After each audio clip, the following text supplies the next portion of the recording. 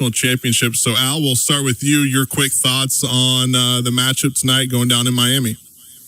Well, first of all, 2 years ago, if anybody would say, by the way, Indiana's going to be playing for national championship football, you probably would have had them committed.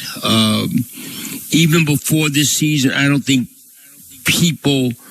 people saw last year as sort of a fluke. No fluke. They've been dominant. They've been the best team in the country. So they're playing a away game. They went on the road to beat Oregon this year. So they've been the best team in college football this year, no doubt about it. T-Bag, what are your thoughts on this one? It is crazy to sit here and think that Indiana is playing for a college football national championship.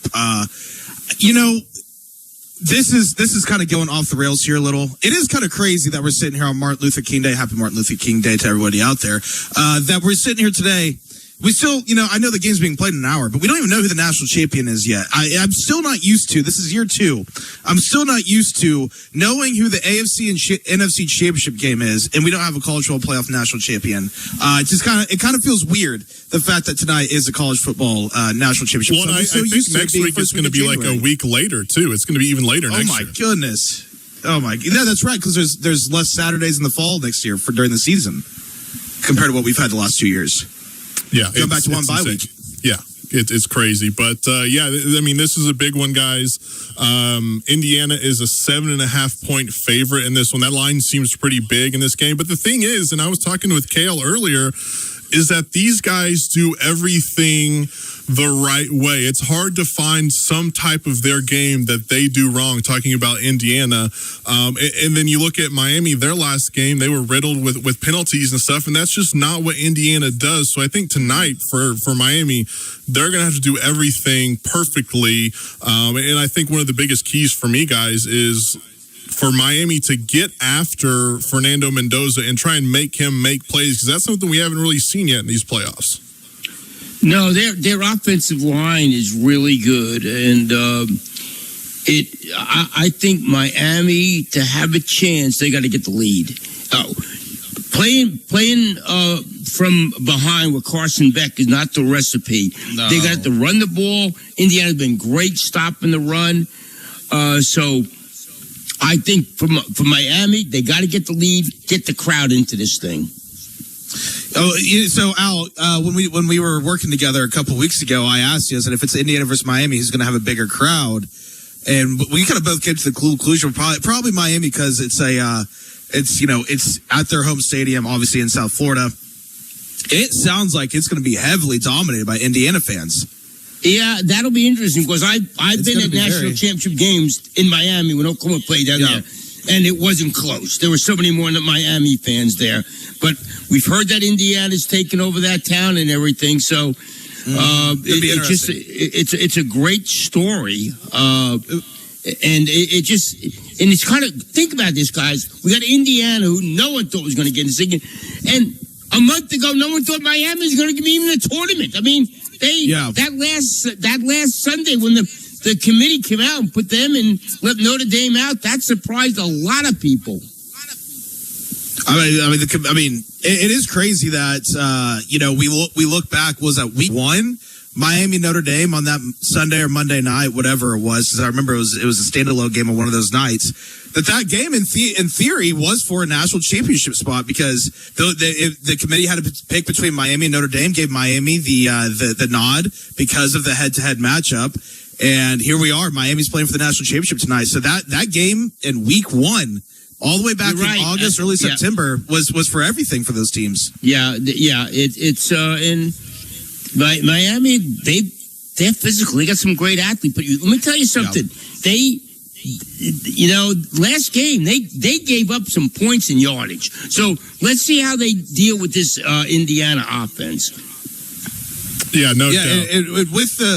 With with the home crowd too, with it being even if it is a majority Indiana fans, there still is an advantage for Miami with the level of comfort of being at home for the last 10 days, being at your facility practicing for the last 10 days, playing in a stadium that you're familiar with, staying in a hotel that you're probably familiar with. There still is an advantage to all that, even if it is heavily dominated by Indiana fans in that crowd. And with this point spread, fellas, like, that's a lot of points for number one for a national championship game. Number two, even if it is like, majority Indiana fans, like, it is a home game for Miami at the end of the day. And that's just a lot of points. So I think Miami's going to keep it close. I will say, when in 2000 season, when Oklahoma went down there and played Florida State in the Orange Bowl, Florida State was 11.5-point favorite. Yeah, that I didn't is realize true. it was that much. It's in Florida. People, even though OU was through undefeated, people still weren't totally believing them. But Florida State was a big favorite in that game, and Oklahoma in 2000 was without a doubt a Cinderella story too. I think they started the season ranked preseason 16th or 17th in 2000. Yeah, and everyone kind of think that because the Red October, the famous Red October, a lot of people kind of thought OU was going to, the reality was going to catch up to them, and it just never did. Preston, what do you mean? Obviously, guys, Miami has to stop the run. Both teams have to, but Indiana has been so good on both sides of the ball. I mean, they get after it, man. They really get after it, guys. Yeah, no, that's how Indiana has won all these playoff games, right? They've ran the ball very well, and then they've had Fernando Mendoza being able to complete like simple passes. That's why he says it's important, I think, for Miami to try and get after Mendoza tonight and try and make him make plays, whether that's with his feet or scrambling out of the pocket and finding someone downfield, because we haven't seen him do that yet in these playoffs. And really, I can't say that we've seen him do that this season, because Indiana's blown out everyone that they've played outside of like Ohio State and then that Penn State game. Everything. He had a couple throws. He had a couple throws in that Big Ten championship. Like kind of two throws that, number one, submitted the Heisman for him in that game, and kind of helped seal the deal for Indiana as well. So you're right, Press. We've seen a lot. He runs the ball well. He really is a good runner. Yeah, he is, but again, like we haven't really seen a whole lot of that in these playoffs. So that's why I think if you're Miami's defense, you want to try and sell out and try and go get him as early as possible. And if you're blitzing a lot, that's going to hopefully help out with the run game where Indiana's going to try and attack you. They have to, right? Yeah, I mean, Indiana, that's going to be their key is running the ball. So for your Miami, you want to try and stop the run with all possible. In Miami, their defensive line, their front seven is really damn good. Really damn good. So if there's a team that can stop Indiana, running the ball, it is a Miami Hurricanes. You just can't have an Oregon situation where you throw on the first play of the game, you throw a pick six and you're down early if you're Miami. Like Al said, if you're Miami, you want to get up early and make Indiana try and fight back, which I think Indiana has a very good shot at doing that. They haven't had a fight back a lot this year. The key guys also, Tyler Carson Beck, he is surprised because watching him during the season, even though to watch him at Georgia, you don't know what you're going to get him, but he's played well. He really has. He's done a really good job, and that has been without a doubt championship tonight, which is something crazy in what his like 8th year of college football. Well, and how many? Let me ask you. Would he be the first one to win a quarterback to win a national championship at 2 different schools? I gotta think so. Has to be. I can't think of anybody else. I think so. Yeah, I can't think of anyone. No, I know he played in at least that 2022 national championship against TCU, but he was the backup. But nonetheless, he's a national champion at Georgia. A national champion's a national champion. So it early in the game. Let's see what happens if Indiana's playing with so much fun. And Cignetti, he wins this thing going to go down as the greatest coaching job in the history of college football. Do you think, Al, he is already the best coach in college football? I got to see more. I got to see more. Yeah. What about like where it stands right now? I saw a way too early top 25, and they had them ranked number 5 or 6 next year. You know what? I got to see it to believe it. I got to see how they replace Mendoza. Yeah, I mean, and you watch him. He does things that other coaches don't do. During the week, they don't hit much. They watch film. He doesn't want to get injured. What a brilliant... People think, well, we don't hit enough. Well, he's saying we hit too much.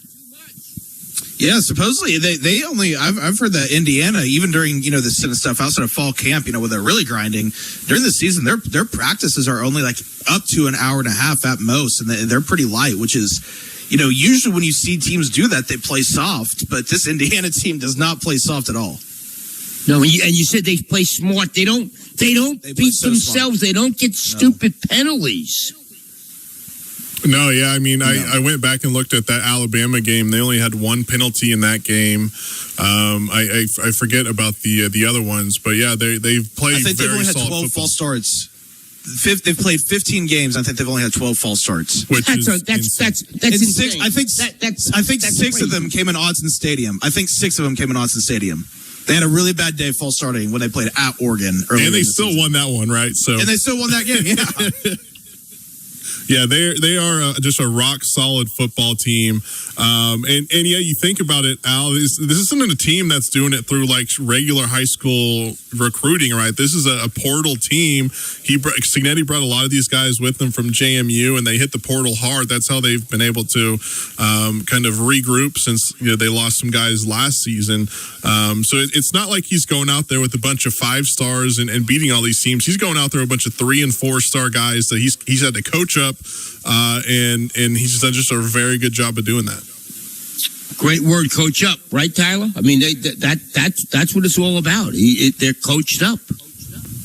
College football. I mean, coaching coaching in football in general is so important, but in college especially, whenever you can get these matchups, because if you look at on paper, Miami does have the better football team. Now, I think Indiana has the better quarterback, which carries a lot of weight. But overall, I think Miami has the more talent. But this coaching mismatch, in my opinion, I mean, Mario Cristobal's a really good coach, but his teams kind of going back to Oregon throughout his years in Miami up to this point, even in that Ole Miss game in the Fiesta Bowl, they can play very undisciplined football a lot. And Kirk Cinetti's teams, like we said, they don't play undisciplined at all. That's not going to be an issue for Indiana, and Miami's really going to have to limit their mistakes. Well, and again, the thing about what we've seen from Indiana, which we haven't seen from any other team this year, is that they're so good on both sides of the ball. Yeah. Every game, both sides of the ball. Mm-hmm. You know what? So we're talking about, we brought up Indiana next season stuff. So they got Josh Hoover, the TCU quarterback, coming in. And I think he sucks. So we'll see. If he can do well with him, okay, good. He's been so up and down. He makes a lot of mistakes. He turns the ball over. Look at the guys in the Big 12 this year. Levitt did not have a real good year. He had a real good year a year ago. And Hoover up and down. I'm not a believer, but we'll see. Yeah, but with Miami, I'm sure y'all have seen the story that Darian Mensah, Duke quarterback. Al, have you seen this? I saw that. Yeah, so for those that don't know, the Duke quarterback, Darian Mensah, a really good player. If you watch Duke this year, they won the ACC, which obviously was just crazy in itself that they were even in that championship game. But the reason they were able to just be a decent team this year was because of their offense and Darian Mensah. That defense was just horrible. And that offense carried them. So Darian Mensah's a really good quarterback. And then, we get the news over the weekend that he enters the portal and Miami is going to pay him a boatload of money.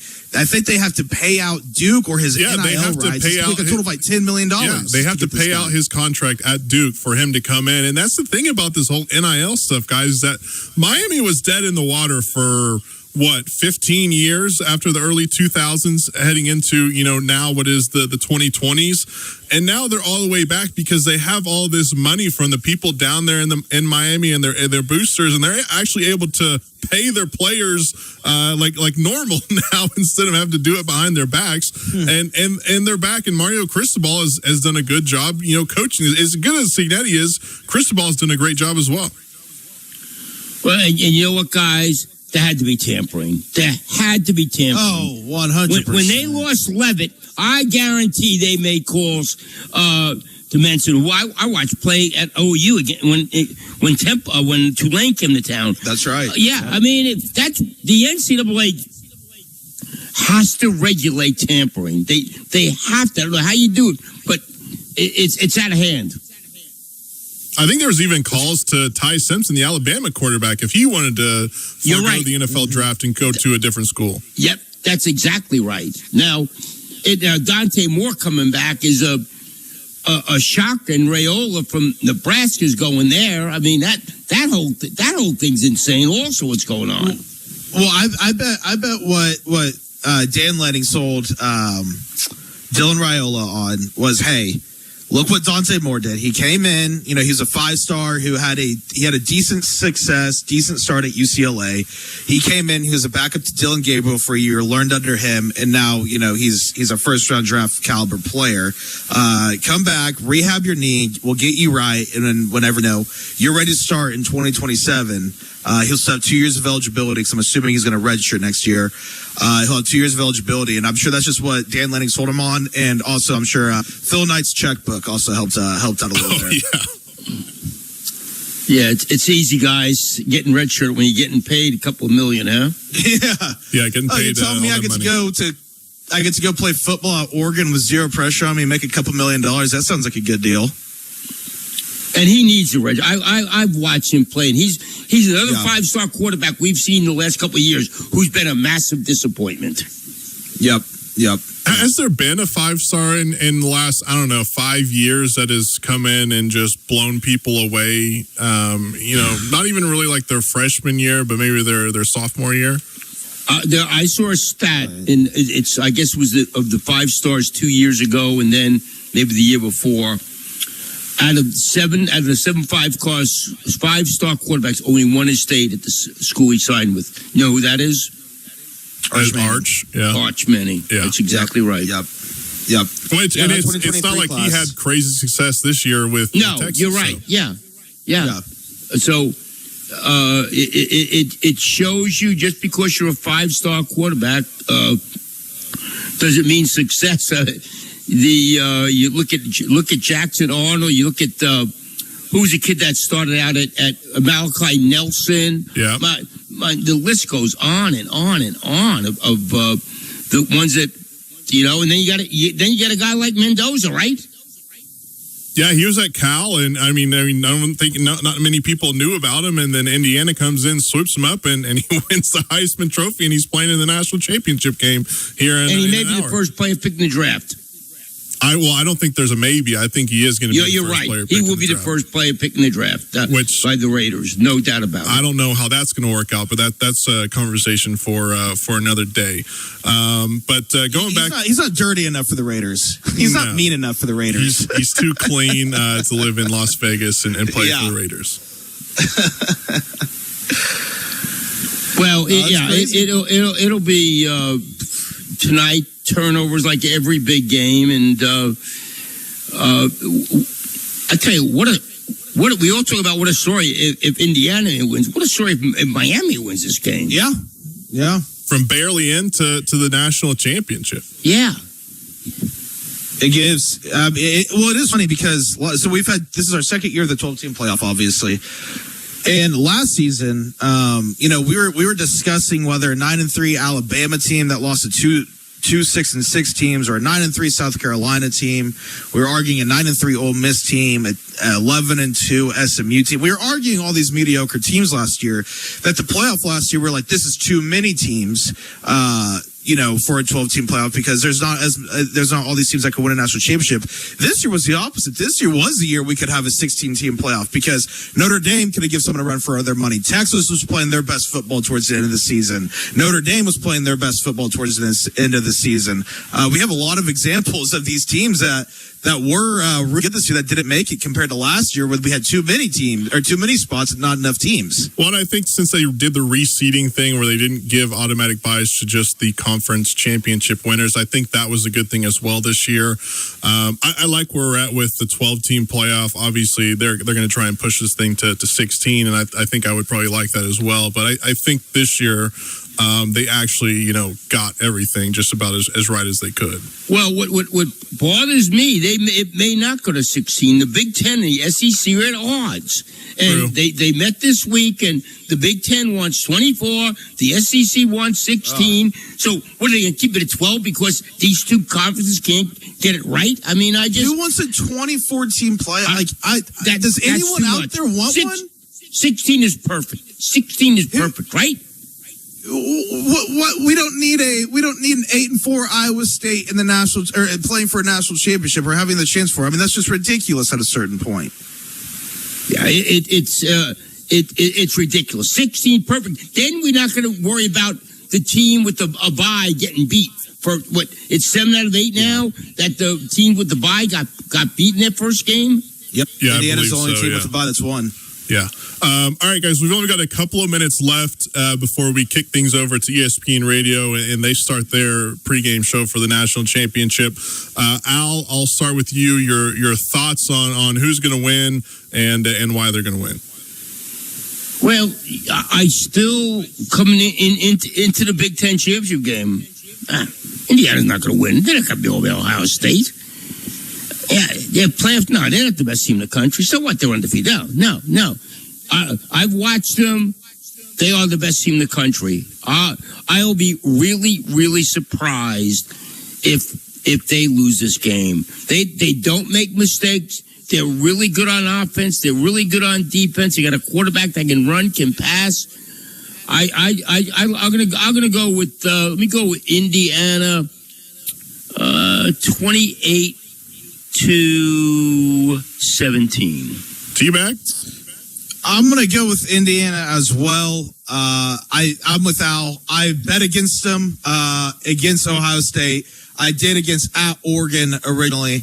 And then I bet, Alabama plus the points in the Rose Bowl. I got humbled 3 times by this team. And I said, no more.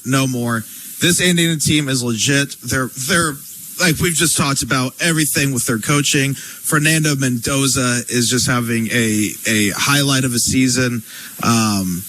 So I think Indiana's going to win this game. I'm conflicted though because I don't like Miami. I don't like them at all. I like, it'd be awesome to see Indiana win it, but I also have a 10-1 future that I bet earlier in September on the Miami Hurricanes for the national championship. So I could use some. Hey, it's money involved. What are you conflicted about? Well, you're crazy. It's not a whole lot. It's not a whole lot of money, but nonetheless. How much? Tell us, Prego. How much? It's hold on. Let me pull it up real quick. I can tell you the exact. You have it memorized, man. It's 15 to win 150. That's more than you started with, right? Yeah, that's true. Yeah, it's good beer money. Yeah, so go Canes. Go Canes, I guess. Go Canes. I still have Indiana winning, but go Canes. Heading into this week, I was like, there's just some schools that don't need to win national championships in football. Indiana is one of those schools. I firmly believe that dumb theory in my head. That's why I'm picking the Miami Hurricanes tonight. I think Miami gets it done. I think just both sides of the ball on their line, on the offensive line, the defensive line, I think they are the better team. And a lot of times those teams win football games. And look, it's going to have to be ugly for Miami to win, but they've already won a couple of ugly games. Look back at that game at Texas A&M. That game was ugly in the first round of the playoffs, and they won that one. So give me the Hurricanes tonight to take down the Hoosiers and win the national championship. Well, we have it. Yep, there we go, man. All right. Well, yeah, that's going to do it for us. Thanks, guys, for hopping on for a little bit and doing this. Like I said, here at 6 o'clock starts the pregame show via ESPN Radio. 6:30 is kickoff between Miami and Indiana. That's all coming up next. I'm Preston Poole. Thanks to Al Eschbach, Tyler Adams as well for hopping on with us. Again, coming up next, the National Championship from ESPN Radio right here on 98.1 FM, WWLS, the Sports Animal. The matchup is set. The College Football National Championship. Miami versus Indiana. The road through the college football playoffs are almost complete. With one more game to be played, listen to the National Championship game from Hard Rock Stadium in South Florida. Live from ESPN Radio. Coverage begins at 6 on ESPN 640 AM, 98.1 FM, and streaming on thesportsanimal.com and the Sports Animal app.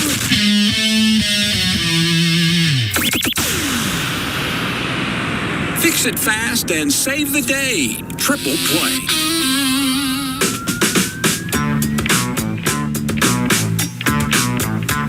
Winter Windfall is here at Lucky Star Casino. Score your piece of over $160,000 in free play with 805 chances to win Saturdays in January. Don't miss your chance to cash in on the cold. Come and get your luck at Lucky Star Casino.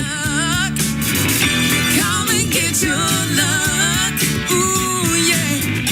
Come and get your luck. When it comes to upgrading your garage, patio, pool deck, or shop floor, ICS Concrete Coatings is the name to remember. Oklahoma company, they've been in business for over 100 years. Don't settle for ordinary concrete. Transform it with ICS. Their projects come with a lifetime warranty. You're going to love having your family hang out on all your new concrete spaces. And right now, mention the Sports Animal, get your free estimate, and get the Sports Animal special, $350 off any project, 500 square foot minimum. Go to ICSConcreteCoatings.com for more. We've all been there. You twist your knee, hurt your shoulder, or wake up with pain that just won't quit. Your first thought, the ER. But who has the time or money for that? That's where Ortho Plus comes in. Walk right in or book an appointment today and see experienced providers who specialize in orthopedic injuries and pain. No endless referrals, no waiting around, just the care you need right when you need it. Skip the ER, visit orthoplusclinic.com. Ortho Plus, quality orthopedic care without the wait. Buffalo Wild Wings win-win value lineup is now offering wing deals every Tuesday or Thursday, dine in or carry out, giving you more wings, beer, and sports for less. Only at Buffalo Wild Wings. This is the story of the one. As the purchasing manager at a manufacturing plant, she knows the only thing more important than having the right safety gear is having it there when you need it. That's why she partners with Grainger for auto reordering, so her team members can count on her to have cut-resistant gloves on hand, and each shift can run safely and efficiently. Call 1-800-GRAINGER, click Grainger.com, or just stop by. Grainger, for the ones who get it done. When your check engine light comes on, do you see a repair bill, or do you see peace of mind? For 20 years, CarShield's been the name America trusts to help keep you on the road. While other companies stop covering you when your car gets older, CarShield offers protection plans up to 200,000 miles. With over $1 billion in claims paid, we don't just promise protection, we deliver it. Don't let a breakdown break your budget. Get the flexible month-to-month coverage you deserve. Go to carshield.com. That's carshield.com today. Listen up, homeowners. Coach Switzer here. When it comes to foundation issues, Powerlift has been the Oklahoma industry leader for over 40 years. No question. Call the company engineers prefer. Call the company you can trust. Powerlift. When your car's acting crazy, your destination's clear. The Top Auto Shop for total car care. We're rolling into 2026. A new year, new me, a new car. Well, maybe not. Have you checked the prices of cars lately? How about a New Year's resolution to get your vehicle repaired and back on the road? Now, we can help you keep that resolution. Just drop off your vehicle at any of our AMCO service centers, and we'll check it out for free. And we have something else for free to kick off the year right. A free fuel additive with any qualified service. That's a $59.99 value. Also, Jay Gerald's, the owner of the 10 AMCOs in Tulsa and the Oklahoma City area, is looking for experienced technicians. Come by any of the locations to apply. Happy New Year from AMCO. You'll find us in Edmond, Midwest City, Norman, Southwestern, Rockwell at Northwest Expressway, 39th I-44 Service Road behind Lowe's, and in Yukon. Don't let car problems ruin your fun. For total car care, AMCO's #1. AAMCO. AMCO. Broadcasting sponsored by Parish Devon, official personal injury lawyers of the Oklahoma City Thunder. Visit pepperwinds.com. WWLS FM, The Village, Oklahoma City, the sports animal, a Cumulus station.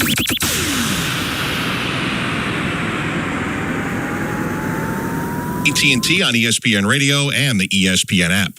Broadcasting sponsored by Parish Devon, official personal injury lawyers of the Oklahoma City Thunder. Visit pepperwinds.com. WWLS FM, The Village, Oklahoma City, the sports animal, a Cumulus station. Mark Kestisher, Kelly Stauffer with you, getting set for the College Football Playoff National Championship, Indiana and Miami. Sean McDonough, Greg McElroy, Ian Fitzsimmons, Quinn Kesnick will be along in just a bit later this hour for the call. And Kelly, we just heard from Jason Taylor, defensive line coach. And I know in our discussions about what may be a key deciding factor in this game, you feel it's this Miami defense here tonight. Well, if you're talking about Miami's opportunity to win this game, it begins there. Certainly, Jason Taylor's guys, they have to make Fernando Mendoza uncomfortable. They have to make Fernando Mendoza feel them. And Akeem Mesidor and Ruben Bain are chief among them. They're edge rushers. Sometimes they're not on the edges. They'll come inside and push the pocket. And to me, that's where this game begins and ends for Miami in terms of an opportunity to win the game. And Fernando Mendoza has operated kind of in a protective bubble, it seems like, for about 8 weeks now. He's been on a heater that we talked about a minute ago that's kind of hard to explain.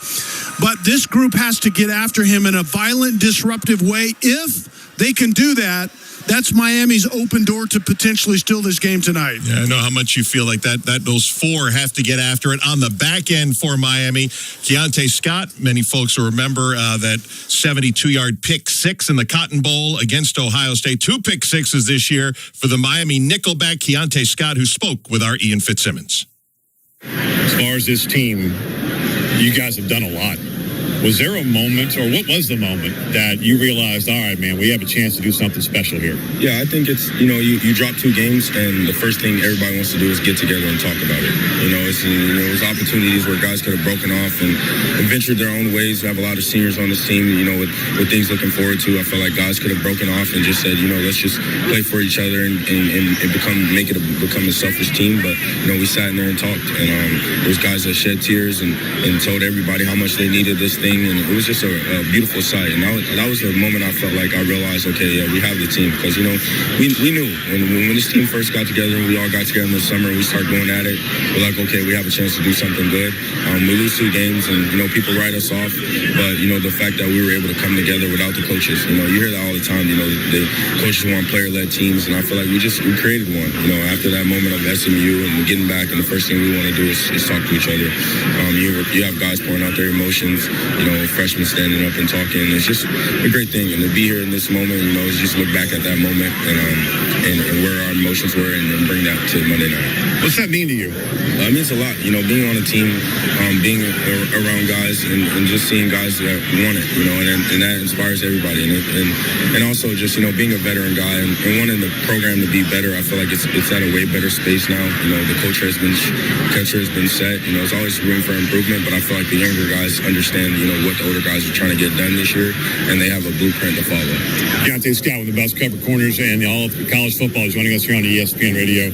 All right, let's get to it. Fernando Mendoza, when you watch that offense led by the Heisman Trophy winning quarterback for Indiana, what jumps out? It's a great quarterback. At the end of the day, he can put the ball in spots. I think there's times where you'll see receivers, sort of be covered up, but with his ability to put the ball in spots, you see a great quarterback and a great competitor at the end of the day. How do you trick him up? How do you get him to make a mistake? Yeah, I think we never really focus on how to shaking guys up. I think at the end of the day, this game's going to come down to doing your job. And at the end of the day, we feel like we're preparing up until the moment of Monday night, but it's going to come down to doing your job at the end of the day and winning your one-on-ones. Two outstanding defenses tonight. Keontae Scott and the Miami Hurricanes D allowing just 14 points per game this season. You're listening to College Football Live. We're getting set for the College Football Playoff National Championship game, Indiana and Miami. Up next on College Football Live, we will check in with our reporters on the sidelines. Plus, it seems like half the state of Indiana is in Miami tonight, and not to mention many legendary Canes players on the field. We will catch up with one of them, a College Football Hall of Famer and Super Bowl champ. Coming up next, this is the College Football Playoff National Championship presented by AT&T on ESPN Radio and the ESPN app. As America's #1 motorcycle insurer, Progressive has your back. Like if I need a replacement part? Sure, we can help with that. Nice. Hey, I just entered this online contest for coolest bike in the world. You think maybe you can vote for me? Actually, we just do insurance, not popularity contests. Yeah, I know. But what's your email? I'll just send you the link real quick. You can vote like 100 times a day. They'll never know. To be clear, Progressive has your back for insurance only. So get a quote and see if you can save. So what I'm hearing is there's a little bit of wiggle room. Progressive Casualty Insurance Company and affiliates covered subject to policy terms, limits, and conditions. Are you ready to unleash the beast? Monster Energy is here to give you the edge this college tailgate season. Loaded with bold flavors, our powerful blend gives you the energy you need to push you beyond your limits. Tune in all season long with Monster, the energy drink of ESPN Radio College Football Tour. Power your performance with a drink that's as hungry for victory as you are. Crack open an ice-cold Monster and dominate your competition. Monster Energy. Unleash the beast. Grab yours today. A SoFi personal loan is here to help you achieve something once thought impossible: overcoming high-interest credit card debt. Walk the tightrope of your finances with one low, fixed-rate monthly payment, no fees required, and as soon as the same-day funding. That's right. Pull off your own debt-defying stunt with a SoFi personal loan. Visit SoFi.com/trick to learn more. Loans originated by SoFi Bank, N.A., member FDIC. Terms and conditions apply. NMLS 696891. With Eckrich, the official smoked sausage and deli meat of the college football playoff, it's super easy to score big flavor, even when you have no time between the laundry, your laundry list of responsibilities, and kickoff. You're still ready to go with perfectly seasoned smoked sausage you heat up and eat up. Whether it's Grandpa's famous chili dogs or your famous almost forgot the potluck deli sliders, Eckrich makes every game day taste and feel like a win. For extra delicious game days, just add Eckrich. As a sports fan, you want the best way to watch your favorite teams at home. And now you can experience game day in all its glory with a Samsung Super Big TV. Sounds like Pons and Tony. Super big and super clear, giving you a closer view than the sidelines. And you can go big without the blur, thanks to the supersized picture enhancer, even on our biggest TVs. So get ready for your game day with the ultimate fan-worthy TV at Samsung.com. Supersized picture enhancer utilizes AI-based formulas, available on 85-inch and larger TVs on models QN70F and above.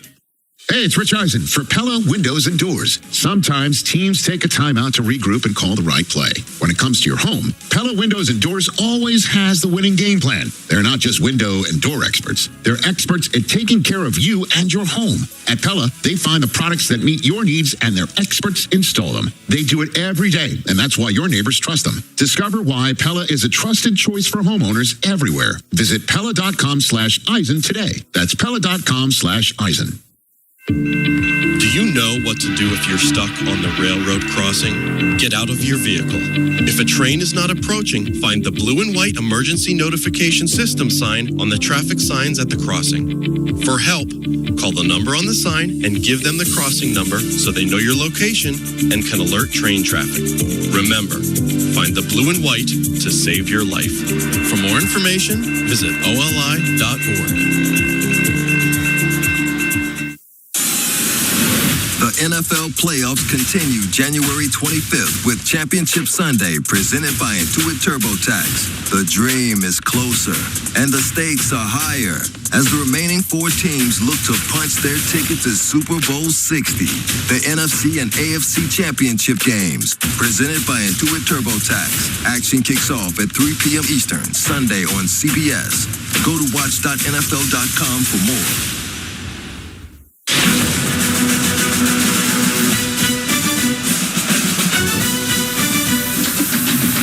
College Football Playoff National Championship, presented by AT&T on ESPN Radio and on the ESPN app. Indiana Hoosiers, Miami Hurricanes. Only one can win the College Football Playoff National Championship. Kickoff coming up later this hour. Sean McDonough, Greg McElroy, Ian Fitzsimmons, Quinn Kesnick on the call. This is College Football Live presented by LinkedIn Jobs. Mark Kestisher, Kelly Stauffer with you. Let's talk to the guys on the sideline now, and we'll start with Ian Fitzsimmons, who will be patrolling the Indiana Hoosiers sideline tonight at Hard Rock Stadium. And Fitz, I'm so interested in so many matchups tonight, but D'Angelo Pons, the junior cornerback for the Hoosiers, who is from Miami. He and Malachi Toney, the outstanding Miami freshman. This goes back a little bit. No doubt, Kesty. And when I talked to D'Angelo Pons earlier this week, I asked him about his Miami roots, and he said, you know what? It doesn't get any better. And then I said, so matchup-wise, go ahead, fire away. He goes, let me stop you right there. It starts with number 10, Malachi Toney. We grew up in the same neighborhood, playing in the same Little League organization, going to the same park to practice and play. And I saw this little 8, 9, 10-year-old kid coming around watching our games. And because when I talked to Malachi Toney, he said, hey, I'd heard about D'Angelo Pons and this remarkable athlete. I wanted to go and mimic and watch what he does. Pons then told me I heard about this younger kid who was hanging around the ballpark, who was scoring touchdowns and housing kicks and, hitting home runs and dunking a basketball. I'm like, who the heck is this guy? It was Malachi Toney. The small world where in the same park, same Little League organization, same little neighborhood, now they're in the backyard right here in Miami, Florida, going head up, and they will be matched up in that slot a couple of times, chasing a national championship.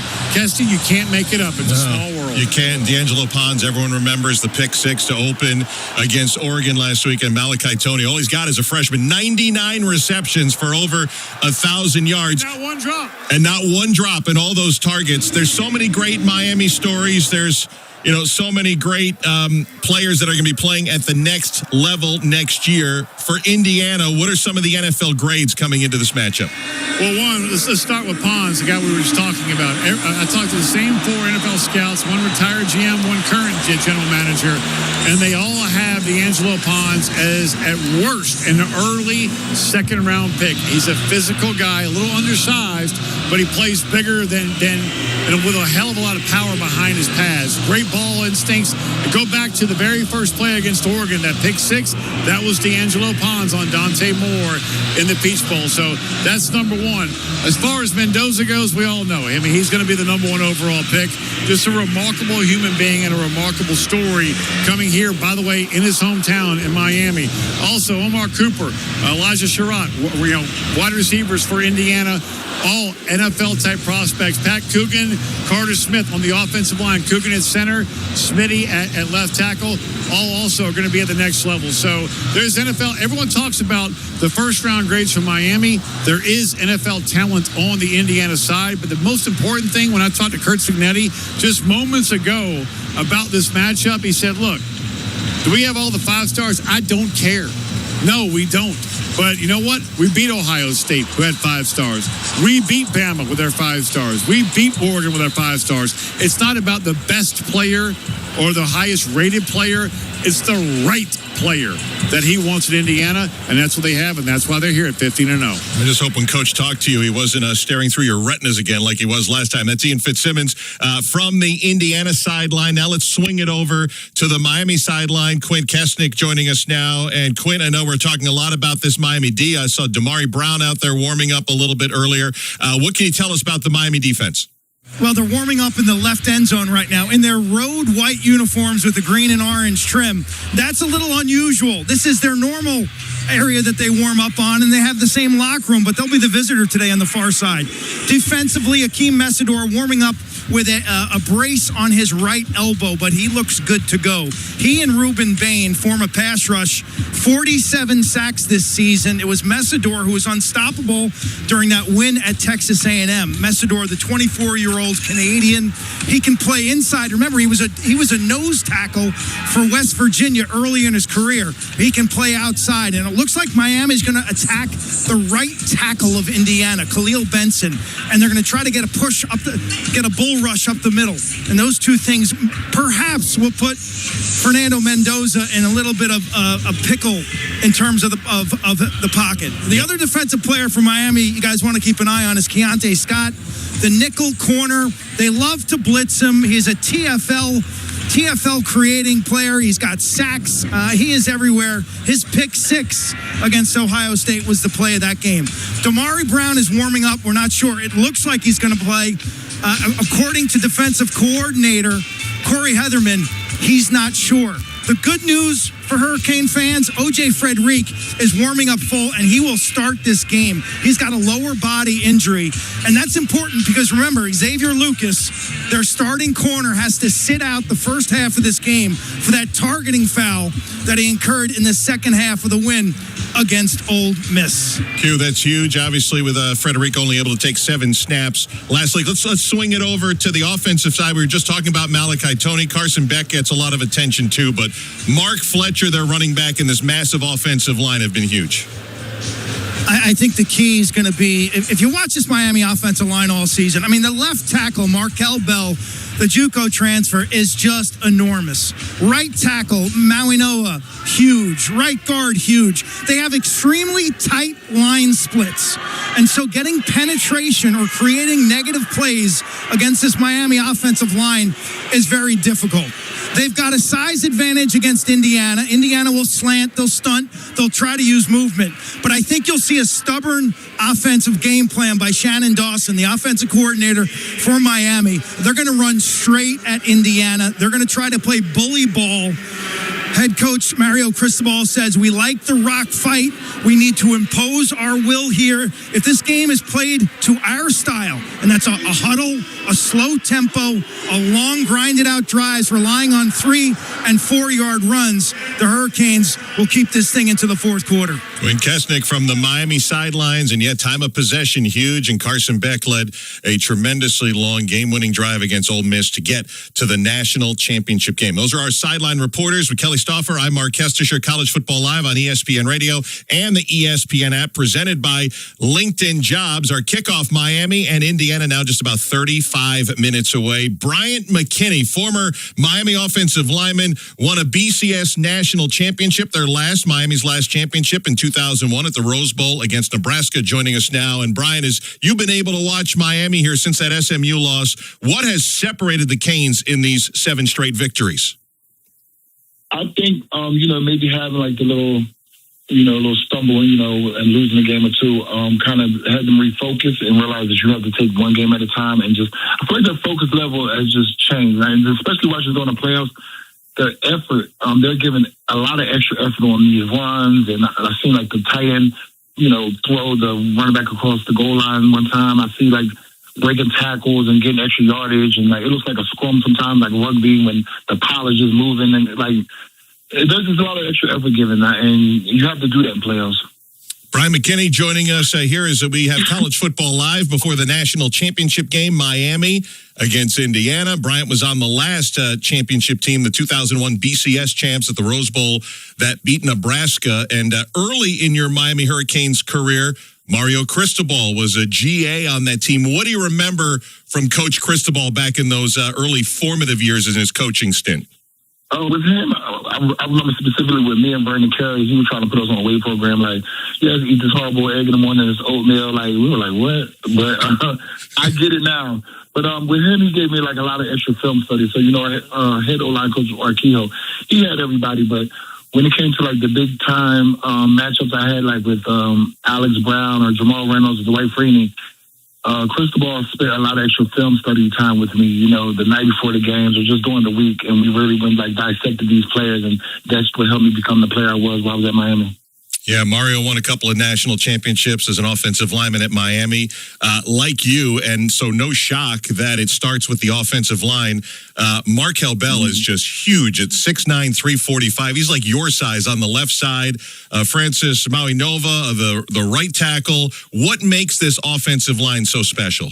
Coach Cristobal was able to go back and get a lot of bigger guys who are mobile and rebuild the offensive line. I feel like we were getting smaller guys, but now he's finding these bigger guys who are actually athletic and can move, and they're able to move the line of scrimmage. As you can see, they're getting 4 or 5 yards of carry in the run. So that's what we need to get back to, is trying to smash them out, be able to run the ball, and can still play extra pass as well as open up the passing game too. Yeah, it's funny you bring up the passing game and just Carson Beck in general. What has he been able to do with this line, kind of tethered with the line that they've kind of complemented each other over this winning streak that's led them to the championship game? The line has been able to give him time to make some good decisions. So I don't feel like he's been as pressured or rushed, and that's allowed him to kind of see down the field and allow the receivers to make some big plays downfield. College Football Hall of Famer, Super Bowl champ, former Canes offensive lineman Bryant McKinney, our guest. Bryant, enjoy the game. We appreciate your time today. I certainly will. Thanks for having me. Let's bring in Kelly Stauffer again from Hard Rock Stadium. Of course, Kelly, you're our resident quarterback, Colorado State star, NFL first-round pick, and so you can tell us uniquely about how Carson Beck and this offensive line have just worked in perfect tandem in this winning streak. Yeah, and first of all, I would love to be behind a guy like Bryant McKinney. He was a tremendous player, there's no question. And so what you referenced in that question to Bryant is kind of how the quarterback position is really married to the offensive line of scrimmage. Carson Beck does a lot of maintenance in the run game at the line of scrimmage, getting in and out of different plays. And the cornerstone of what Mario Cristobal has done at Miami starts with the offensive line of scrimmage. He was one, he coached it, and he really started to rebuild this Miami program, having his eyes mainly on the line of scrimmage to begin with. So, Kesty, I'll tell you this, the offensive line for Miami has the opportunity to dictate how this game is played. And if they're successful, along with Mark Fletcher and Carson Beck getting in and out of the right stuff, that's another kind of part of the template that Miami's going to have to use tonight if they're going to win this game. Yeah, I think Quint touched on that a little bit as well, and we saw it in the Ole Miss game in Arizona, is Miami's ability to possess the ball, and that means less time that Fernando Mendoza can be out on the field. Yeah, and quite frankly, both of these teams are time of possession teams. Indiana wants to possess it. Miami wants to possess it. Both of them love to own the tackle box offensively. Both defenses love to defend that tackle box as well. So the bottom line is, Kesty, something has to give tonight. Well, you mentioned Mark Fletcher as their bell cow running back, and he's a 1,000-yard gainer. I think another important piece for Mario Cristobal and really for the running back room is Shamar Brown getting healthy again. He came up with a big touchdown and had really a couple key drives in the last 2 of their 3 CFP wins coming into this game.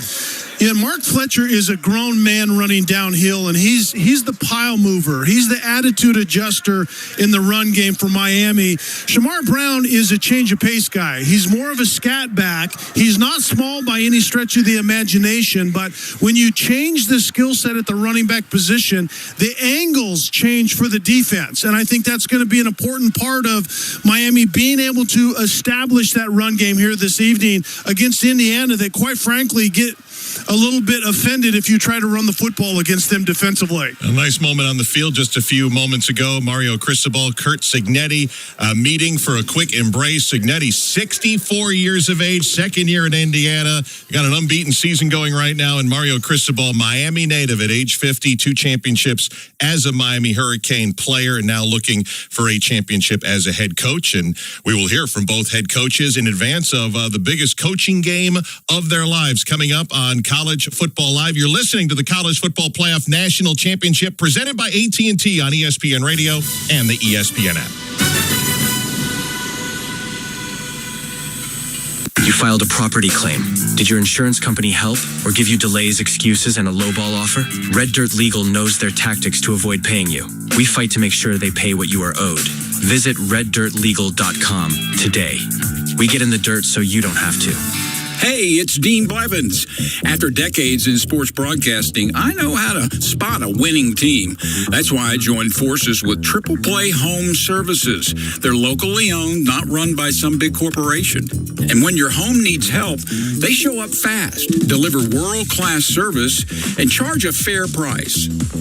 Call today for a half-price furnace tune-up, and we'll include carbon monoxide detection absolutely free. Get ahead of the cold, stay safe, and win this season with Triple Play Home Services. Fix it fast and save the day. Triple Play. All you gotta do is call.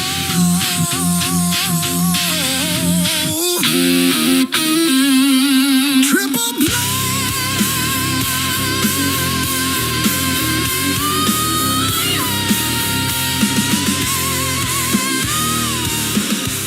It's beginning to look a lot like January, the month that always takes years to get through. But you know what helps get through those winter blues, dry January resolutions, and the disappointment of your football team not being in the playoffs again? Well, maybe finally beating the alien down in San Antonio would help. But until then, the correct answer is good friends and a great deal on a new car. And you're in luck, because both are in high supply out here at Carter Chevrolet in Okarche. The guys out here are always looking to brighten some moods with a stroke of a beard and the flash of calf under some neatly pressed gym shorts. Yeah, those bearded wonders know how to make winter more bearable. So come on out and see for yourself at Carter Chevrolet, where it doesn't matter what month it is. We're always making friends and selling cars in that order. Say goodbye to nerve pain this year with Nerve Renewal. What I'm most grateful to leave behind is the pain and the numbness and the inability to do the things that you've been looking forward to carrying on with my life and doing the things that I always want to do and like to do and not worry about, am I going to fall down or are my feet going to hurt or is my leg going to get numb again? That's all past me. Start your journey to a new year, a new you with less pain.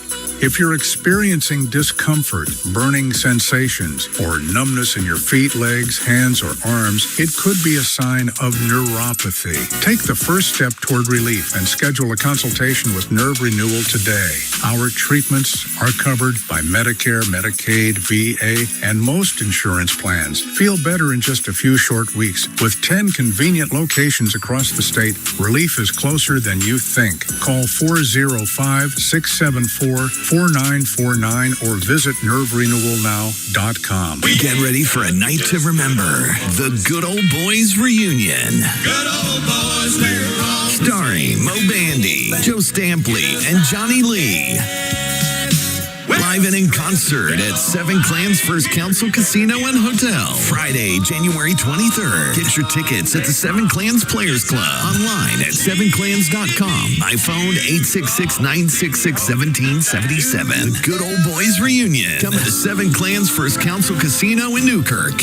Don't let Old Man Winter be a guest in your house. Call Barnett Electrical Heating and Air. Their team of experts is here to make sure your winter is worry-free. Call Barnett Electrical Heating and Air today. BarnettElectrical.com. Let's evolve.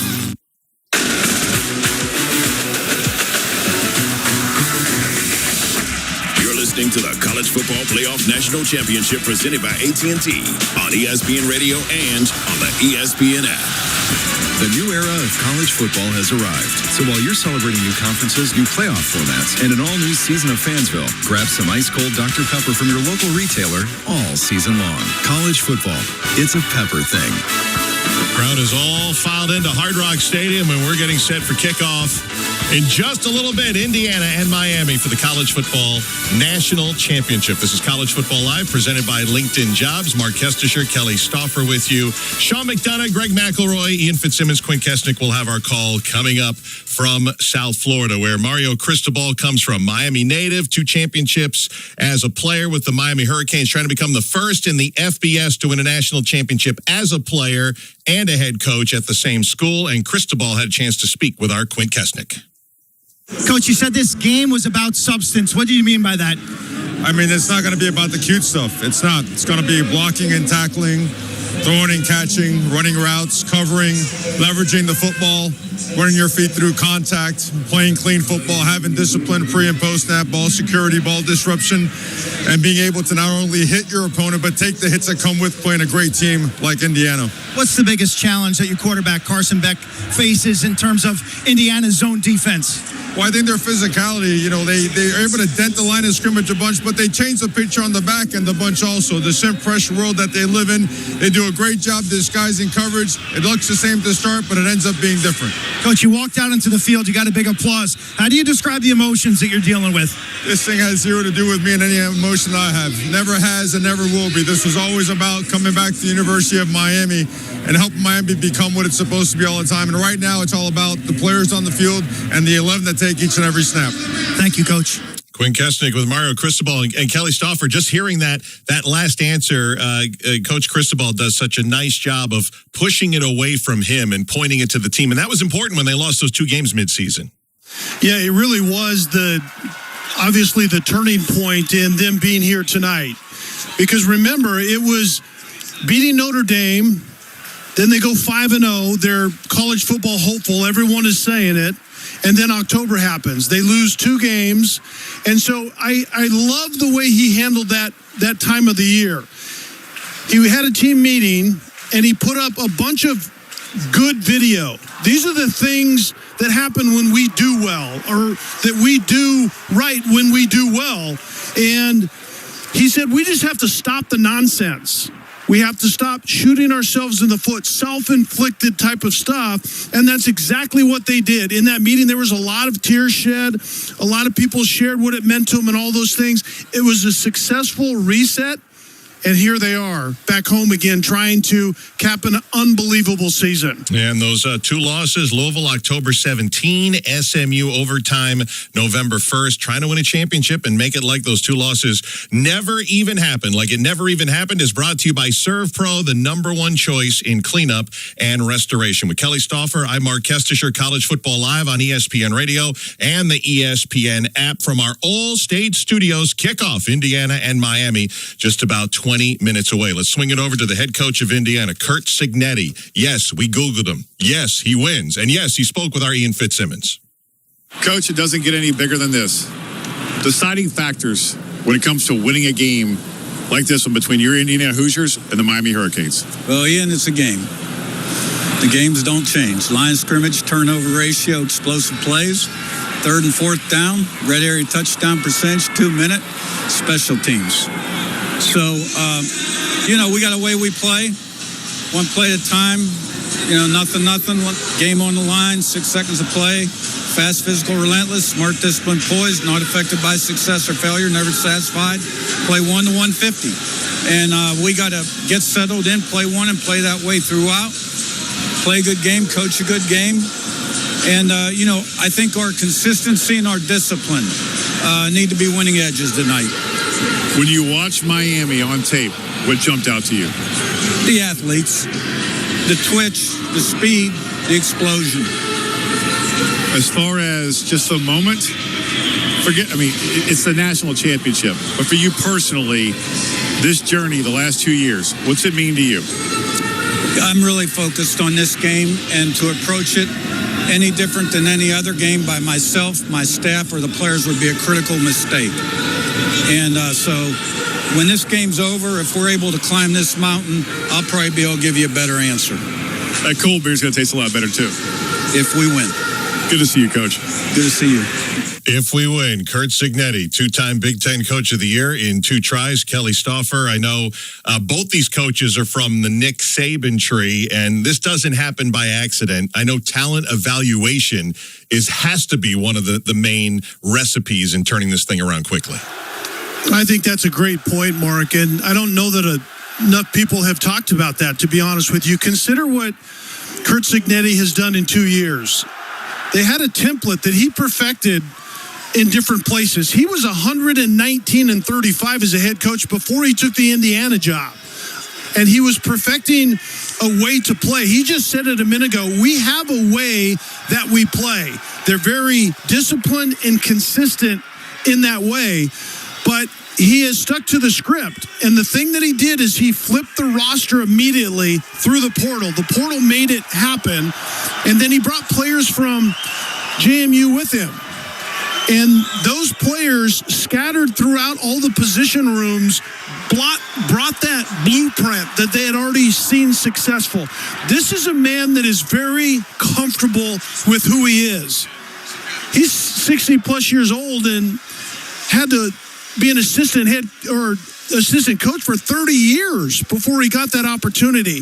That winning template will matter tonight. And I think his word to his team is, if we are the best version of ourselves that we have been recently, we will win this football game. We don't have to do anything special, and we'll see if that holds true tonight. Curt Cignetti, who was on Nick Saban's staff when Greg McElroy in Alabama won the championship in 2009, and then his head coaching career, Indiana, Pennsylvania, Elon, as Kelly mentioned, James Madison, and now Indiana with a chance to win a national championship. Speaking of both Indiana and James Madison, Jalen Walker, linebacker under Coach Cignetti, the previous 4 years, joining us right now, is just drafted in the UFL by the Columbus Aviators. And Jalen, when you transferred to Indiana from JMU following Coach Cignetti, did you have any idea this 2-year transformation in Bloomington was possible? I don't want to seem crazy, but like ever since day one, when I stepped on the premises of JMU, like the main goal was to win, be fast, physical, relentless. And then once we hit the portal and I hit up like Cignetti and we communicated, like I just knew that we had like the same goal and the same mindset. And with coaching and like the offensive coordinator also going to Indiana, like we just all believed in each other and we had one goal was to win. And like to actually like see it becoming like this in 2 years, like it's awesome. Like it feels like a dream coming true, and I'm proud of the moments. It's been a lot of fun to watch Coach Cignetti's rise, having played for him as many years as you did. What is it about Coach Sig that just works? It's the mentality and the people around him. I say, like, you always got to be 15 minutes before meetings. Like he just wants us to be like the best people we can be, and we have a family around us. So I just say like the mentality of everybody having to win, to come together and win, having the one main goal. We all kind of click, and like with the people around us, even with Coach Haynes, Coach Cignetti, even Coach Owens, the strength and conditioning coach, we have been with each other within like 4 years plus. And I say like the connection with the people and all us having the same mindset, like all us believing in the same one goal, like it worked. Jalen Walker, just drafted by the UFL Columbus Aviators, joining us here on College Football Live before Indiana and Miami play for the national championship. And Jalen, so many of Coach Cignetti's James Madison guys that came over have translated so well at the Big Ten level. What makes him such a good evaluator of talent, especially under-recruited guys? I would say, like, Sig wants to know, like, your personality, not just only how you was, like, on the field, like, how you was, like, in book smarts, how you was in school, how you was as a leader, how you was, like, with the people. He wants the best guys that will come with the same mindset and just compete.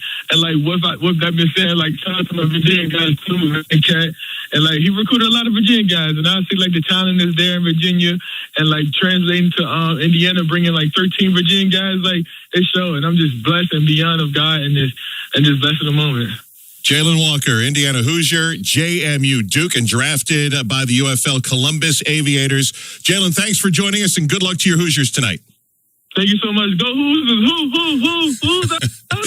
Thanks, Jalen. College Football Live, presented by LinkedIn Jobs. Mark Kestisher, Kelly Stauffer with you as we get set for kickoff in Miami. And Kelly, before we get to your X factors, I know you were on the field pregame. What's that buzz like down there? You feel it in your chest. It is massive. And there are a few events that we get to attend, and you know when it's different. And right now, down on the field, there are superstars everywhere, a lot of gold and very expensive jewelry going on as well. But there are indicators that there's something going on here in this stadium tonight that's going to be special. Well, I know it often comes down to X Factors. Kelly's X Factors brought to you by Home Depot. What's your biggest X Factor tonight heading into this game? Well, a couple of them. I mentioned it with Indiana. You know, they just have to be who they've been recently, and they got to get off to a fast start.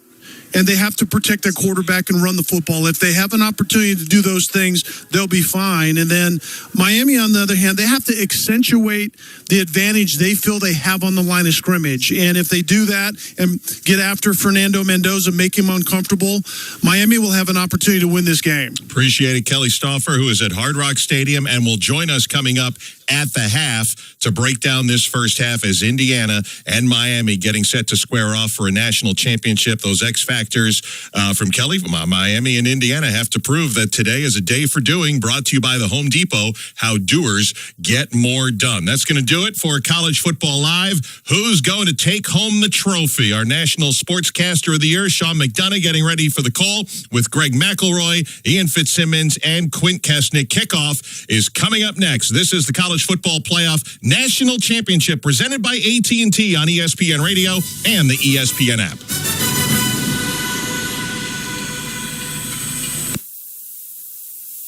Hey, fans! Welcome back to Fansville's Cheers and Tears. Oh. Okay, so like everybody deals with losing, right? To a rival on a last-second field goal. Whatever, it's fine. I'm totally fine. But I cope with losing with an ice-cold Dr. Pepper. Those 23 flavors are like so delicious. They totally wash away the pain of your college football team taking a big fat L. College football, it's a pepper thing. Talk about stepping up. It's time to level up your game. Introducing the all-new ESPN app. All of ESPN, all in one place. Your home for the most live sports and the best championship moments. The electricity is palpable. Step up your game with no annual contract required. It's the ultimate fan experience. Level up for more on the ESPN app or at stream.espn.com. Sign up now. The best mornings In the morning light, start with Wrangler. pull on my jeans and I feel alright. Jeans, jackets, and shirts that get your day started on the right foot. I pull my blue jeans on. I pull my old blue jeans on. Good mornings make for better days. I pull my blue jeans on. I pull my old blue jeans on. Wrangler, for the ride of life. This is the story of the one. As an HVAC technician, he and his digital multimeter are in high demand.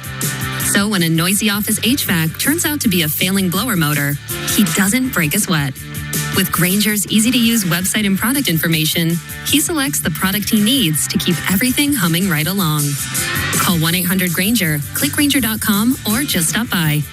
Grainger, for the ones who get it done. With Eckrich, the official smoked sausage and deli meat of the college football playoff, it's super easy to score big flavor, even when you have no time between the laundry, your laundry list of responsibilities, and kickoff. You're still ready to go with perfectly seasoned smoked sausage you heat up and eat up. Whether it's Grandpa's famous chili dogs or your famous almost forgot the potluck deli sliders, Eckrich makes every game day taste and feel like a win. For extra delicious game days, just add Eckrich. Do you have trouble getting in and out of the bathtub? Are you afraid you'll slip and fall entering or exiting a tub? Safe Step walk-in tubs can transform your bathtub from an area of concern to a calming refuge. Call them today at 1-800-731-4558 and save $1,600. Safe Step walk-in tubs and showers are proudly made in Tennessee and offer an ultra-low step-in, avoiding that difficult climb over a traditional bathtub wall. They also offer a variety of therapeutic benefits that may help soothe your aching muscles and joints, increasing your mobility, boosting your energy, and improving your sleep. Safe Step walk-in tubs are designed to easily fit your existing tub space and are often installed in as little as one day. Just dial 1-800-731-4558 today to save $1,600 and receive a free shower package. That's 1-800-731-4558 for a free no-obligation consultation and to save $1,600. Safe Step walk-in tubs. Safety never felt so good. If you love to travel, Capital One has a rewards credit card that's perfect for you. With the Capital One Venture X card, you earn unlimited double miles on everything you buy. Plus, you get premium benefits at a collection of luxury hotels when you book on Capital One Travel. And with Venture X, you get access to over 1,000 airport lounges worldwide. Open up a world of travel possibilities with the Capital One Venture X card. What's in your wallet?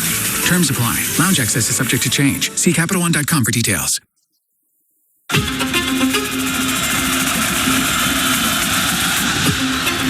Miami Hurricanes are headed back to the championship game, and they'll have a chance to win it at their home stadium.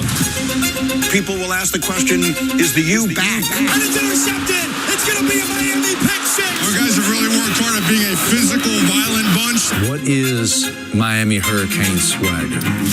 I don't have to tell you who I am.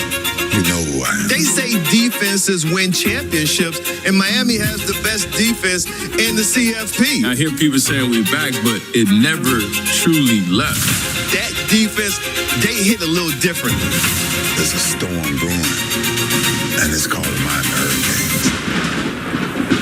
No two teams could have more differing histories. Monday night in Indiana, trying to cap a perfect season, a historic Hoosier football turnaround. If Indiana wins and finishes this thing off, is it the greatest storybook season in college football history? The Indiana Hoosiers continue their incredible, improbable run. You heard Signetti say it's about time they made some noise. Indiana was silent, unless you count the laugh track that was behind their lack of success for 100 years, and now it's a deafening roar. We're a bunch of misfits. There's 0 5-stars on our team. We're just a bunch of gritty guys who are glued together and going towards a common goal. You look at Indiana, they just don't have any visible flaws. How would you describe the turnaround and what you've been able to build in a short period of time? Be a hell of a movie.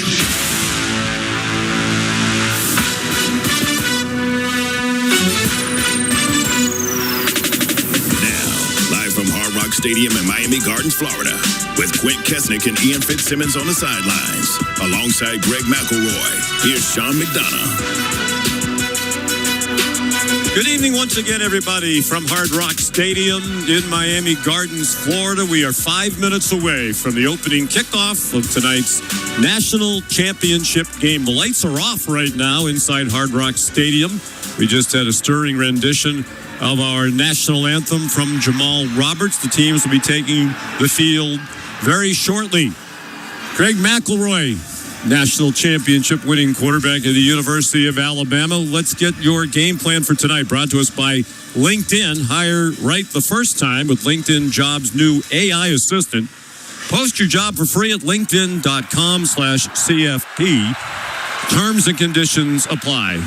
Well, for Miami, Sean, it's very simple. Run the ball, stop the run. That's what they are. It's their bread and butter. It's their DNA.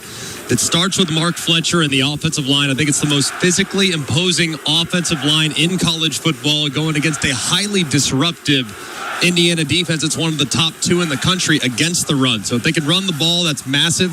But they also need to stop Roman Hemby and Kalen Black, the outstanding 1-2 punch at running back for Indiana with their front four. If they can do that and dedicate a lot of resources to the pass game, that should slow down what's been an offense that's been unstoppable so far this postseason. A lot of talk about the makeup of the crowd tonight. You were on the field before the game. Indiana has traveled remarkably well. Of course, they're not used to following their football team around the country to major bowl games. The team's gathering in the tunnels now and moments away from taking the field. About 60-40 IU in the crowd? I think so. Looking at most of the upper deck, red. Of course, helpful when one team is wearing red, the other wearing orange and green, but I do think it's a slight lean towards Indiana as far as crowd support. And they have a terrific team. For their key, stay the course. Just continue to be efficient offensively and defensively and fluster Carson Beck in this Miami offense. They've been remarkably efficient on their way to the number 1 ranking for the first time in school history. 15-0, the only undefeated team in the country. And the Hoosiers are taking the field from a tunnel just below us. For those who like to visualize as they listen to the game on radio, we are in the southwest corner of the end zone, the left end zone, if you look down at it from the television booth and the TV cameras, just behind the back line. So all of the field is to our right. And that's unique for Miami on their home field. Ordinarily, they're on the near sideline, but tonight they'll be on the far sideline from us, and they are now taking the field from a tunnel across the field to our left. Starting lineups are brought to us by Rain-X. Rain-X wipers know what it's like to have a loyal fan base. They're the #1 wipers in America. Next time you need wipers, choose Rain-X. When Indiana is on offense, it's Fernando Mendoza, the Heisman Trophy winning quarterback, having a remarkable year. And Craig, to me, the most impressive thing of all the numbers in the 2 games in the college football playoff against Alabama and Oregon, 8 touchdown passes, 5 incomplete passes. Video game numbers, Sean, and he has been so accurate on the downfield throws. That's what's been most remarkable about his efficiency. It's not like these are dink and dunk throws that are around the line of scrimmage. He pushes the ball down the field and gives this outstanding receiver core a chance. Roman Hemby and Kaylon Black will split time as the running backs. They've combined to rush for more than 2,000 yards. An excellent offensive line for IU. One of the 3 finalists for the Joe Moore Award as the best offensive line in the country, and a deep group of receivers. When Miami is on offense, it'll be Carson Beck playing in his final college football game in his 6th year, his first year at the University of Miami. Mark Fletcher, their running back, has emerged as a star in their 3 wins in this college football playoff. He's rushed for 395 yards. Of course, Indiana outstanding on defense. They are second in the nation in scoring defense at 11 points per game. Only Ohio State is better. Aiden Fisher is their All-American linebacker and leader of that unit. And when Miami is on defense, their stars are up front, the 2 All-American defensive ends, Akeem Mesidor and Ruben Bain, who will try to make life miserable for Fernando Mendoza tonight, something that very few teams have been able to do this season. Let's go down to the Indiana sideline. Here's Ian Fitzsimmons. Sean, you mentioned that Miami offensive line. They are massive. They are athletic. And when I talked to Indiana linebacker Aiden Fisher, he said, we are so tired of hearing about how undersized we are against every other team we play. Ohio State, they were bigger than we are. Big Bad Bama, bigger. Oregon, bigger. And speaking of Oregon, I talked to their head coach, Dan Lanning, earlier today, and he said the most impressive thing about Indiana, how they make up for their lack of size up front, is how much they shift. And they put a hat in every gap, an extra hat. But if you're off by 1.5 feet, that gap, and you miss it, it's going to the house. And Indiana is so remarkably coached and so disciplined, they don't miss that 1.5 feet. And that's how they make up for that lack of size. They're tired of hearing about it, and they're ready to show it again tonight at 15-0, chasing that national championship. Now over to Miami with Quinn. Miami's win in the Fiesta Bowl against Ole Miss came with a cost. Cornerback Xavier Lucas, targeting call in the second half. And the starting corner for Miami will have to sit out the first half of this game. You add to that, O.J. Frederick only played 7 snaps in that Fiesta Bowl. But I watched Frederick warm up. He's got a lower body injury. He'll play. The question is, how long can he play? The biggest question mark I have, though, Damari Brown, a starting corner early on in this season. He warmed up. He's been out. The coaching staff didn't even know. Last week, he made a decision at the last second not to play. Damari Brown's status right now is still very much in question, Sean. And that is a big key. Will Fernando Mendoza be able to take advantage of the depleted Miami secondary, particularly in the first half, without Xavier Lucas? Indiana won the toss and deferred. So Miami will receive the opening kickoff. The Hoosiers are dressed in their crimson and cream uniform tops with white numbers, white pants, the crimson helmets with white stripes down the middle and the IU logo on the sides. Miami wearing what is typically their away uniforms, all white with green numbers on the front and back, outlined in orange and green stripes down the sides of their pants. The teams now taking their places out on the field. It'll be Indiana kicking off from our left to our right. There is virtually no breeze to speak of as this national championship game gets ready to begin. Indiana trying to win the first football title in school history. And Miami, it's sixth. It's first since 2001. Brendan Franke will kick off. That's a big story. He's been out for the second half of the year with a groin injury. He's ordinarily a touchback kicker, bothered by a groin down the stretch, but this one is returnable from the goal line for Keelan Marion, running down the far sideline and taken down just shy of the 30-yard line. Time and temperature brought to us by Rain-X. The kickoff at 7:53, just a couple of minutes later than scheduled. Cool here in South Florida tonight. Comfortable 58 degrees under partly cloudy skies. Rain-X wipers know what it's like to have a loyal fan base. They're the number one wipers in America. Next time you need wipers, choose Rain-X. So here comes Carson Beck and Miami. With the ball on the right hash mark, they start from their own 28-yard line. And they're going to open in the pistol, which has been a very good formation for them in this playoff, with Mark Fletcher, their leading rusher, lined up behind Beck. On first down out of the shotgun, the handoff to Fletcher running left, a powerful run. He's across the 35 and close to a first down. Knocked down at the 37-yard line by Amari Farrell and Jamari Sharp, a couple of defensive backs for Indiana. Gain of 9 on the first play of the game from scrimmage. And a beautiful start for Miami's offense. The play that was designed to go to the right-hand side of the formation, bounces it all the way back, and Fletcher, so difficult to bring down in the open field, gets some yards after contact. Fletcher over 1,000 yards rushing this season. Second down and 1. And now it's Beck out of the shotgun with Fletcher on his left hip. He fakes a handoff to Fletcher, throws it out wide to the right to Malachi Toney. And the freshman has the catch and runs out of bounds with a first down at the 43-yard line. That's the 100th catch of the season for Malachi Toney, adding to his Miami single-season record.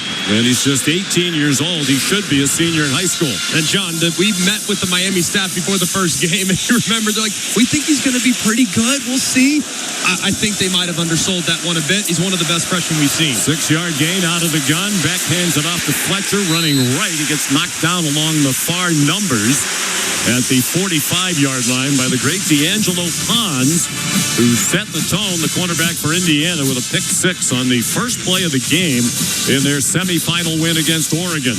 And even though he's undersized at just 5'9", 173 pounds, D'Angelo Pons will live into the boundary all game long, and he neutralizes whoever you put out there at wide receiver. 2nd and 8, ball on the right hash. Again, Beck out of the shotgun with Fletcher on his left hip. A tight formation, 3 receivers in a bunch to the left. Now Toney goes in motion to the right. Beck takes the snap, looks right, looks left. Now he's flushed to his right, throws on the run, incomplete. Along the far sideline, looking for Malachi Toney. Nowhere to go right out of the gate as Beck took that snap. And that's what Indiana does such a great job of. They show one look in the secondary and adjust at the last second. And that was Carson Beck showing some maturity. Don't force it into a tight window. Throw it away. Live to play third down. That's been a big key for Miami as they've won 7 in a row. Beck, during that 7-game winning streak, 15 touchdown passes, only 2 interceptions. In their 2 losses, he threw 6 interceptions combined against Louisville and SMU. 3rd down and 8. Shotgun snap to Beck. Quick pass over the middle. Caught by Toney. But he is yanked down well short of the first down at the Miami 48-yard line. Pulled down by Elijah Hardy, their outstanding linebacker. His 99th tackle of the year. And Miami's going to send the punt team on 4th down and 5 near midfield. And that was a great play by Hardy.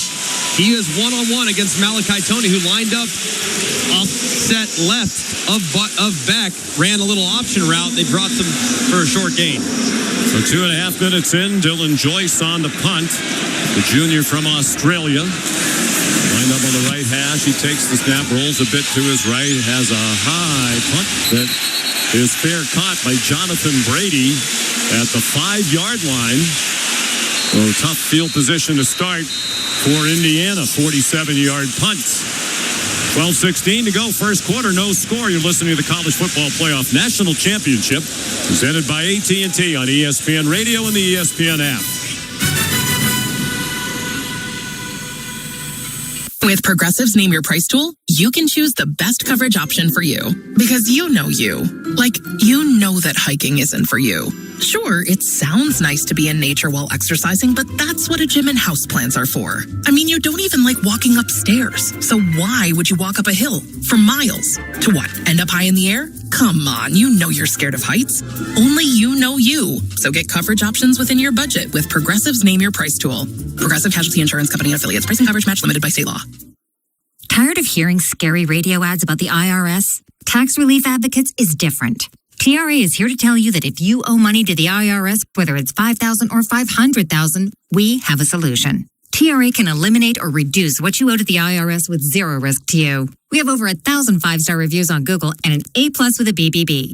End your tax nightmare today by visiting TRA.com or call 800-583-6681. That's 800-583-6681.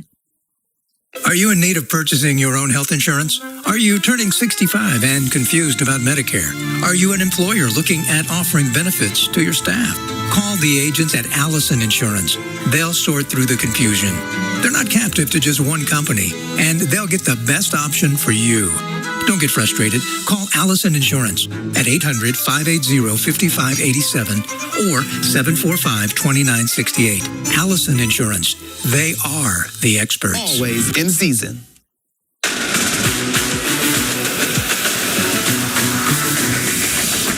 You're listening to the College Football Playoff National Championship presented by AT&T on ESPN Radio and on the ESPN app. We now pause 10 seconds for station identification. You're listening to the College Football Playoff National Championship presented by AT&T on ESPN Radio and the ESPN app. Broadcasting sponsored by Parrish Devon, official personal injury lawyers of the Oklahoma City Thunder. Visit pepperwinds.com. WWLS-FM, The Village, Oklahoma City, the sports animal, a Cumulus station. Sean McDonough, Greg McElroy in the booth. On the sidelines, Ian Fitzsimmons and Quint Kesselnick. Miami had the ball first, ran 5 plays, and then punted. 12:16 to go, first quarter. No score, and Indiana about to start on offense for the first time tonight from its own 5-yard line on the left hash mark. They break from the sideline and run to the line of scrimmage, led by Fernando Mendoza, the first Heisman Trophy winner in Indiana history, back in his hometown of Miami. What is almost certainly his last game as a college football player. He is a redshirt junior. 3 years at Cal, one of them a redshirt year. This is his first year at Indiana. But he is most certainly going to be the first pick in the NFL draft. Las Vegas Raiders owner Mark Davis is here tonight to watch him. They open in the shotgun with the running back Roman Hemby on his right hip. Direct snap, a play fake, a throw out wide to the right, caught by Omar Cooper, who avoids a tackler at the 12-yard line and is taken out of bounds at the 15, very near a first down. Zechariah Poyser, a member of the secondary, credited with the stop, but they're going to give him just beyond the 15-yard line and a first down with a gain of 10.5, officially a pickup of 11. And Indiana utilizes an RPO, quick hitch to the outside. Ethan O'Connor whiffs on the tackle, and Cooper does what he does, yards at the catch. Shotgun again for Mendoza. 3 receivers, 2 to the wide side of the field, the left. Hemby remains the running back. He takes a handoff, bounces outside to the right, and gets yanked down and thrown down by Jacoby Thomas, the safety, transferred from Tennessee. Threw him down. They're going to mark it at the 17-yard line for a gain of 2. Indiana will mix tempos a little bit just to disengage the rhythm that Ruben Bain and Akeem Mesidor will play with. They'll go a little fast, they'll huddle, they'll try to mix it up to kind of disrupt that rhythm. Pat Coogan is the center. He was a starting center for Notre Dame in the national championship game last year. The Irish lost to Ohio State. Shotgun snap, Mendoza in a crowd, dumps it off to the right, and good defense as Roman Hemby was shoved out of bounds by Mohamed Touré along the near sideline. They're going to mark it just beyond the 18-yard line, so a minimal gain. And here comes 3rd down and 8 for IU, the best 3rd down team in the country at 58.2%. That's 5 percentage points better than anybody else. They were 11 out of 14 on 3rd down in the win against Oregon in the last round. Out of the gun, Mendoza. 4 receivers, 2 to each side. The wide side of the field to left. High snap. Mendoza under pressure. Flush to his right. Throws on the run and throws it away from the 5-yard line. Marquise Lightfoot, a backup defensive end, chased Mendoza out of the pocket. And it'll be a punt for Indiana after they picked up 1 first down on their opening possession. And with all the attention that the Indiana offense will pay to Bain and Mesidor, don't forget about Lightfoot, who in obvious passing situations has a lot of juice. He's one-on-one with the running back. He blows him up and nearly makes the sack. Mitch McCarthy on the punt for Indiana, 27-year-old Australian, standing at the 3-yard line. Malachi Toney back for the punt just inside the Miami 40. End over end punt fielded by Toney at his own 31. Heads right up between the hash marks. Crosses the 40. There's a flag thrown right as he was tackled near the 42-yard line. And that'll be the first penalty of the game. Michael Vandervelde is the referee. Congratulations to these officials, deemed to be among the very best in the country, and have the honor of working the title game. They're out of the Big 12. Vandervelde conferring with the side judge. During the return, holding number 22 receiving team. 10-yard penalty from the spot of the foul. First down. Again, Bobby Pruitt called for the penalty. And that'll get us to a timeout. 10:22 to go in the first quarter. No score. Miami and Indiana playing for the national championship. This is the College Football Playoff National Championship, presented by AT&T on ESPN Radio and the ESPN app.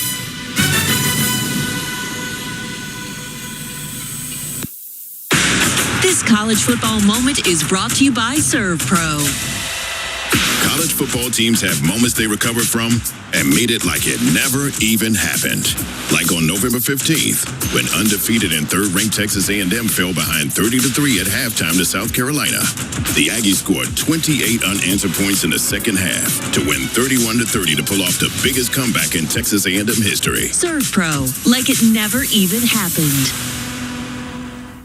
Rich Eisen here. Hiring for your small business can feel like a full-time job, but LinkedIn Jobs AI Assistant takes the heavy lifting out of it. It filters applicants based on the criteria you set and suggests 25 great fit candidates daily, so you can invite them to apply and keep things moving. Hire right the first time. Post your job for free at linkedin.com/Eisen, then promote it to use LinkedIn Jobs' new AI Assistant, making it easier and faster to find top candidates. That's linkedin.com/Eisen to post your job for free. Terms and conditions apply. We know exactly what you're not thinking about right now. Wiper blades. But now that you are, take a moment to think about how Rain-X is the #1 brand of wiper blades in America. Why? Because Rain-X thinks about wiper blades all the time. We obsess, so you don't have to. Simply install our blades and then think about literally anything else. So choose Rain-X, America's #1 wiper blades, and then go back to not thinking about wiper blades. Rain-X. Outsmart the elements.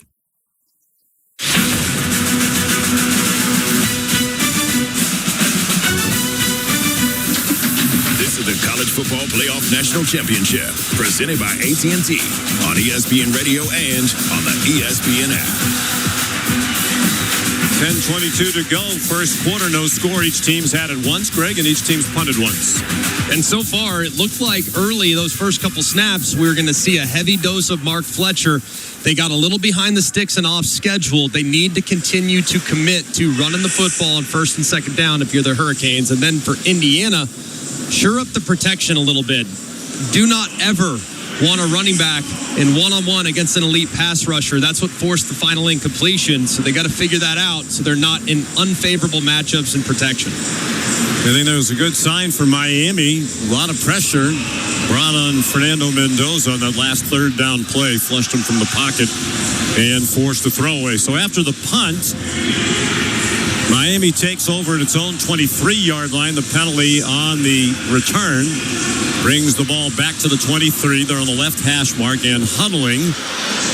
Not every team in college football these days huddles, but these two generally do. They're both teams that like to win the time of possession battle. In Miami's win over Ole Miss in the scintillating Verbo Fiesta Bowl semifinal, the Canes had the ball for more than 41 minutes It was a closer game than might have been because of 10 Miami penalties. Penalties a problem, not for Indiana. On first down out of the shotgun, Beck takes the direct snap, hands it off to Fletcher, who runs to the right across the 25 out to the 27-yard line for a 4-yard rush. That's 3 carries and 15 yards now for Fletcher. And that time out of shotgun, they started the game with Pistol. Pistol's been their friend in the postseason. This time working left to right and running behind the outstanding right tackle, Francis Maui Noah. When they can run it right, that's where they want to go, behind the All-American. One of the great offensive linemen in the country. Won the Jacobs blocking trophy as the best in the ACC. Probably a top 10 pick.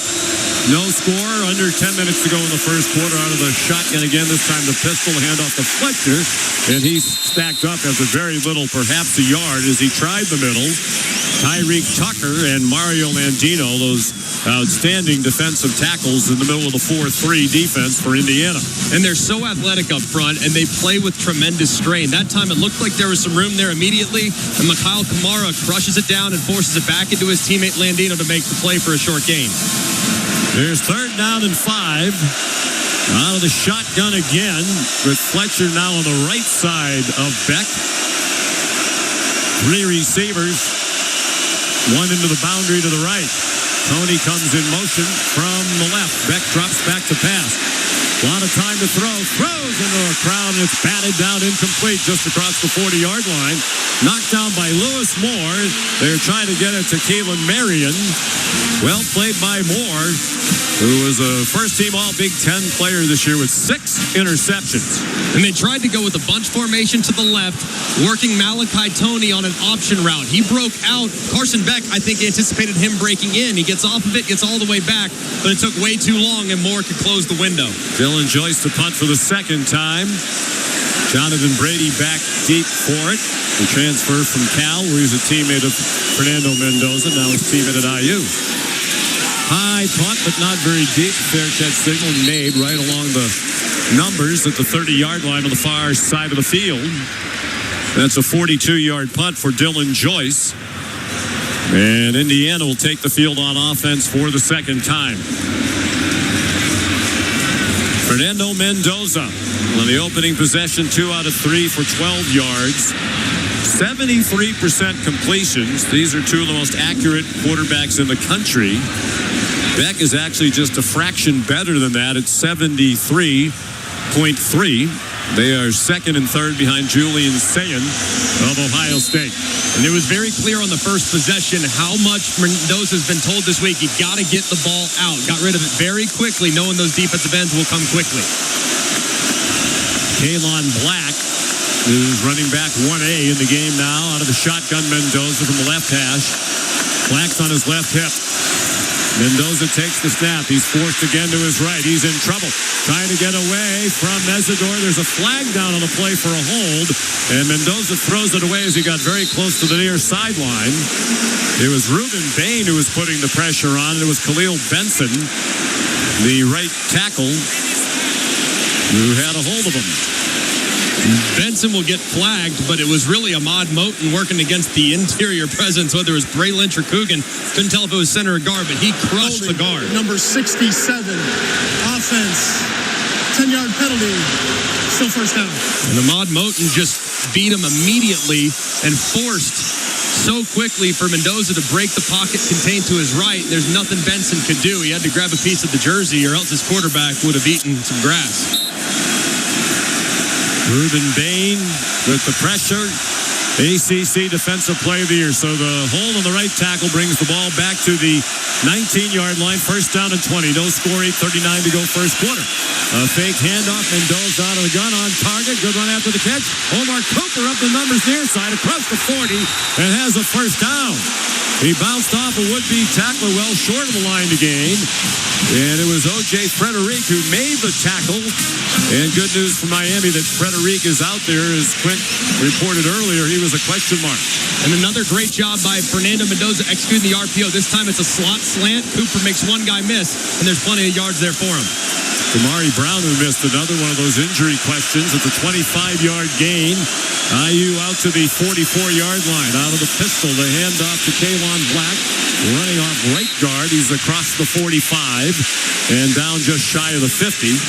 Tackled by Mohamed Touré, the leading tackler for the Miami defense in his 7th year in college football. Missed 2 complete seasons due to ACL injuries. And he has been granted another year of eligibility. He could come back for year number 8. Midway through the quarter now. Indiana on the move. This drive started at their own 29-yard line. And some movement before the snap on the right end of the offensive line. But Fernando Mendoza is clapping. Perhaps they were drawn across. Start, number 74. Offense. No, they were not. Penalty. Second down. Ray Lynch, the right guard who has started every game of the 2-year Kurt Signetti era. And they have actually had some issues, whether it at times at Oregon, the first time they played in Eugene, not being really comfortable going with silent count. So far, it's been silent count. The right guard looks back, and he tells the center when to snap it. And that time, the right side getting an early start. The shotgun Mendoza on 2nd down and 9. Kalon Black on his left hip. 2 receivers wide to the left. It's a throw to the left quickly. It is caught by Elijah Surratt, and he is forced out of bounds. But very near the first down marker on the far sideline at the 46. Shoved out by Ethan O'Connor, a cornerback. And it is a first down for Indiana by just a smidge. And so far, these Miami corners are playing very, very soft. Don't want to give up the big play over the top. And Fernando Mendoza Company, they'll take the hitch outside, and their strong wide receivers are very, very good. The strength with the stiff arm there gets some extra yardage. Well, Mendoza picking up right where he left off. In the first 2 games of this playoff, he's 4 out of 5. He claps his hands, takes a shotgun snap, hands it off to Roman Hemby up the middle and down at the 42-yard line for a gain of 3. 6.5 to go in the first quarter. No score in this national championship game as Miami and Indiana meet for just the 3rd time all time, and they haven't met since the 1960s. They each won once. Wesley Bassink, one of their key linebackers, went off with an apparent upper body injury. Mendoza out of the gun has Roman Hemby on his right. Now he steps closer to the center to change the play. Hemby shifts to his left hip. 2 receivers wide to the right, 1 into the bound to the left. That's Surratt. He looks at Surratt now, throws over the middle. Caught. Riley Nowakowski fighting for extra yardage inside the 35, still on his feet. And finally down at the 33-yard line with enough for the first down by a couple of yards. Another quick decision by Mendoza. He looks to his left initially, thinking he's going to get a curl or a quick out route. Works back to Nowakowski, who's sitting down right over the ball at about 8 yards. Accurate throw and a quick decision by the quarterback. Now 5 out of 6 in the first 2 games of this playoff. He was 31 for 36 against Alabama and Oregon. He's out of the gun again with Hemby on his left hip. And it's a fake to Hemby, and it's a throw to the far sideline, caught by Surratt right along the boundary. And he's out of bounds at the 28-yard line for a pickup of 5. And this is textbook Indiana offense. Just clinical efficiency, and they'll take what you give them. If you're going to play very soft at corner and give up those underneath out route throws, hit route throws, Mendoza will throw it over and over again. But when you get greedy and press, he'll throw it over your head. Now an empty backfield, 5 receivers as Mendoza goes out of the gun. 3 to the wide side right. He claps his hands a couple of times. He's blitzed immediately. Then as he throws, and it's incomplete. He got hit in the back by the blitzing linebacker, Mohamed Touré, coming from his left. Mendoza never saw him, and the throw fluttered to the ground to the right. And that is not something you see very often for Mendoza. He has great understanding of where he's picked up and who he has to throw off of. That time, Touré comes around the left side completely untouched, and Mendoza never reacts. He takes the big hit. He's fortunate it didn't get sacked. 3rd down and 4. 4:51 to go in a scoreless first quarter. Indiana at the Miami 27 on the left hash. Black, the running back. Shotgun snap and a handoff to Black running left, powering inside the 20. And he has an Indiana first down. Jacoby Thomas took him down, but it's a 7-yard run. These 2 running backs, Hemby and Black, virtually the same guy. Built the same, about 6 feet tall, 210, and they run hard. Yeah, they do. They finish every run. I think they're the most underrated part of this team. And how many teams are comfortable taking out the Heisman-winning quarterback's hands on 3rd and 5 to hand it to a back? Impressive stuff. 1st and 10. They're at the Miami 20, still on the left hash mark. Black remains the running back. Mendoza out of the gun, hands it to Black, running right. He trips up as he tried to get outside the right tackle. Got back inside the 20, but not for very much. Looked promising if he could have gotten away from Keontae Scott, the outstanding safety who tripped him up. Yeah, it was a good tackle on the right side by Scott, but for whatever reason, Fernando Mendoza was a little slow to get up. I think he might have taken a hit by Jacoby Thomas. He did off the left side. Wow, he was big carrying collision. out a run fake, and Jacoby Thomas said, "We're going to hit you if you want to do that." And Mendoza went to the ground. He seems to be fine. They're in the gun again. Ball right equidistant between the hash marks. He has Black on his right hip. And it is a designed quarterback draw for Mendoza following Black, and that didn't go very far. He's down just shy of the 15-yard line. It'll be 3rd down and 6, and the clock's under 3:20 to go in the scoreless first quarter. And this is the part of the field where you always need to be very mindful of Elijah Surratt. He's got 1 catch in the game. He's got a couple targets already. He's the guy they want to look at in the red zone, especially on 3rd down. He's great on fades, great on back shoulders. So find number 13. Looks like he's going to be lined up in the slot to the left-hand side. Leads the country with 15 touchdown catches. They send 3 receivers to the left. Becker into the boundary to the right. The running back is Black. Mendoza out of the gun, claps his hands, takes the snap, throws it up for grabs for Becker in the end zone. And it is broken up and very nearly intercepted by O.J. Frederic. They put Becker into the boundary, hoping for single coverage. He's a big body who can go up and get it, but that one was well defended by Frederic. And probably one of the worst throws we've seen from Mendoza this playoff run. It's way inside, it's short, it's 6'4". You got to give Becker a chance. Instead, he underthrows him and weaves it inside, and Frederic almost picked it. So it'll be a field goal try for Niko Radicic on 4th down and 6. Very accurate kicker. This is a 34-yard attempt. And just inside the right hash mark, snap and hold are good, and the kick is good just inside the left upright. So a nice drive for IU. 12 plays, 55 yards. They had the ball for more than 6 minutes, and it ends with a Radicic field goal. Having a magnificent year. He's 17 out of 18. 2:42 to go in the first quarter. It's Indiana 3, Miami nothing. This is the College Football Playoff National Championship presented by AT&T on ESPN Radio and the ESPN app.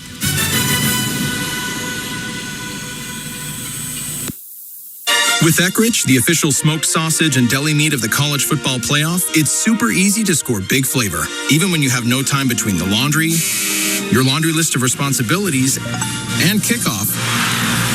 You're still ready to go with perfectly seasoned smoked sausage you heat up and eat up. Whether it's Grandpa's famous chili dogs or your famous almost forgot the potluck deli sliders, Eckrich makes every game day taste and feel like a win. For extra delicious game days, just add Eckrich. Hey, fans! Welcome back to Fansville's Cheers and Tears. Oh. Okay, so like everybody deals with losing, right? To a rival on a last-second field goal. Whatever, it's fine. I'm totally fine. But I cope with losing with an ice-cold Dr. Pepper. Those 23 flavors are like so delicious. They totally wash away the pain of your college football team taking a big fat L. College football, it's a pepper thing. Are you ready to unleash the beast? Monster Energy is here to give you the edge this college tailgate season. Loaded with bold flavors, our powerful blend gives you the energy you need to push you beyond your limits. Tune in all season long with Monster, the energy drink of ESPN Radio College Football Tour. Power your performance with a drink that's as hungry for victory as you are. Crack open an ice-cold Monster and dominate your competition. Monster Energy. Unleash the beast. Grab yours today.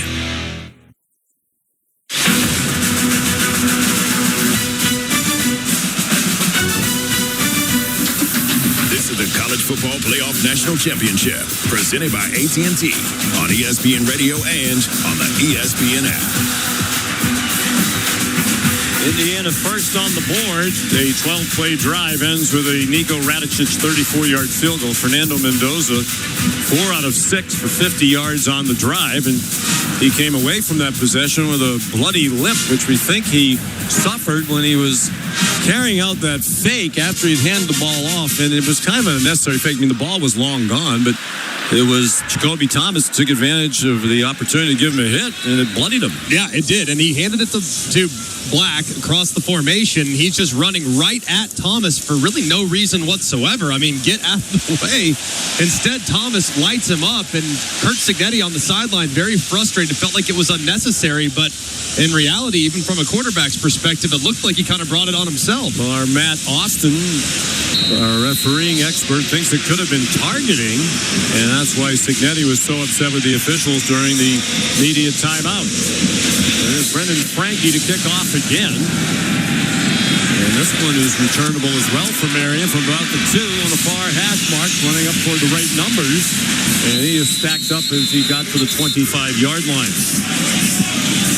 Well, Miami will take over with 2:36 to go in the first quarter. Here on a comfortable night in South Florida with Indiana leading 3-0. Let's check in on the Hoosier sideline with Ian Fitzsimmons.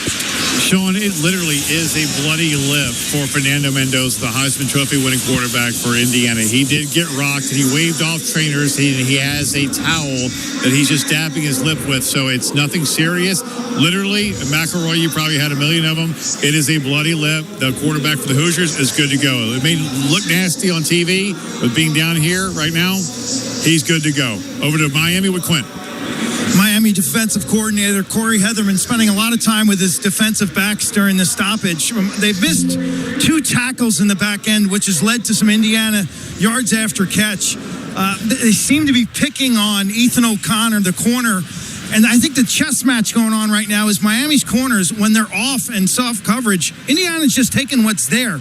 As that drive went into the red zone, Miami turned up the heat on the outside. They played press coverage in the red zone, and that seemed to be more effective. But keep your eyes, gentlemen, on the depth of the Miami corners.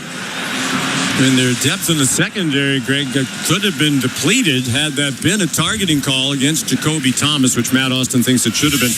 And Kurt Cignetti still pleading his case during this media timeout. Yeah, understandable. And there's some protection elements, but it did look like you could have made a case that the contact was to the head or neck area.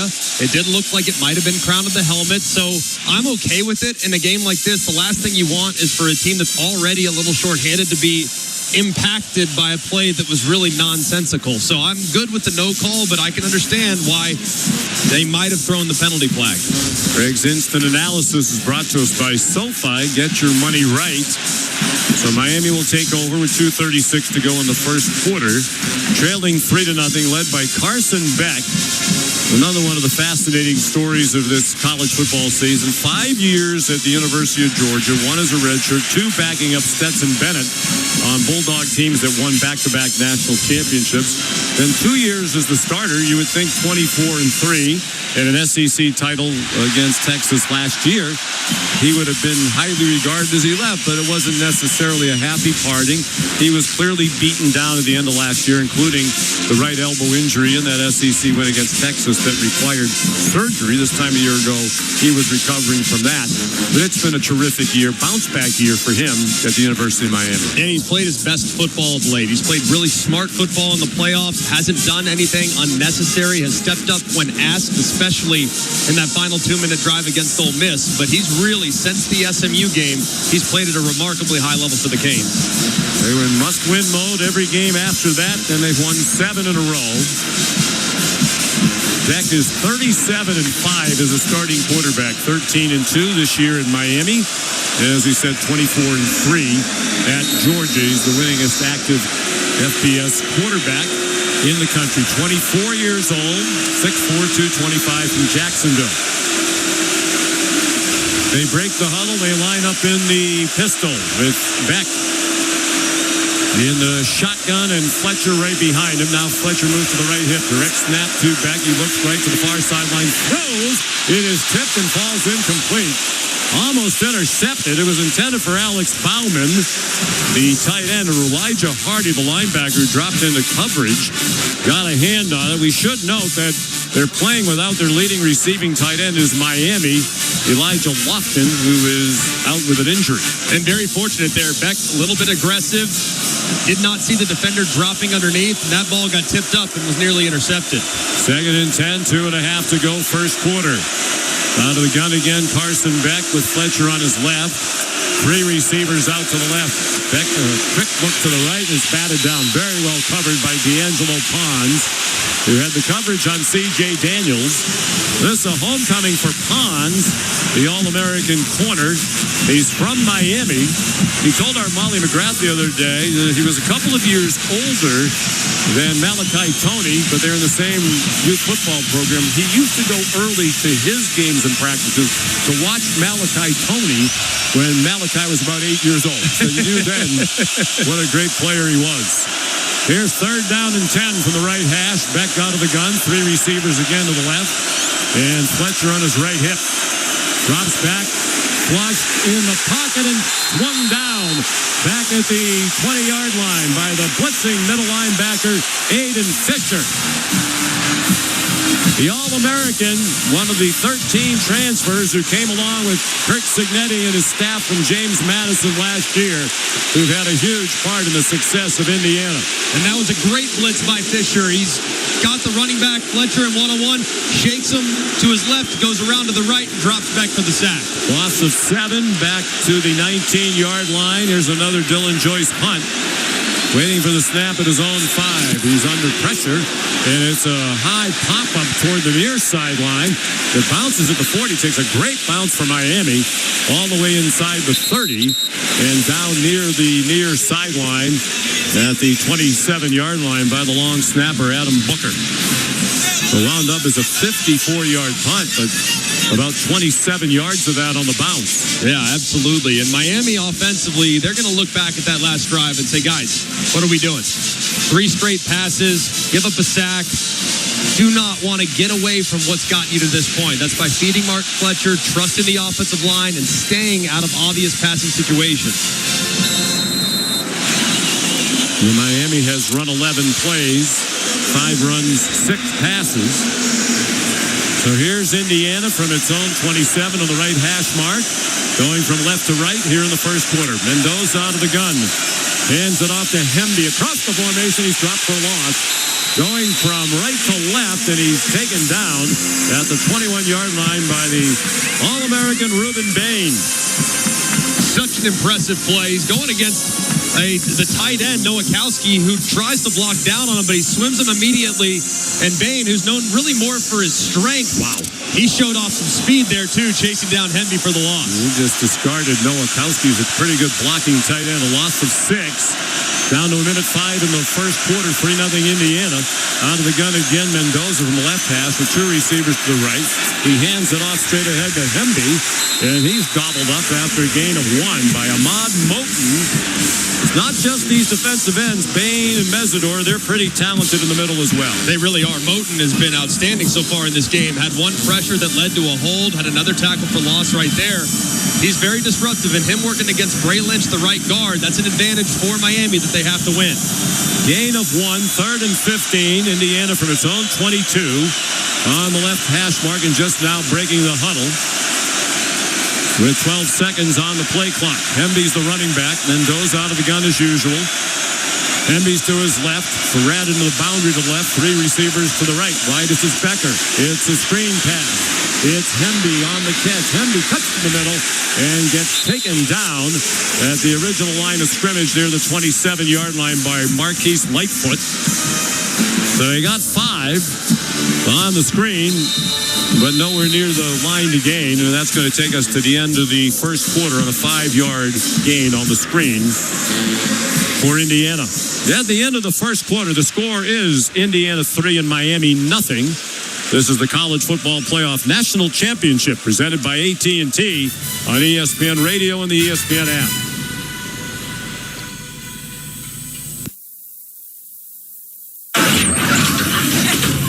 What would you say was the biggest factor in getting that win tonight? I mean, you said it. I think that was it for me. Factor. I was feeling strong. Had plenty in the tank for overtime. Wait, Factor, like the meals? Yeah, Factor meals. I've been getting Factor high-protein meals delivered all month. I get all the power I need. They taste great, and they're ready to eat in 2 minutes. Okay, I need to get on that. For real. Go to factormeals.com. It's the easiest way to eat like a pro. As a sports fan, you want the best way to watch your favorite teams at home. And now you can experience game day in all its glory with a Samsung Super Big TV. It's super big and super clear, giving you a closer view than the sidelines. And you can go big without the blur, thanks to the supersized picture enhancer, even on our biggest TVs. So get ready for your game day with the ultimate fan-worthy TV at Samsung.com. Supersized picture enhancer utilizes AI-based formulas, available on 85-inch and larger TVs on models QN70F and above. As America's #1 motorcycle insurer, Progressive has your back. Oh, like roadside assistance. Oh, yeah, Progressive offers that. Great. Do you have plans Saturday? My cousin canceled and I'd love to have someone to ride with. Actually, we just do insurance, not riding buddies. Cool, let's meet at noon. Actually, scratch that. 10 a.m., you and me, breakfast at a diner. To be clear, Progressive has your back for insurance only. So get a quote and see if you can save. Okay, so if you beat me there, get me the Lumberjack Special. We can share. Progressive Casualty Insurance Company and affiliates. Roadside assistance may require comprehensive coverage. How do you stay humble when you're America's #1 wiper blade? That's what we're currently dealing with at Rain-X. Is it even possible to humble brag when you bully Mother Nature like we do? Do we sound too conceited if we keep repeating how Rain-X is the #1 brand of wiper blades in America? No, we'll take a lesson from our wipers and just keep doing our job with humility. As America's #1 wiper blade. Rain-X.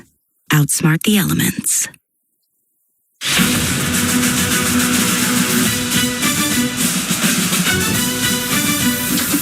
This is the College Football Playoff National Championship, presented by AT&T on ESPN Radio and on the ESPN app. And it's coming away from Hard Rock Stadium in Miami Gardens, Florida, about 16 miles north of downtown Miami. On a comfortable night with a temperature in the high 50s, no breeze, a crowd of more than 65,000 on hand. The most expensive ticket since 2009 in the college football championship game. That's as far back as that information goes. The average ticket price, more than $4,300. And plenty of people who wanted to pay it. Mitch McCarthy is on to punt for Indiana. Indiana leads 3-0 after a quarter. They outgained Miami 82-18 in the first 15 minutes. Miami punted 3 times. This is the second for McCarthy. 27-year-old punter, 4th oldest player in college football. End-over-end punt caught by Malachi Toney at the 29-yard line. He slips down along the near hash marks. Looks like he was down, but no whistle. Now he gets back up and runs to the left and crosses the 40 and out to the 41-yard line. Looked like he was down when he slipped along the near hash marks. It wouldn't be surprising if the replay booth takes a look at that one. Yeah, it was like a baseball slide. Does brace it with his left hand, but his backside does hit. So that ball will come back probably 7 or 8 yards at least when they take a look at it.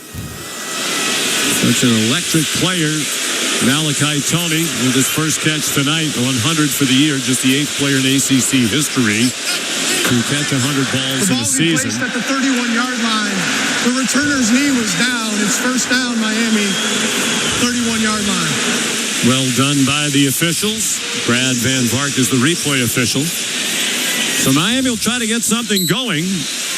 Just 18 yards of offense. At least you can give them credit for balance. 9 yards rushing and 9 passing. I think balance is certainly what they're striving for, but they might be like a little higher numbers after 1 quarter of action.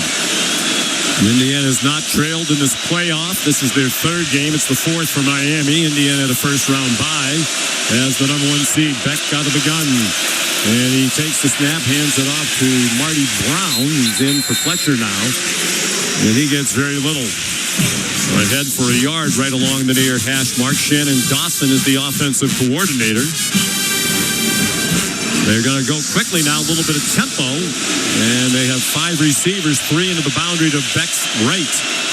Toney's in the slot left. A direct snap to Beck, looking left. Now checks it back to the right. On target, caught by C.J. Daniels. He's down just shy of the 39-yard line. About 2 short of the first down, 1.5 yards. Lewis Moore, another tackle.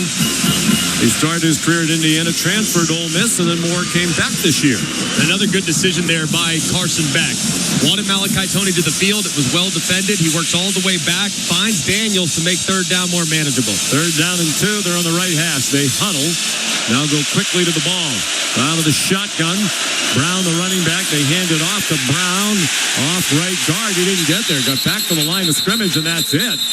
And then driven back by the feisty Hoosier defense, led by Mikhail Kamara, the outstanding defensive end, for defensive coordinator Bryant Haynes. So another punt. Dylan Joyce might be getting leg weary. That is 4 straight 3-and-outs now for the Miami Hurricanes. And that was all created by Mikhail Kamara, who is lined up as the defensive end outside the right tackle Maui Noah. But on the snap, he slides all the way back inside and makes the play between the right guard and center. Joyce standing at his own 25-yard line. Jonathan Brady back deep forward. He rolls to the right and punts at a high end-over-end kick, and a fair catch signaled and made at the 15-yard line near the near side numbers. 12:57 to go in the second quarter. It's Indiana 3, Miami nothing. You're listening to the College Football Playoff National Championship presented by AT&T on ESPN Radio and the ESPN app. With Progressive's Name Your Price tool, you can choose the best coverage option for you. Because you know you. Like, you know that hiking isn't for you. Sure, it sounds nice to be in nature while exercising, but that's what a gym and houseplants are for. I mean, you don't even like walking upstairs. So why would you walk up a hill for miles? To what, end up high in the air? Come on, you know you're scared of heights. Only you know you. So get coverage options within your budget with Progressive's Name Your Price tool. Progressive Casualty Insurance Company and Affiliates. Price and coverage match limited by state law. Winter is here. When the temperature drops, so does your truck's performance. Avoid fuel gelling by using Hot Shot Secret's EDT Plus Winter Defense, a 7-in-1 fuel booster and anti-gel that improves cold weather performance. The 7-point cetane boost decreases DPF regens and increases fuel economy. Be confident that your engine is running smoothly and trouble-free, even in the coldest temperatures. Hot Shot Secret EDT Plus Winter Defense, available at Pilot Flying J, Amazon, O'Reilly Auto Parts, and HotShotSecret.com. Hot Shot Secret, powered by science.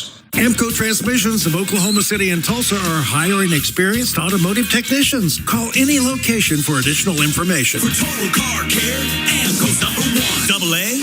AAMCO. Amco. Sponsored by Aleve. Life doesn't wait, and neither should you. Aleve can help you deal with pain less throughout your day. With just one pill, Aleve lasts up to 12 hours.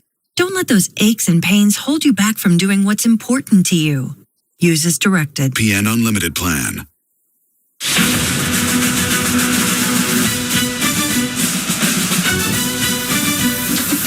This is the College Football Playoff National Championship, presented by AT&T on ESPN Radio and on the ESPN app. John McDonough, Greg McElroy in the broadcast booth. Ian Fitzsimmons, Quinn Kestenig on the sidelines. 12:57 to go in the second quarter. In Indiana leading 3-0. Fernando Mendoza 7 out of 10. The 3 incomplete passes matching the total he threw against Oregon in the semifinal, the Chick-fil-A Peach Bowl. He went 17 for 20. And it's one more incomplete pass than he had in the Rose Bowl against Alabama, who went 14 for 16. They're pressuring him tonight. That's what's been the difference so far. Against Alabama and Oregon, combined just 11 pressures. Against Miami, through just one quarter and change, 4 pressures already. We know this Miami defensive line is outstanding, but they need to continue to stay upright along the offensive line. They cannot allow Fernando Mendoza to feel that heat, because it's clearly got a little bit of an impact on how efficient they're working offensively. Teams to score first in this college football playoff are 9-1. The only exception, Oklahoma, in the first game of this playoff, raced off to a 17-0 lead against Alabama and lost in Norman. So Mendoza and the Hoosiers begin from their own 15, 1st and 10 to the left hash. A play fake out of the gun, or a throw to the near side. Elijah Surratt will catch near the 25 and then up the boundary for a couple more. Finally taken out of bounds by O.J. Frederick, but it's good for an 11-yard gain and an Indiana first down. They're up to 93 yards of offense, but 55 of those on the 1 field goal drive. But it's very clear what the defensive coordinator for Miami is wanting to do. He's saying to Indiana, hey, you can kill us, but it's going to be by 1,000 paper cuts. We'll give up the 5-yard play. We don't want to give up the 50-yard bomb. They've been very soft in coverage. Out of the gun, Kalon Black, the running back on the right hip of Mendoza. He fakes a handoff, throws it over the middle. It's batted down. Intended for Surratt along the near hash marks, and O.J. Frederic knocked it down. So Frederic, who was a question mark with a leg injury, played only 7 snaps against Ole Miss. He's been a factor so far. Very much so. And that time, they don't go with the soft coverage on the outside. Frederic and company get up and press man. They run a slant, and he's in perfect phase to knock the ball down. Some contact there. They've let him play. They've done that throughout this playoff. The fans have enjoyed it. 2nd down and 10 from the left hash. They're on their own 27. Shotgun snap, Mendoza. Quick throw to the right. Caught by Riley Nowakowski. Breaks a tackle and is still fighting near the 35-yard line. And finally taken down, gang tackled along the far sideline by Keontae Scott and Ethan O'Connor. Good for a 9-yard game. It looked like it was going to be very little. They had bodies around them on the catch. And a great job by Nowakowski. Makes that first guy miss. It's just a short little hitch, spins out of it, and surges forward to make it 3rd and short. 3rd down and 2, 12 minutes to go in the half. 3-0 Indiana. Moving from right to left as we look down from the southwest corner of the end zone. They're on the right hash mark. Kalon Black is the running back. Tight formation with the strength to the left. Mendoza hands it off to Black, running straight ahead with power as usual, and he has the first down. Out to the 39. Ruben Bain, another tackle. 1st and 10 IU. And it's not often when you see an offensive line get pushed back on the 3rd and short situation, they still convert. The defensive line for Miami looked like they won. They were reestablishing the line of scrimmage, but Black too strong, just motoring through white jerseys for enough to gain. Black, another of the transfers from James Madison along with Signetti. Now they're in the pistol with Hemby back behind Mendoza.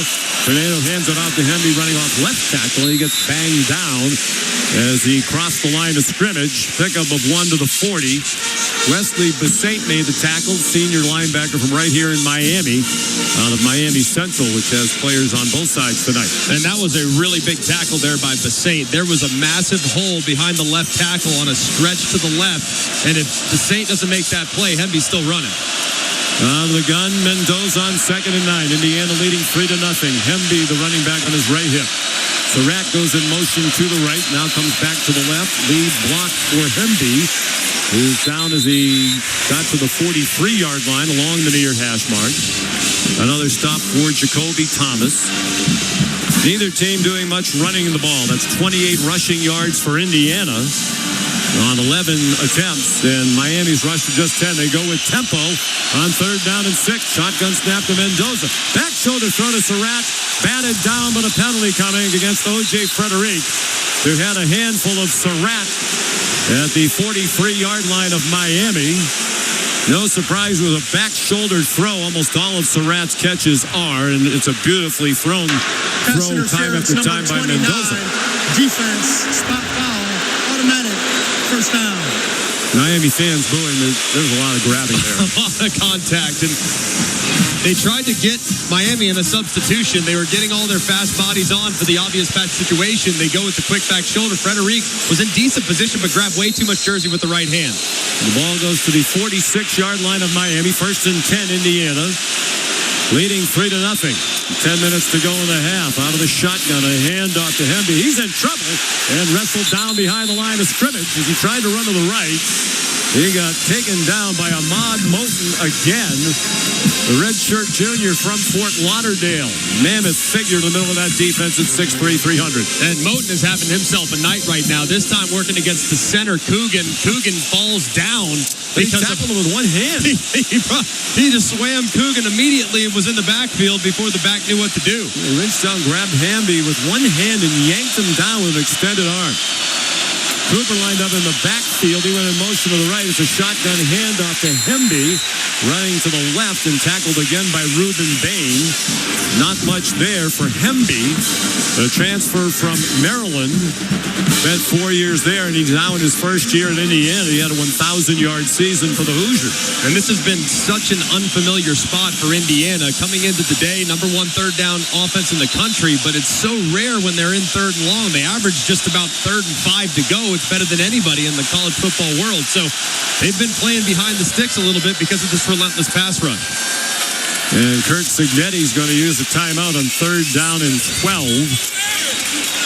With 9:08 remaining in the second quarter, it's Indiana 3 and Miami nothing. This is the College Football Playoff National Championship presented by AT&T on ESPN Radio and the ESPN app.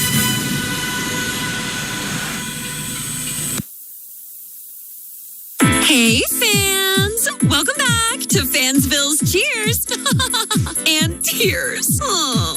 Okay, so like everybody deals with losing, right? To a rival on a last-second field goal. Whatever, it's fine. I'm totally fine. But I cope with losing with an ice-cold Dr. Pepper. Those 23 flavors are like so delicious. They totally wash away the pain of your college football team taking a big fat L. College football, it's a pepper thing.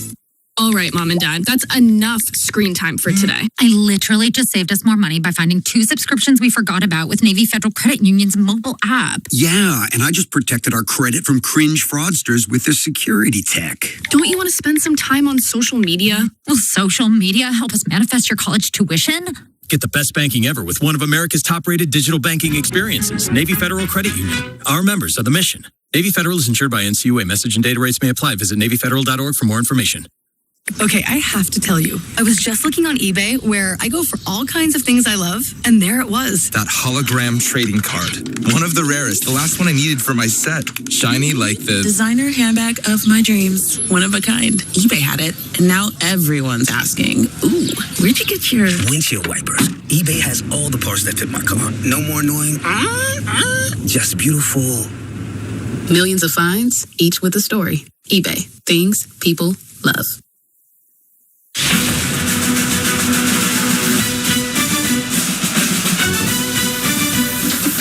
This is the College Football Playoff National Championship, presented by AT&T on ESPN Radio and on the ESPN app. John McDonough, Greg McElroy in the booth, Ian Fitzsimmons, Quinn Kessler on the sideline, 9:08 to go. Second quarter, Indiana leading 3-0. Perhaps surprising, Greg, given how surgically Indiana's played on offense so far in this playoff. Maybe beat Alabama 38-3 in Oregon 56-22. But then again, these are 2 of the top 5 teams in the country in scoring defense. Yeah, and it's the defenses right now are winning the day. I mean, Indiana's defense going against arguably the best offensive line in football. They're getting in the backfield and making plays behind the line of scrimmage. And then Miami's defense, their front, we talked a lot about Bain and Mesidor, but it's been Moten that's been outstanding. Lightfoot's gotten involved as well, and these linebackers are delivering some big shots. It's been a very physical first 15, 20 minutes of this football game. So out of the Indiana timeout, they have 3rd down and 13. They're at the Miami 48 with the 9th play of this drive. As you said, unusual to have 3rd and long. One of the reasons they're the best in the country on 3rd downs, usually not 12 yards to go. Some flinching along the line, no flags down. Mendoza, Kennedy throws, and it's a high throw down the middle, intended for Omar Cooper. There is a flag now on the far sideline. There was a lot of moving before the snap. Ruben Bain put the hit on Mendoza, who's been knocked around here in the Offside. first half. Number 4, defense, 5-yard penalty, 3rd down. But it was Bain who was offside. Yeah, that's been a problem for Miami all year. One of the most heavily penalized teams in the country. And good utilization there by Coogan, the veteran, and Mendoza going with a slight delay on the snap, which got Bain into the neutral zone, give him a free play, and if you don't get the free play, at least you got 3rd down a little more manageable. 3rd down and 7. They're at the 43 of Miami. Mendoza goes out of the gun again with Kalon Black, the running back, on his right. Cooper went in motion to the left. Handoff straight up the middle in a big hole. Black still on his feet across the 30 and down inside the 25-yard line. They went to a quick hitter on 3rd down and 7. He had an enormous hole, and he's marked down at the 23, tackled by Bryce Fitzgerald, the freshman. And that's now twice on 3rd and medium they've gotten in a run game. 20-yard game. Mendoza play fake out of the gun, swings it out wide to the right to Cooper, and a good open field tackle near the boundary by Zechariah Poyser to stop that for a 3-yard gain. And going back to the 3rd and 7 conversion, Miami just with 5 guys along the line of scrimmage. There was no second-level defenders. They were showing like a blitz, and they were able to engage quickly and spring the back into the open field. They'll always take what you give them. They're on the right hash mark, trying to build on a 3-0 lead. The Hoosiers on the move. 11th play of the drive. They've moved 65 yards so far. Mendoza out of the gun. Tight formation. Black the running back. He fakes him. Throws to the far sideline. Caught for a first down. Charlie Becker fighting toward the end zone. Touchdown! Becker caught it near the 5-yard line and just powered his way along the far sideline to get to the pylon for an Indiana touchdown on a 20-yard play. Charlie Becker has had a touchdown reception now in all 3 games. This one's going to come back. He stepped out of bounds at the 6-yard line. They're showing the replay on television. He was clearly out of bounds at the 6. And the replay booth is going to stop this. His right foot, as he had Thomas draped on him, stepped on the sideline. And now the officials stop it. The touchdown is under further review. And it won't take long for the replay booth. He was clearly out of bounds at the 6. And another quick hitting throw from Indiana's offense to the wide receivers, working against very soft coverage by the corner. Becker, you thought was just going to go right out of bounds. Instead, he turns back inside, and he's the speedster. He's not the guy you're thinking is going to be mowing through tackles. He nearly finds the end zone. And now some of the Miami defenders a little bit animated in conversation on the sideline. Some of the coaches are stepping in to calm them down, including Corey Heatherman, who has done a fantastic job in his first year at Miami. Cut the points per game just about in half. They gave up 25 points per game last year. They had the number 1 offense in the country, but did not make the playoff. He's cut that number down to 14 points per game. He's a former Kurt Signetti defensive coordinator, James Madison. After review, the runner stepped out at the 5.5-yard line. It's 1st and goal. I would say he stepped out really right on the 6, but just about on the hash mark. And that's where they're going to put it, just inside the 6-yard line. What a revelation. Becker's been a sophomore from Nashville, had only 4 catches in the first 7 games of the year.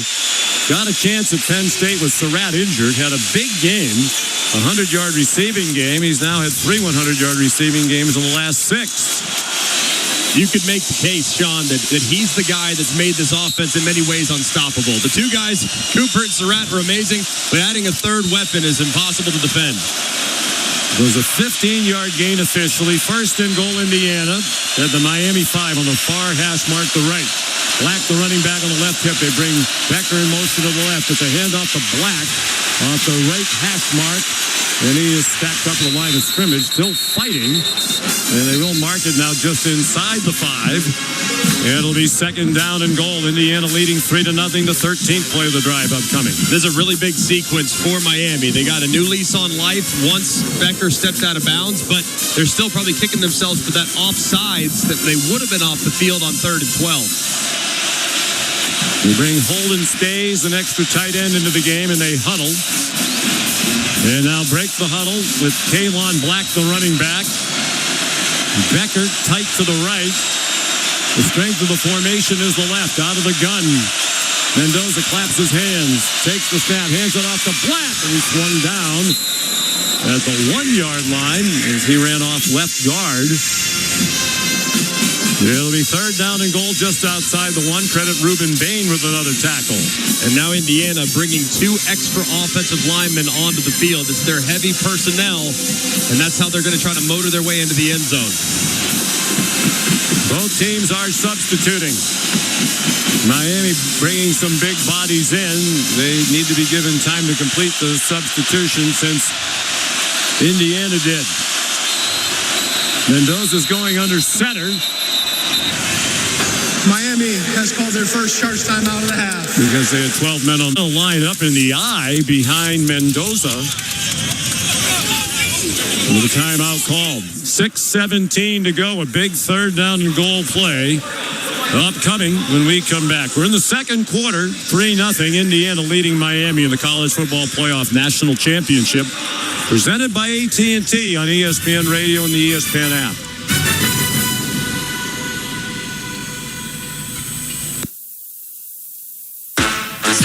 more with the college-branded Venmo debit card. Rep your team with every tap and earn up to 5% cash back through Venmo Stash, a new rewards program where the more you do, the more you get. Get your Venmo debit card today and start earning rewards with Venmo Stash. Learn more at Venmo.com/collegecard. The Venmo MasterCard is issued by the Bancorp Bank N.A. Select schools available. Venmo Stash terms and exclusions apply. Max $100 cash back per month. See terms at venmo.me/stash terms. Are you ready to unleash the beast? Monster Energy is here to give you the edge this college tailgate season. Loaded with bold flavors, our powerful blend gives you the energy you need to push you beyond your limits. Tune in all season long with Monster, the energy drink of ESPN Radio College Football Tour. Power your performance with a drink that's as hungry for victory as you are. Crack open an ice-cold Monster and dominate your competition. Monster Energy. Unleash the beast. Grab yours today. We are back, and we are looking at a pretty lopsided matchup, Jim. That's right, Ron. I mean, in one corner, we've got a 175-pound guy, and in the other, a 6,000-ton heavyweight train. Jim, this guy has no idea what he's getting himself into. It's no contest. Every day, people tempt fate and die trespassing on railroad tracks. See tracks? Think train.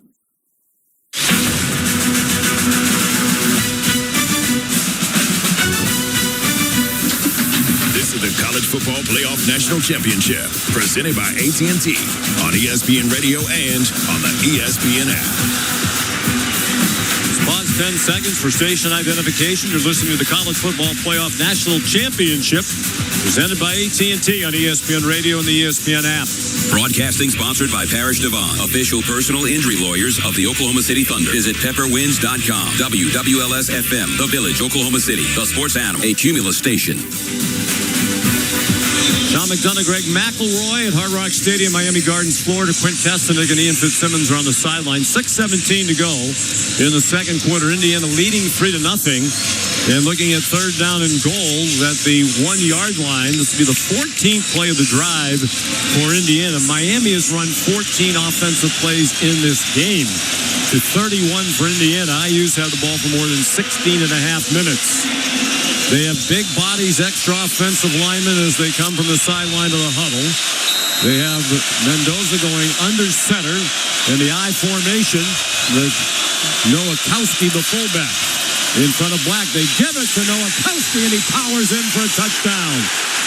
Out of the I with Nowakowski, ordinarily a tight end. It's an Indiana touchdown, the first touchdown of this game with 6:13 to go in the first half. 14 plays, 85 yards in 6 minutes and 44 seconds. And what a physically impressive drive there from Indiana. Leaning on the run game, allowing the backs to get going, and then bringing in the extra offensive lineman, handing it to Nowakowski, now tight end. Former fullback, Sean, punches it in for 6. Here's Nico Radicic for the extra point. And it is good. He's never missed one. He's made all 156 in his career. So Nowakowski has now carried the ball 2 times this season, each of them for a 1 yard touchdown. He had a big catch and run earlier in the drive as well. So 6:13 to go. It's 10-0 Indiana. Mendoza is 11 for 15 for 104. Black is the leading rusher in the game, 7 carries for 43 yards, averaging just over 6 per carry. Cooper and Surratt with 3 catches each, and Nowakowski has 2. And now the onus on Miami to find some offense. Yeah, they have to. I mean, with just 14 plays of snap exposure against Indiana's defense. Indiana's defense super talented, not outrageously deep. So the blueprint that Indiana's utilizing, where fatigue could become a factor in the third and fourth quarter, that's usually how Miami operates. So it's been a great start for the Hoosiers. Bert Signetti in his second year at Indiana, he's 26-2. That's a winning percentage of right around 93%. Indiana all-time had won 42% of its games before he got there. They were the losing team in college football. Here's the kickoff by Brendan Frankie. It'll be a touchback over the head of Keelan Marion near the near numbers. So just 14 plays on offense for Miami, just 26 yards of offense. Carson Beck's 3 out of 7 for 16 yards. Fletcher 4 carries for 16 yards. And a lot of the stuff that Miami's tried to do is right up the middle. They've had a hard time blocking this very athletic defensive line, so maybe they need to look at getting to the perimeter a little more as opposed to right down the middle. From the 25 on the left hash mark out of the pistol with Mark Fletcher behind Beck. Tight formation. Tony at the end of the line to the right. It's a handoff to Fletcher running right and powering his way out near the 30. He is a powerful running back. Junior from here in South Florida. Grew up dreaming about being a Miami Hurricane. He's from Fort Lauderdale. He got 5 on that carry. And that's kind of the bread and butter recipe for Miami moving forward. Run behind that right side of the offensive line. Get everybody engaged. Get those tight splits to not allow the leakage from the defensive line. Fletcher hollering at some of the Indiana defenders, and some of his teammates dragged him back to the huddle. Fletcher's had a great playoff, a career-high 172 in their first-round win at A&M. 90 yards rushing against Ohio State. Was the Cotton Bowl MVP, and then he had 133 yards rushing against Ole Miss.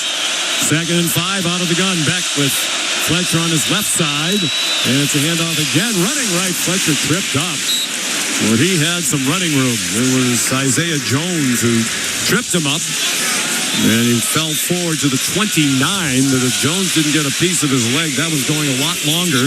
It'll be 3rd down and 1. Almost the exact same play as the play before, and lucky didn't get away with the tripping there. Yeah, he literally did trip him up. He kind of leg whipped him. Surprised there wasn't a flag down. As Jones was on the ground, swung his legs around and tripped him.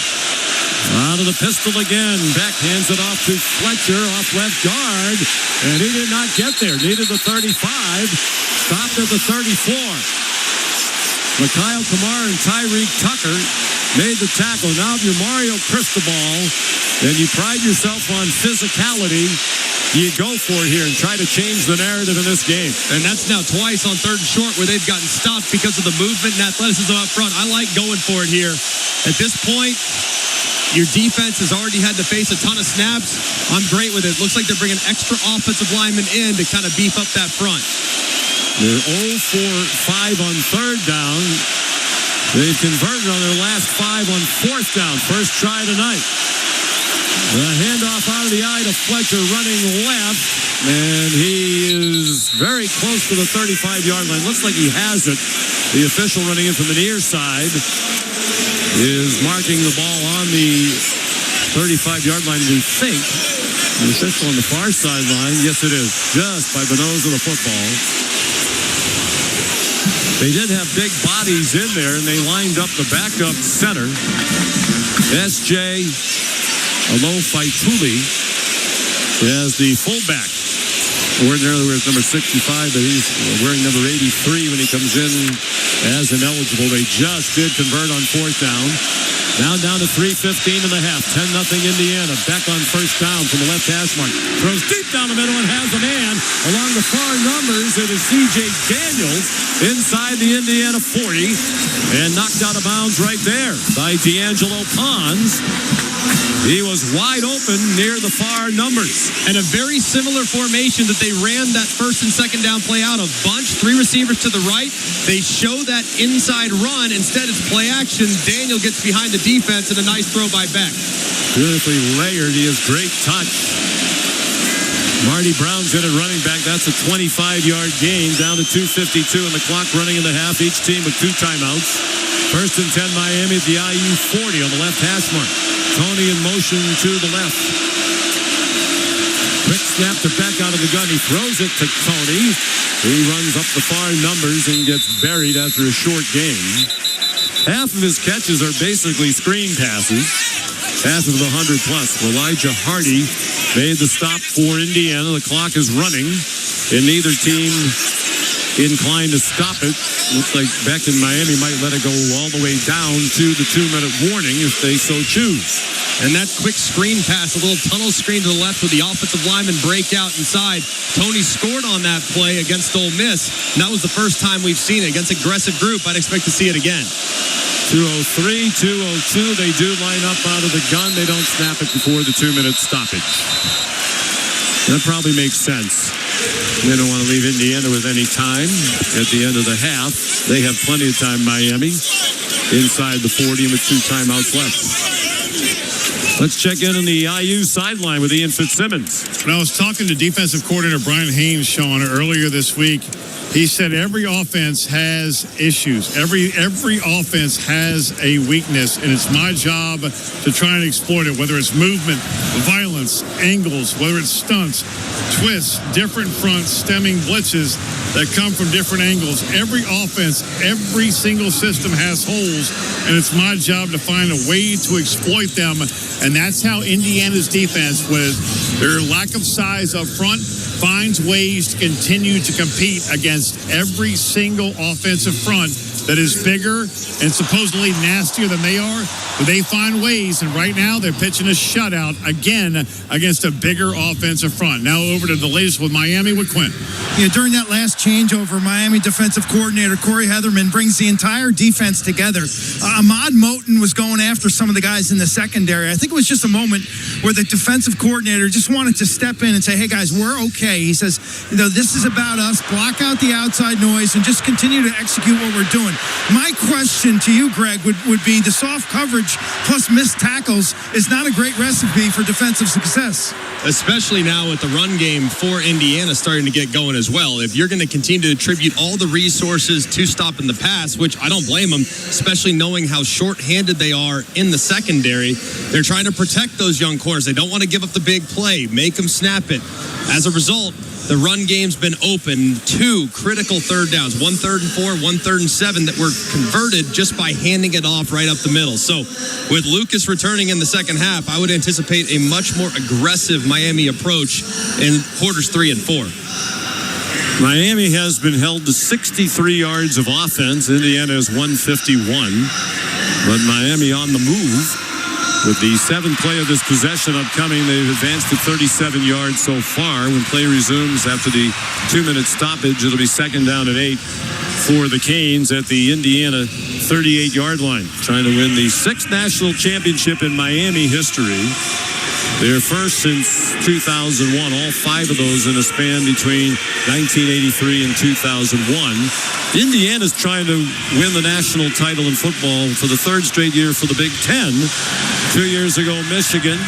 Last year, Ohio State. The Big Ten hasn't won 3 straight national titles in football since the first 3 years of the 1940s, when Minnesota won back-to-back national titles, and then Ohio State in 1942. It's impressive to see the depth that the Big Ten has put on display at the highest levels of the sport, but nothing compares to what we've seen with Indiana's breakthrough. The level of efficiency and play is remarkable. And no weaknesses. None. The offense has gotten a lot of attention in this playoff so far with the 94 points in the first 2 games.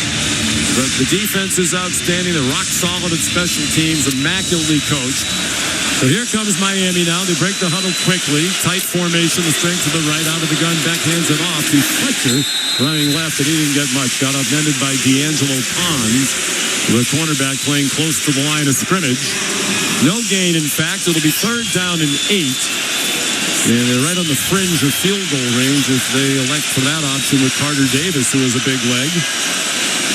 And Carson Beck needs to be very mindful of that, too. Any sack in this situation on the 38-yard line could result in taking points off the board, so the ball has to come out for the quarterback. Minute and a half to go. They break the huddle with 2 receivers in the boundary left. Now Tony goes in motion. They take a jet sweep to him. It's a quick screen to the left to Keelan Marion, and he's down along the far numbers at the 32-yard line. And that is a couple of yards short of the first down. So another decision for Mario Cristobal. On 4th down, they converted on 4th down and a yard earlier. He's talking to his assistant coaches. This is 4th down and 2. They are in field goal range, but the offense is on the field. We're under a minute to go in the first half. Indiana leading 10-0. And they're sort of huddling. Most of the offensive players just looking to the sideline. I think Mario's going to let the play clock run all the way down and then call a timeout. I would go up there and at least try to get him to jump off sides. That's the second least penalized team in the country, but you might as well try, see if you can't get a free first down. You're going to let it go all the way down either way. Their second charge timeout on the half, 30 seconds. They do let it run all the way down. What would you do here? Well, it looks like they're going to send Davis onto the field, so he just wanted to leave as little time as possible for Indiana here at the end of the half, and they'll send Carter Davis out to try the field goal. You agree with that? Totally. I think you have to stop the bleeding. You need to go into the half feeling good about what you just did offensively. For the first time really all game, you were able to kind of impose your will along the line of scrimmage. And I think just making it a one-score game, regrouping on defense in the second half, this is absolutely the right call. So here's Davis, who's had a terrific first year at Miami. He's a transfer from FAU just up the road, but he struggled a bit lately. This will be a 50-yard try from just inside the left hash mark. No breeze. It's a natural grass field. Dylan Joyce, the punter's the holder. Snap and hold are good. And that kick is no good. It grazed the right upright and winds up wide.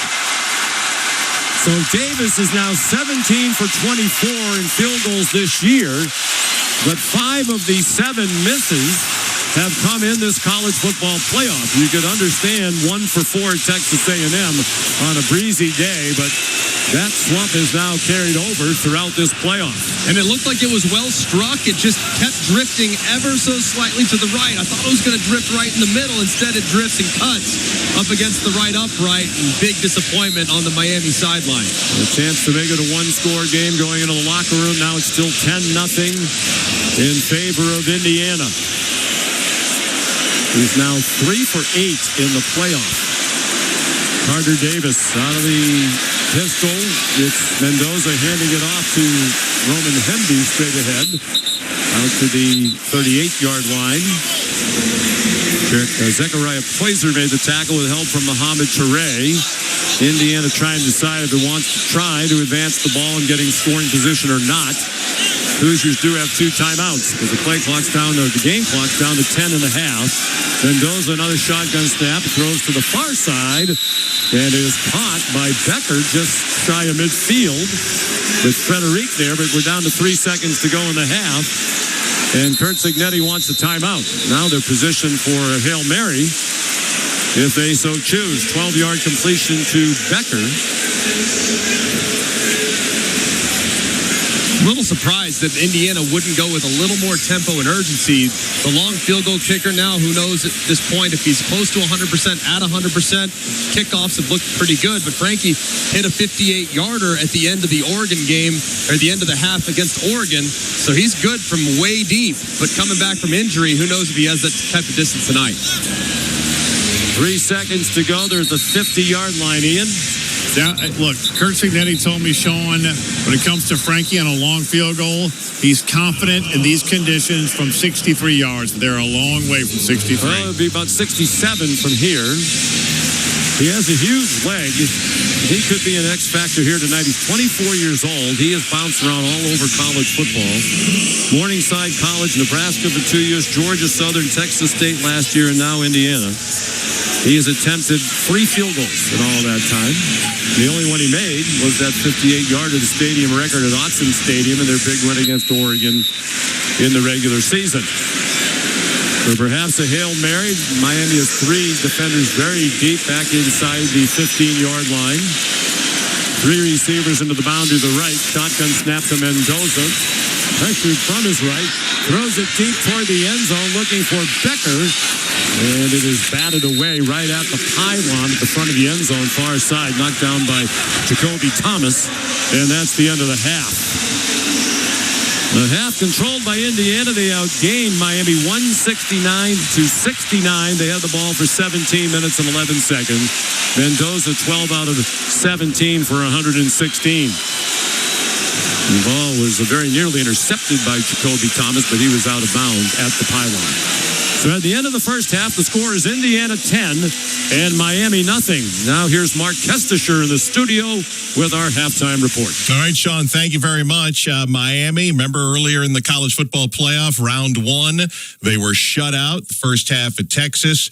Neither team was able to score that day. And since the BCS debuted in the 1998 season, Miami now just the sixth team to have been shut out in the first half of a BCS CFP championship game. Meanwhile, for the Indiana Hoosiers, Mendoza, 12 of 17, 116 yards. They have a field goal. Indiana has a touchdown, and they have a 10-0 lead over Miami at the half. Coming up, Kelly Stauffer will join us from Miami to break down this first half. This is the College Football Playoff National Championship presented by AT&T on ESPN Radio and the ESPN app.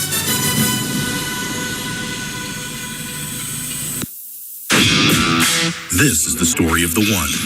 As the purchasing manager at a manufacturing plant, she knows the only thing more important than having the right safety gear is having it there when you need it. That's why she partners with Grainger for auto reordering, so her team members can count on her to have cut-resistant gloves on hand, and each shift can run safely and efficiently. Call 1-800-GRAINGER, click Grainger.com, or just stop by. Grainger, for the ones who get it done. And we're out. Back in 60. Hey, what are you eating?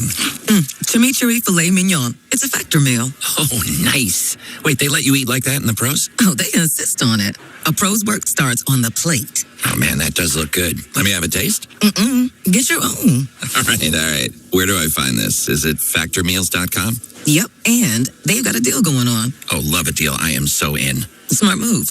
Pro move. All right. Factor. Eat like a pro. Hey, fans! Welcome back to Fansville's Cheers and Tears. Oh. Okay, so like everybody deals with losing, right? To a rival on a last-second field goal. Whatever, it's fine. I'm totally fine. But I cope with losing with an ice-cold Dr. Pepper. Those 23 flavors are like so delicious. They totally wash away the pain of your college football team taking a big fat L. College football, it's a pepper thing. A SoFi personal loan is here to help you achieve something once thought impossible: overcoming high-interest credit card debt. Walk the tightrope of your finances with one low, fixed-rate monthly payment, no fees required, and as soon as the same-day funding. That's right. Pull off your own debt-defying stunt with a SoFi personal loan. Visit SoFi.com/trick to learn more. Loans originated by SoFi Bank, N.A., member FDIC. Terms and conditions apply. NMLS 696891.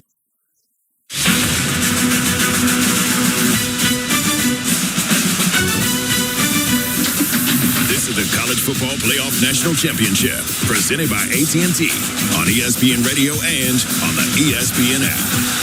College Football Live halftime report from our All-State studios. Mark Kestisher, Kelly Stauffer with you. 10-0.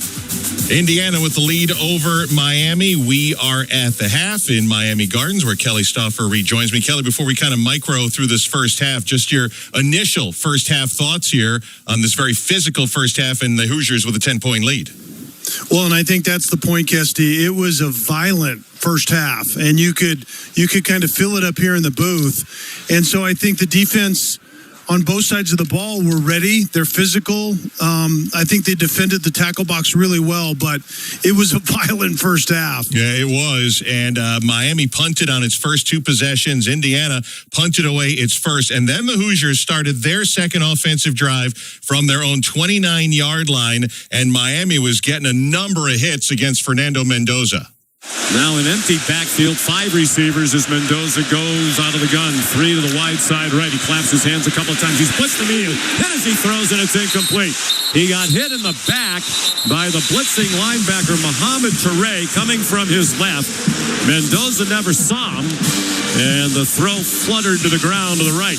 Later in that drive, there was also a handoff Mendoza, and he kind of lurched toward his left on the fake, got hit by Miami free safety Jacoby Thomas. Indiana ends up scoring a field goal on that drive, but let's bring in Matt Austin, our rules expert. Matt, I know during the broadcast, it had been relayed to Sean and Greg about potentially that could have been targeting. What'd you see on that one? There was no flag there. Yeah, Mark, I definitely thought there should have been targeting on the play. The quarterback, although he's not defenseless when he's carrying out a run fake, you still can't take a cheap shot on him. I think the defender checked all the boxes for targeting. He lowered his head. He had an upward thrust. He put the crown of his helmet right into the quarterback's face mask, and that's targeting with the crown of the helmet. It should have been called on the field. If nothing else, it should have been stopped by replay. One quick follow-up, Matt, for you is how difficult for a referee to officiate this game with the amount of physical play and how fast it's going? Well, you can tell that the officials decided they're going to let the players play, and I'm okay with that. There's been a couple pass interferences that you may have called in the regular season, but they've let him play both ways. But the two hits on the quarterback, the cheap shot in the back that Sean made reference to a minute ago, and the targeting, you've got to get those. You've got to get the safety fouls, even if you're letting them play. It's Matt Austin, our rules expert, and Kelly Stauffer. Nico Radicic ends up with a 34-yard field goal, and those are the only points in the first quarter. 3-0 Indiana leading Miami. You know, we're talking about the Miami physical defense, but the Hoosiers played a really good brand of defense in this first half, and especially in that first quarter. And Kesty, I think that's what's surprising to a lot of people that don't really know a lot about Indiana or haven't followed them is Indiana's not afraid to get into a rock fight in a physical kind of slugfest. And they've been really good on the line of scrimmage themselves. And I think what won the day, aside from the defenses in that first half, is Miami has this tendency at just the wrong time to have miscues. And there were a handful of missed tackles that added yards after the catch or after contact in that first half by Miami. And then I think there are a couple of times defensively where Miami didn't adjust to the up-tempo a couple of times by Indiana offensively. I think that caught them by surprise. And then a few penalties. And it wasn't a lot of penalties. I think there were only 3 of them. But it's when they happen. They extended drives. They took away a little bit of field position. And because Indiana is so good and consistently disciplined, you have to play clean yourself. And Miami really didn't do that in the first half. I think you're right. You're exactly right. 3 penalties, and at one point, 26 yards penalized to only 26 yards of offense. They had the offsides call, Miami did, on the 3rd and 13 Indiana. That made it a 3rd and 8. Thought one of the bigger plays was Kalon Black right there, a 20-yard run, first down to the 23. They eventually got it down to the 1-yard line. They have Mendoza going under center in the I formation with Nowakowski, the fullback, in front of Black. They give it to Nowakowski, and he powers in for a touchdown. Out of the I with Nowakowski, ordinarily a tight end. It's an Indiana touchdown, the first touchdown of this game with 6:13 to go. And Kelly, 4 third-down conversions. Nobody does it better than Indiana. And 6:44 taken off the clock. They are winning the clock battle so far in this first half. And Kessie, that drive that we just listened to, it was 14 plays, 85 yards, and you talked about it, almost 7 minutes. Well, at the time, Miami only had 14 plays offensively in the entire game with, I think it was 6:13 left in the second quarter. So Miami really was in rhythm that first drive, a few plays. Even though it was only 5 plays, they had a sense of what they wanted to accomplish. They really were completely out of rhythm the rest of that half until that last drive, and it resulted in a missed field goal. But it was 8 plays. They got the run game going a little bit, and if you get that going, the play action pass is certain to follow. They had a 25-yard completion on play action. So that's more of what Miami certainly is going to have to do offensively in this second half. Yeah, and before that field goal hit off that right upright, you had mentioned to me this is an important drive for Miami, not just to get their offense going, because the defense had been on the field for so much in the first half. Yeah, and I think that's where you see the complementary nature of the game that we play and that we get to watch here tonight is Miami's defense had to defend more than twice the plays that Indiana did. And so they were gassed on that last 14-play drive. First of all, that's taxing even when your offense is playing well, when you're on the field for almost 7 minutes. So that was huge. And then Miami did extend the drive enough. They kept the football a little bit. And I think they found some things that they can maybe go back to in the second half. But the bottom line is, I think if you're Mario Cristobal at halftime, you're happy with what your defense did. Let's not forget that. They've only given up 10 points to this juggernaut of a Heisman Trophy winner in that offense for Indiana, and they were getting hits on Fernando Mendoza. We talked about that had to happen, and Miami was successful doing that defensively, literally bloodied his lip, got him to the ground a handful of times. They will need to do more of that in the second half. Our first half highlights brought to you by Venmo. Score more with the college-branded Venmo debit card. The Venmo MasterCard is issued by the Bancorp Bank N.A. More of Kelly Stauffer's second half adjustments coming up on this College Football Live halftime report. And you're listening to the College Football Playoff National Championship presented by AT&T on ESPN Radio and the ESPN app. Hey, it's Dean Blevins. After decades in sports broadcasting, I know how to spot a winning team. That's why I joined forces with Triple Play Home Services. They're locally owned, not run by some big corporation. And when your home needs help, they show up fast, deliver world-class service, and charge a fair price. Call today for a half-price furnace tune-up, and we'll include carbon monoxide detection absolutely free. Get ahead of the cold, stay safe, and win this season with Triple Play Home Services. Fix it fast and save the day. Triple Play. All you gotta do is call.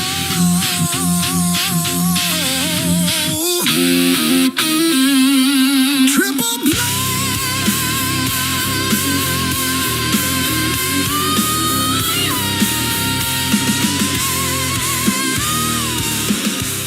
Hey, can you blow up some balloons for Jack's party? I can't. I'm so congested. You need Sinex Saline from Vicks. Sinex Saline Nasal Spray. Yeah, just Sinex. Breathe. Sinex Saline instantly clears everyday congestion associated with colds and year-round allergies with a gentle, ultra-fine mist that's no mess and easy to control. Daddy, we need more balloons. On it! Enjoy life's important moments without congestion. Try Sinex Saline from Vicks. Just Sinex. Breathe. Use as directed.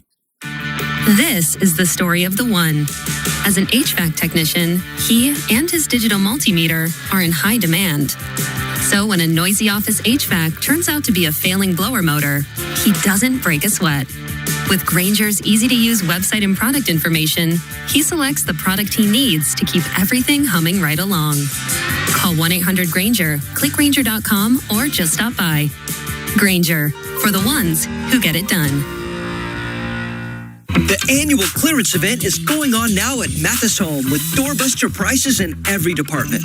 Shop hundreds of sofas in all the latest styles at huge discounts. Get closeout prices on bedroom and dining furniture, or choose from a huge assortment of recliners from all the top brands as low as $199. Plus, they're all in stock, so you can take it home today with our fast and easy financing and free delivery. Don't miss the annual clearance event at your furniture superstore, Mathis Home.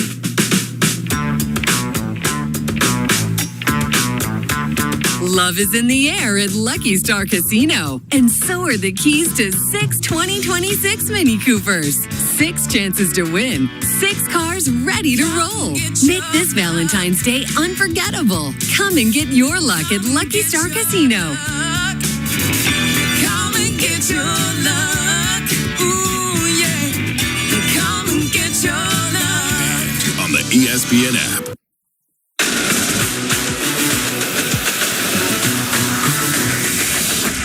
Listening to the College Football Playoff National Championship presented by AT&T on ESPN Radio and on the ESPN app.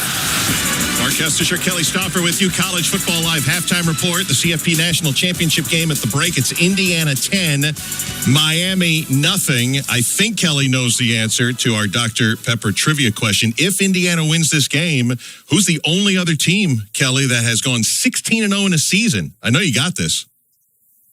Who gave us the heads up on this? It was Yale, actually, in 1894. 1894. Did you know 13 of those 16 wins were by shutout? So there you go. There's your factoid of the night. Defensive juggernaut in Yale. I heard about that. Yes. Biggest adjustment for both teams here as we get set for the second half.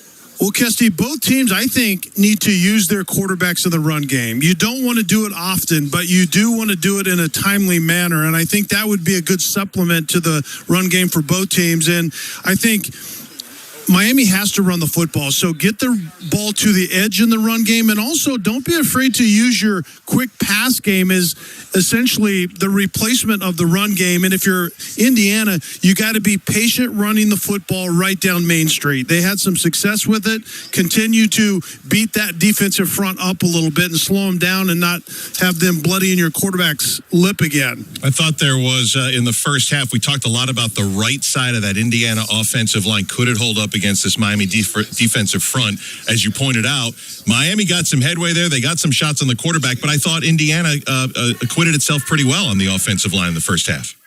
Yeah, and I think they're doing a decent job. But again, I think when the pressure was ratcheted up on the quarterback, Indiana's run game kind of took off a little bit, and they ran right between the tackles, actually between the guards. And I think that took a little pressure off of those edge rushers getting to Fernando Mendoza a little bit. All right, Indiana's going to receive the second half kickoff. Obviously, we were at the Fiesta Bowl when Xavier Lucas got the targeting call in the second half, which meant he had to sit out the first half. How important is getting Lucas back for this Miami secondary here, especially with them being on defense to open the half?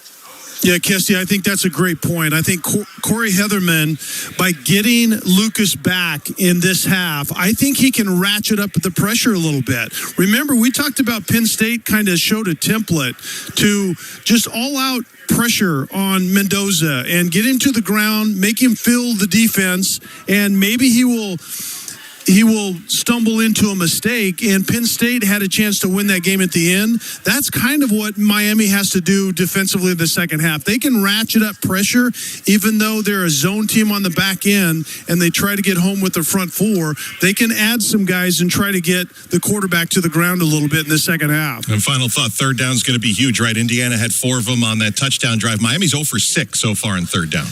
Well, Kesty, you know what's interesting? We talk about all these matchups and personnel and Heisman Trophy winners. You know what it comes down to? Tackling and execution. And execution, particularly in situational football. And you're right. Third down to extend drives.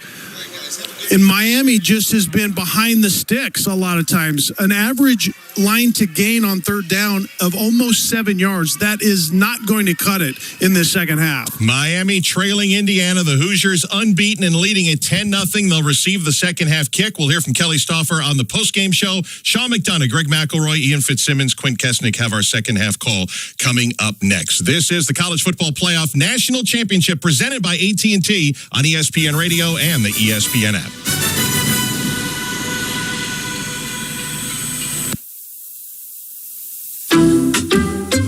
People just know you can save money on car insurance by checking Allstate first. Like, you know to check if they're going for it on fourth down before going to the concession stand. Yeah, give me 3 hot dogs, 2 jumbo touchdown, baby! What?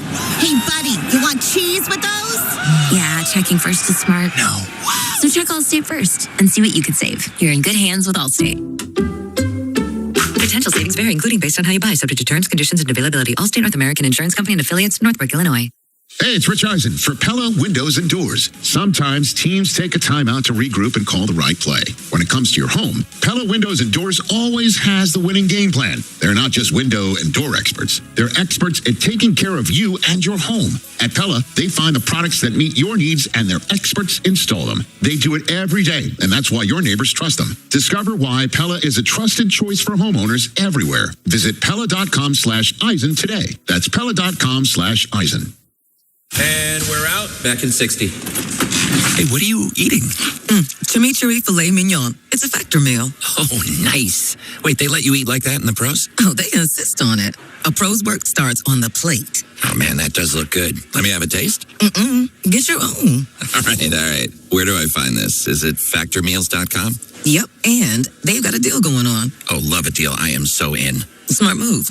Pro move. All right. Factor. Eat like a pro. As a sports fan, you want the best way to watch your favorite teams at home. And now you can experience game day in all its glory with a Samsung Super Big TV. It's super big and super clear, giving you a closer view than the sidelines. And you can go big without the blur, thanks to the supersized picture enhancer, even on our biggest TVs. So get ready for your game day with the ultimate fan-worthy TV at Samsung.com. Supersized picture enhancer utilizes AI-based formulas, available on 85-inch and larger TVs on models QN70F and above. Hey, fans! Welcome back to Fansville's Cheers and Tears. Oh. Okay, so like everybody deals with losing, right? To a rival on a last-second field goal. Whatever, it's fine. I'm totally fine. But I cope with losing with an ice-cold Dr. Pepper. Those 23 flavors are like so delicious. They totally wash away the pain of your college football team taking a big fat L. College football, it's a pepper thing. May I have your attention, please? The NFL Pro Bowl games are back. The league's biggest stars of the year show off on a brand new stage in San Francisco, celebrating the season with an AFC-NFC showdown, flag football style. One game, all the sellies. The 2026 Pro Bowl games, powered by Verizon. Tuesday, February 3rd at 8 p.m. Eastern on ESPN. Also streaming on the ESPN app. Yeah, 101.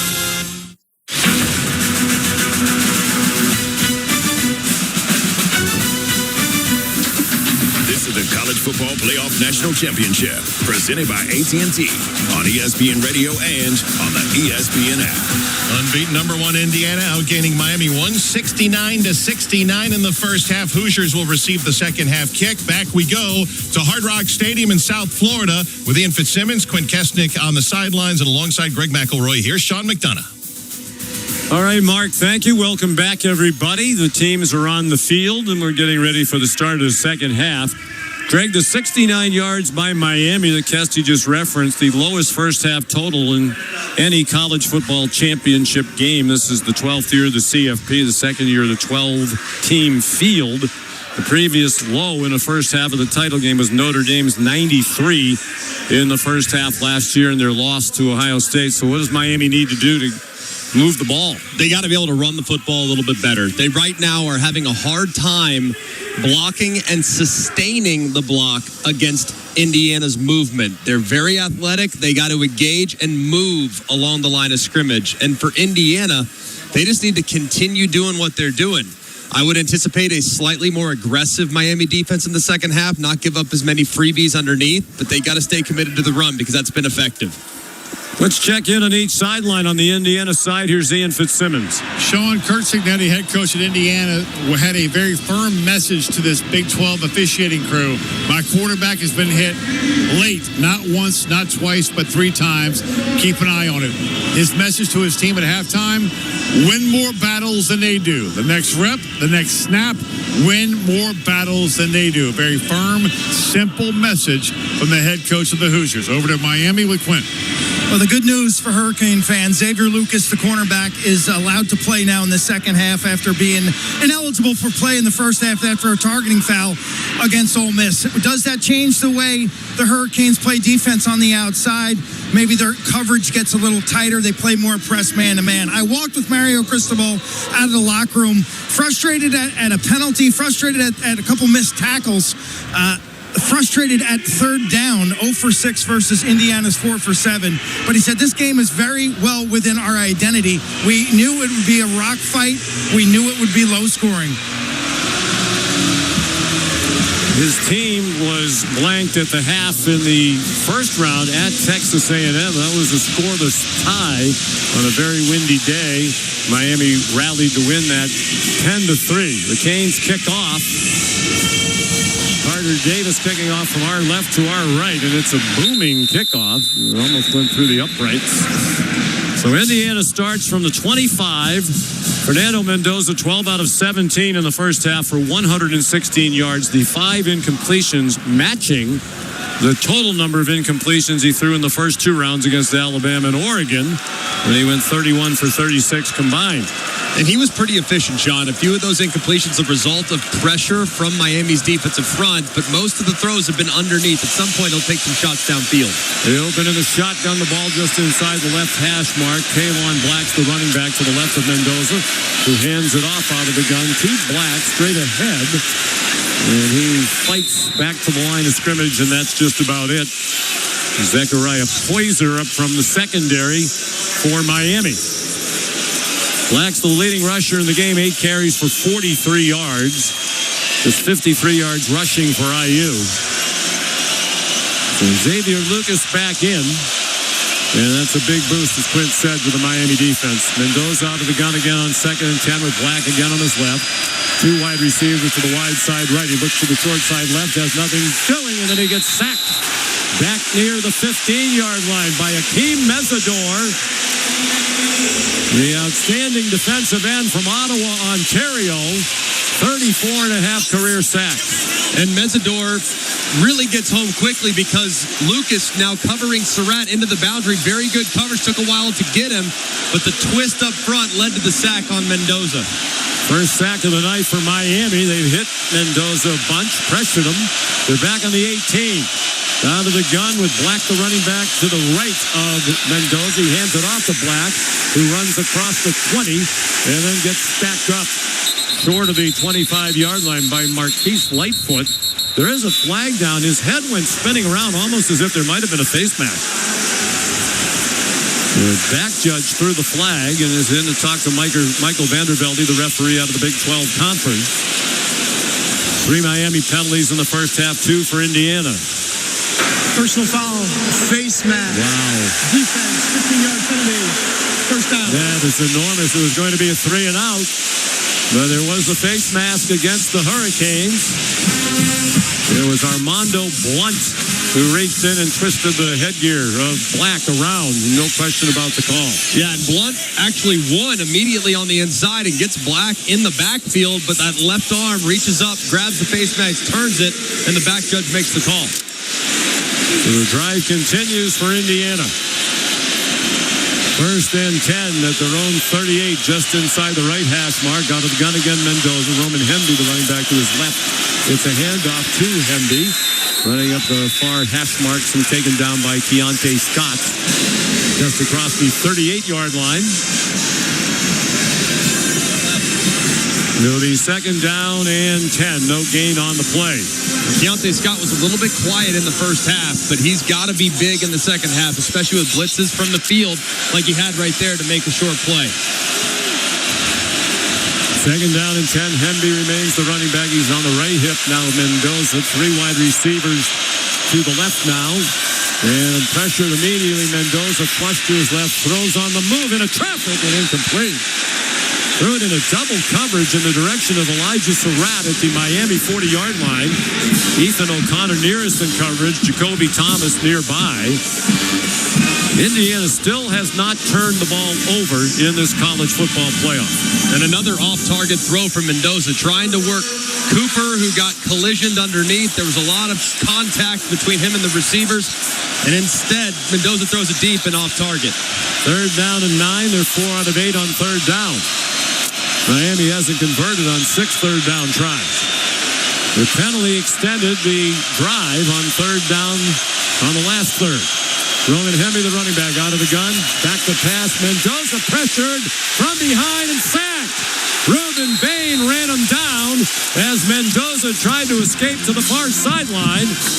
And a sack back at the 30-yard line for a loss of 8. And what a rush by Reuben Bain. He's working against the outstanding left tackle, Carter Smith. And it just takes too long. As Mendoza tried to flush to his right, Bain was able to chase him down and drop him. Bain's had a magnificent playoff already. Expected to be a very high draft choice, and he has certainly only enhanced his status here in the postseason. Mitch McCarthy on the punt on 4th down and 17. 3 minutes into the second half, 10-0 Indiana. High end over end kick. Malachi Tony backpedals to his 20 on the far hash marks. Cuts to the outside across the 30. across the 35, and he steps out of bounds at the 37-yard line. They're going to give him the 38. A nice 18-yard return. Jeff Utzinger made the tackle for Indiana, walk-on linebacker who plays on special teams. 11:52 to go in the third quarter. It's Indiana 10, Miami nothing. You're listening to the College Football Playoff National Championship presented by AT&T on ESPN Radio and the ESPN app. The annual clearance event is going on now at Mathis Home with doorbuster prices in every department. Shop hundreds of sofas in all the latest styles at huge discounts. Get closeout prices on bedroom and dining furniture, or choose from a huge assortment of recliners from all the top brands as low as $199. Plus, they're all in stock, so you can take it home today with our fast and easy financing and free delivery.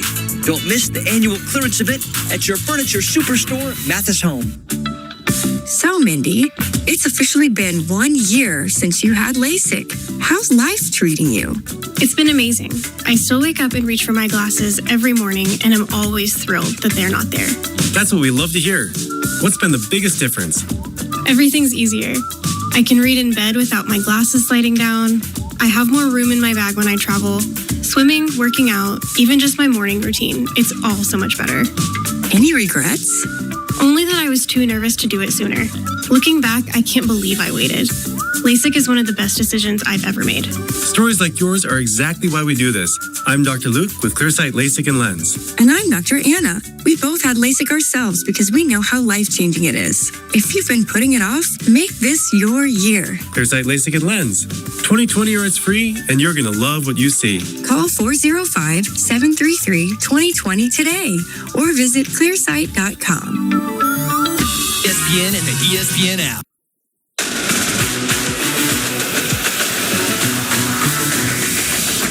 You're listening to the College Football Playoff National Championship presented by AT&T on ESPN Radio and on the ESPN app. John McDonough, Greg McElroy, Quinn Kestenik's on the sideline, the Miami side, where the Hurricanes are trying to find some offense, and Ian Fitzsimmons patrolling the Indiana sideline. First possession of the half upcoming for Miami. 11:52 to go third quarter, 10-0. Indiana, historically low, 69 yards of offense in that first half for the Canes. And they found a little something in their final drive of the half, though, where they put a tight formation to the right-hand side of the offensive line and just ran it right behind Maui Noah and Cooper, the right tackle and right guard, respectively. They could probably lean on that a bit, but at some point they're going to have to create some bigger plays on the outside. 49-yard punt by Mitch McCarthy, an 18-yard return by Malachi Tony, who's had a very quiet night. He's caught 3 balls, but just for 11 yards. Maybe they can get the dynamic playmaker more involved. Ball's on the left hash mark. They're going from left to right. And they break a huddle with Fletcher on the right side of Carson Beck, who's in the shotgun. 3 receivers. Into the boundary left is Keelan Marion. Slot right is Tony. Direct snap to Beck. Steps up into the pocket. Throws over the middle for a short completion. Out to the 43-yard line. It is Malachi Tony. And he got 5 on that catch. So far, there hasn't been much for Carson Beck in this game. He did have the one throw to C.J. Daniels off play action, but Indiana's done a good job of kind of keeping everything in front of them. They've been defending the run with their front 4. The linebackers have been aggressive too, but Beck needs to soften them up with the passing game. They go to the pistol on 2nd and 5 from the left hash. Fletcher behind Beck. 2 receivers into the boundary left. C.J. Daniels wide to the right. It's a handoff, running right to Fletcher. Has room outside. He may go inside the 30 of Indiana. He'll go all the way. Touchdown, Fletcher. A quick hop off right tackle. He bounced it out to the outside, and he never got touched. A 57-yard run. And Miami is on the board, and their fans here in their home stadium are going crazy. And that was really one of the few times that we've seen Miami try to stretch Indiana's defense to the outside. So much of what they did is between the tackles in the first half, and it was met with mixed results. That time they get to the outside, Fletcher gets a step, and he's out the gate. His mom, Linda, here tonight. Has been to every game of his Miami career, home and away. Here is Carter Davis for the extra point, and it is right down the middle. So Miami stifled the entire first half. They're mobbing the team leader Fletcher on their bench on the far sideline after the 57-yard touchdown run. And he never got touched. Nice blocking on the outside right by Alex Bauman, the tight end.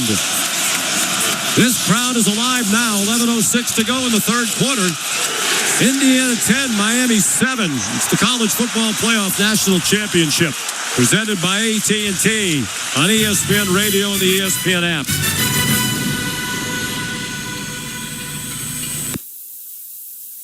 Score more with the college-branded Venmo debit card. Rep your team with every tap and earn up to 5% cash back through Venmo Stash, a new rewards program where the more you do, the more you get. Get your Venmo debit card today and start earning rewards with Venmo Stash. Learn more at Venmo.com/collegecard. The Venmo MasterCard is issued by the Bancorp Bank N.A. Select schools available. Venmo Stash terms and exclusions apply. Max $100 cash back per month. See terms at venmo.me/stash terms. Rain-X wipers are the #1 wiper blades in America. That means all kinds of drivers choose Rain-X. Big drivers in small cars choose Rain-X. Small drivers in big cars choose Rain-X. Drivers with long hair and short commutes choose Rain-X. Drivers with short hair and long commutes choose Rain-X. Drivers with pets on board, babies on board, and bored babies on board choose Rain-X. Basically, drivers who love a clear view of the road all choose Rain-X wipers, the #1 wiper blades in America. Some people just know you can save money on car insurance by checking Allstate first. Like you know to check Kirk Herbstreit's pregame analysis first, before talking to your brother-in-law. In this game, the key thing to watch will be the offensive line versus the front seven. If they can get pressure without blitzing, this could be a long night. Okay, Kirk.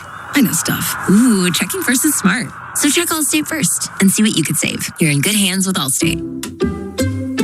Potential savings vary, including based on how you buy, subject to terms, conditions, and availability. Allstate North American Insurance Company and affiliates, Northbrook, Illinois.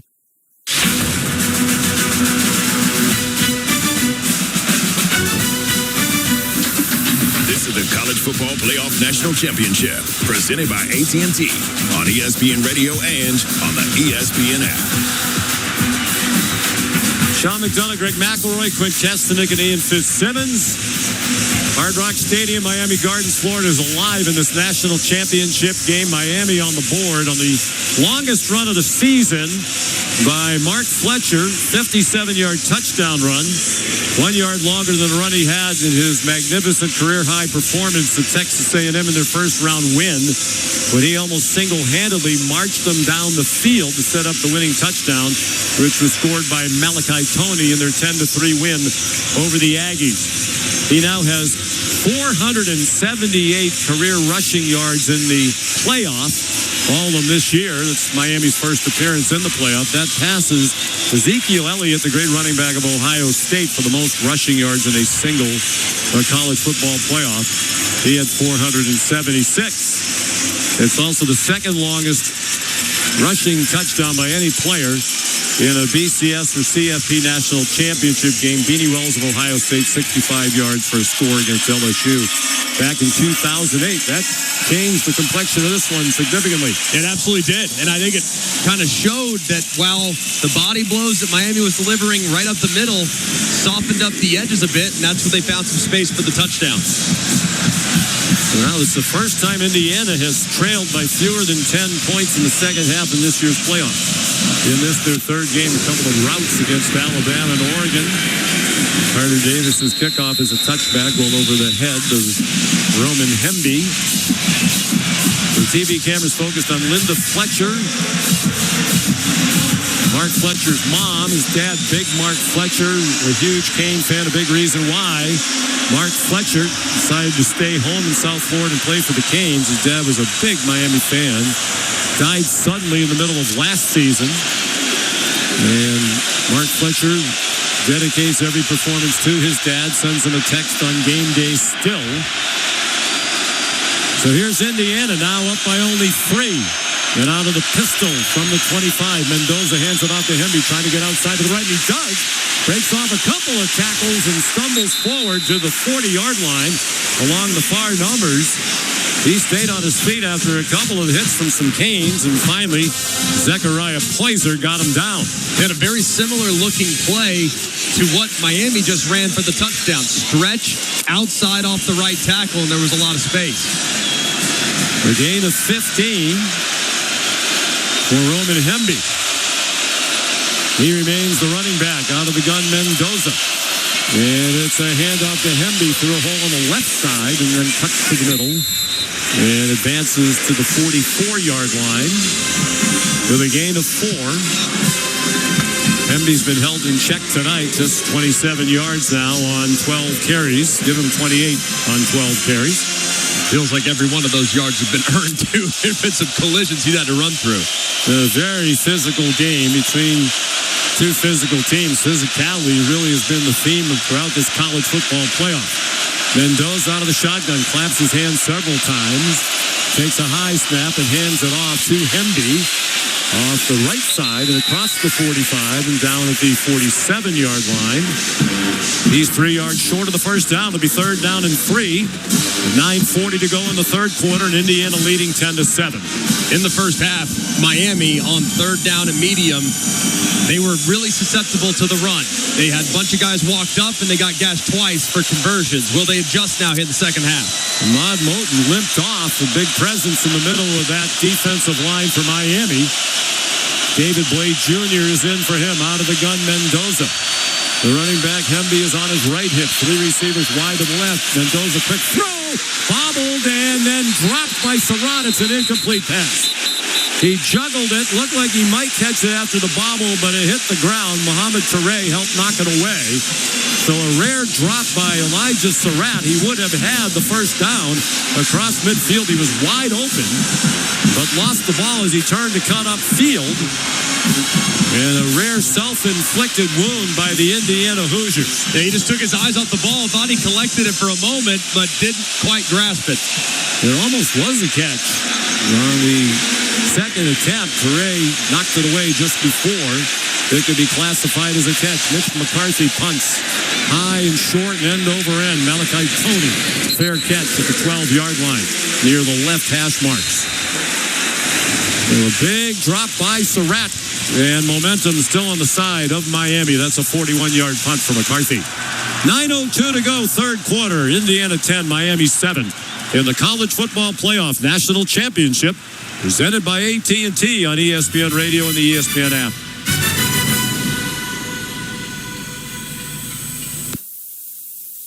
Rich Eisen here. LinkedIn Jobs is stepping things up with their new AI assistant so you can feel confident you're finding top talent. Get this. Employees hired through LinkedIn are 30% more likely to stick around for at least a year compared to those hired through the leading competitor. Hire right the first time. Post your job for free at linkedin.com/Eisen, then promote it to use LinkedIn Jobs' new AI assistant, making it easier and faster to find top candidates. That's linkedin.com/Eisen to post your job for free. Terms and conditions apply.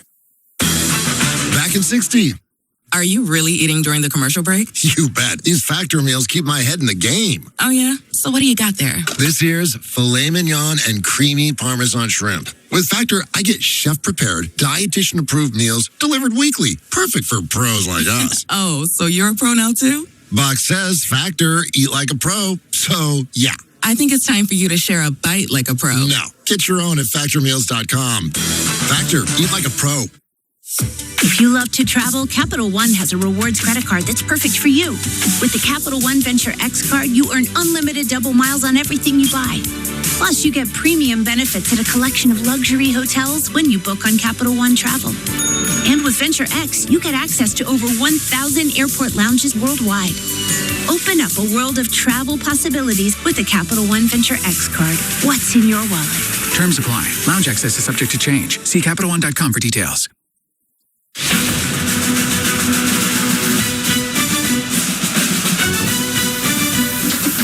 This is the College Football Playoff National Championship, presented by AT&T on ESPN Radio and on the ESPN app.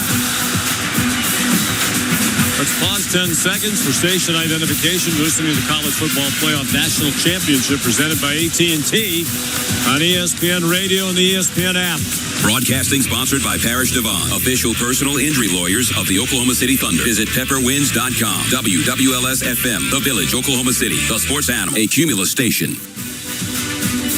Sean McDonough, Greg McElroy in the booth. Ian Fitzsimmons and Quint Kesselniger on the sidelines. 9:02 to go in the third quarter in this national championship game. Indiana leading 10-7. They were up 10-0 at the half. But on the second play of this half on offense for Miami, Mark Fletcher, the star of this postseason for the Canes, busted one 57 yards for a touchdown outside the right tackle. First rushing touchdown given up by IU outside the tackle since their season opener against Old Dominion. They are 15-0, the Hoosiers, trying to go to 16-0. The only other team to do that in major college football was Yale back in 1894. Mark Fletcher, the running back, they're in the pistol. And it's a handoff to Fletcher straight ahead from Carson Beck. Got to the 13 and then repelled. The gain of 1, worst starting field position of the night for Miami. And kind of back to what they were doing early in the half, first half that is, run right between the tackles. They got to continue to kind of mix it in between the outside the tackles and inside the tackles to keep this defense guessing. Fletcher, 84 yards rushing, 57 on the touchdown run. On 11 carries, he's now on the right hip of Beck out of the gun. Tony goes in motion to the right slot to the left, 2 receivers to either side. It's a quick throw to Tony, off target, low and away along the far sideline near the 16-yard line. Not a good throw by Carson Beck, who has not had a good night. 7 out of 12 for 54 yards. And right now, there's really not much of a threat of a deep ball over the top. The safeties for Indiana playing at about 10 to 12 yards at most. The corners not really threatened deep either. So at some point, they got to soften those guys up with the shot. Miami's 0 for 6 on third down. Fletcher, the running back, on the right side of Beck out of the gun. 2 receivers on the boundary to the left. C.J. Daniels wide to the right near the numbers. The snap to Beck. He sets, fires to the right, and it is incomplete. Intended for C.J. Daniels at the 25, which would have been a first down, but it was very well defended by Jamari Sharp, one of 4 Indiana Hoosiers from the Miami area. He's from Miami Northwestern High School. He's the nephew of Glenn Sharp, Miami defender who was called for that very controversial pass interference call against Ohio State in overtime when the Canes thought they had won the national championship. The flag extended the game and Ohio State won in 2002. So here's a punt for Dylan Joyce from his own goal line. Rolls right, kicks it. Tumbling punt toward the far sideline. Lands near the 45-yard line of Indiana and carries out of bounds along the Miami sideline on the far side. They're going to mark it at the 43. It's a 44-yard punt. Well positioned by Dylan Joyce. 8:09 to go, third quarter. Indiana ball, leading 10-7. And for Indiana on this drive, they need to continue to mix the run pass, adjust the pocket. They tried that earlier, and it led to an inaccurate throw, but these pass rushers are really starting to get home. They're really starting to make their presence felt. Move Mendoza out of the pocket to change the launch point. The drop pass by Surratt into the last possession, their first drop pass in the last 4 games. Out of the shotgun, Fernando Mendoza, play fake to Black. He's in trouble. They have him around the legs, and they take him down through the Canes, back near the 35-yard line. Raheem Mesidor again there for Miami. It's an 8-yard loss. And Mesidor is working against the right tackle in this situation, Johnny. And Johnny, filling in for Benson, gets run right around. There's absolutely nothing Mendoza can do. Third Miami sack for 23 yards. 50 on the season for Miami. That leads the country. Second and 18. Kalon Black, the running back. They go out of the gun. 2 receivers to either side. It's a handoff straight ahead to Black. His legs keep turning, and he stays on his feet, fights his way to the 41. Finally tackled along the near hash marks there by Zechariah Poyser. He got 6. They'll need 12 on third down. More than midway through the third quarter. Indiana leading 10-7. And Miami bringing on their specialty pass rushers now. Lightfoot, number 12, looking like he might line up inside. But he'll probably bounce out to the edge where his presence is most felt. Out of the shotgun, Fernando Mendoza. With a running back, Black on his right hip. 3 receivers in a bunch to the right. Sarratten to the boundary to the left. The candidate for a back shoulder throw there. With coverage from Frederic. Now the running back shifts to the left. Snap to Mendoza. Here's a back shoulder throw to Surratt. And it's incomplete. Frederic had the coverage. It looked like, if anything, Surratt got away with a little bit of a push-off. And he couldn't corral the throw. Well done by Sean McDonough right there. Sportscaster of the year, seeing the one-on-one. And it was perfectly thrown. It's just really well covered. And they're letting him get away with a lot on the outside. Sure are. There's a lot of hand fighting on both sides. And that's another ball we've seen Surratt catch, during the course of the season. Got one hand on it. Kurt Cignetti a little frustrated with the officiating. Here's Mitch McCarthy to punt in his final college game at age 27. Good punt. Drives Tony back to the 5-yard line along the near numbers, and he's in trouble and swung down to the 7-yard line. Excellent punt and very well covered by Devin Boykin, one of their starting safeties. They play a lot of the starters on special teams. So Miami will start at its own 7-yard line. 54-yard punt. 2-yard return. Here's Ian Fitzsimmons on the IU sideline. When I was talking to All-American slot corner D'Angelo Pons earlier this week, Sean, he told me one of the biggest assets that this team has is their maturity. Their average age here at Indiana is 1 year less than the Green Bay Packers. And when I posed that question to Fernando Mendoza, he said, look, we don't look at social media. We don't read we're not sniffing our flowers. We are about the man next to us and the man in the mirror. That's it, done. So how mature this team is at the average age of just south of 24, they are a different type of college football team, and that's part of the reason why they are here leading 10-7 in the national championship and being 15-0. Now, for the latest on Miami, over to Quint. Well, Miami starting to play with some of that toughness and grit that's been on display since November 1st when they lost their second game of the year at SMU. It was a penalty-riddled overtime loss. They're backed into a corner on their final lifeline. They won out of the regular season. They got some breaks, and they got in this tournament. They were the last team in. They're trying to be the last team standing. They showed the ability to win the game at Texas A&M in windy conditions. It's like the Wizard of Oz. They couldn't even pass the ball. Against Ohio State, that roster littered with NFL stars. They stood toe-to-toe and took a punch. And then against Ole Miss, they tried to beat themselves with 10 penalties. What does this Hurricane team have in store for the remainder of this game? I think if you look at how they've responded in the second half, it looks a lot more like the Miami team that got here. The relentless pursuit of the passer. At some point, Indiana's going to have to help their tackles because their tackles are getting beat. They're also giving up pressure inside to Ahmad Moten. They need to move the pocket. They need to screen. They need to do something to slow down this pass rush. And then for Miami's offense, they just have to continue to lean on the run game. But at some point, whether it's this drive or the next, I wouldn't recommend it in the shadow of your own goalpost, dropping your quarterback into the end zone to take a shot. They have to take one because these safeties are getting very nosy, expecting the run to come. To amplify Quint's point, the season began for Miami right here in this stadium on August 31st with what turned out to be one of the biggest wins any team had in college football this season.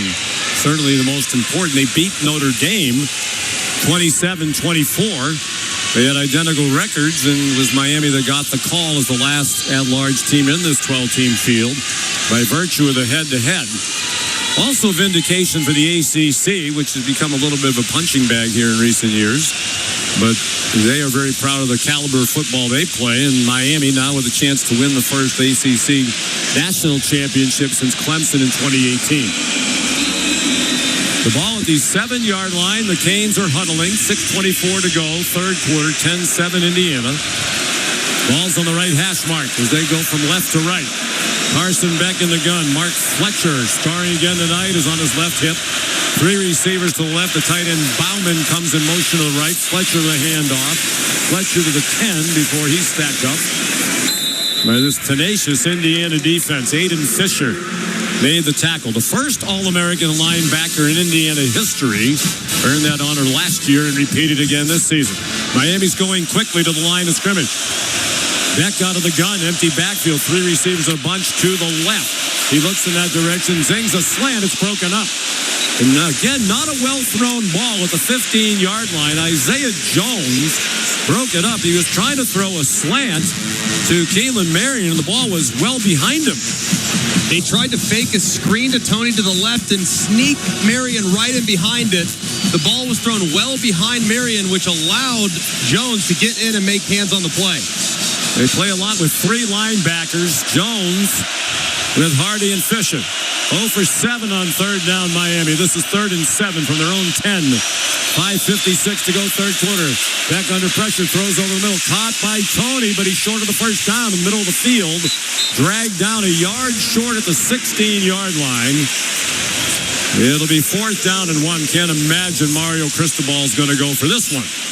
I don't think so, especially with 2 short-yarded situations earlier that were stopped by the Indiana defense. That time, thought Malachi Tony could maybe break away from one, but Indiana's such a good tackling team, they seldom allow the yards after contact. Yeah, Fisher slowed him down, and then as Tony started to break away from the hands tackle, Lewis Moore stopped him, a big stop just short of the marker.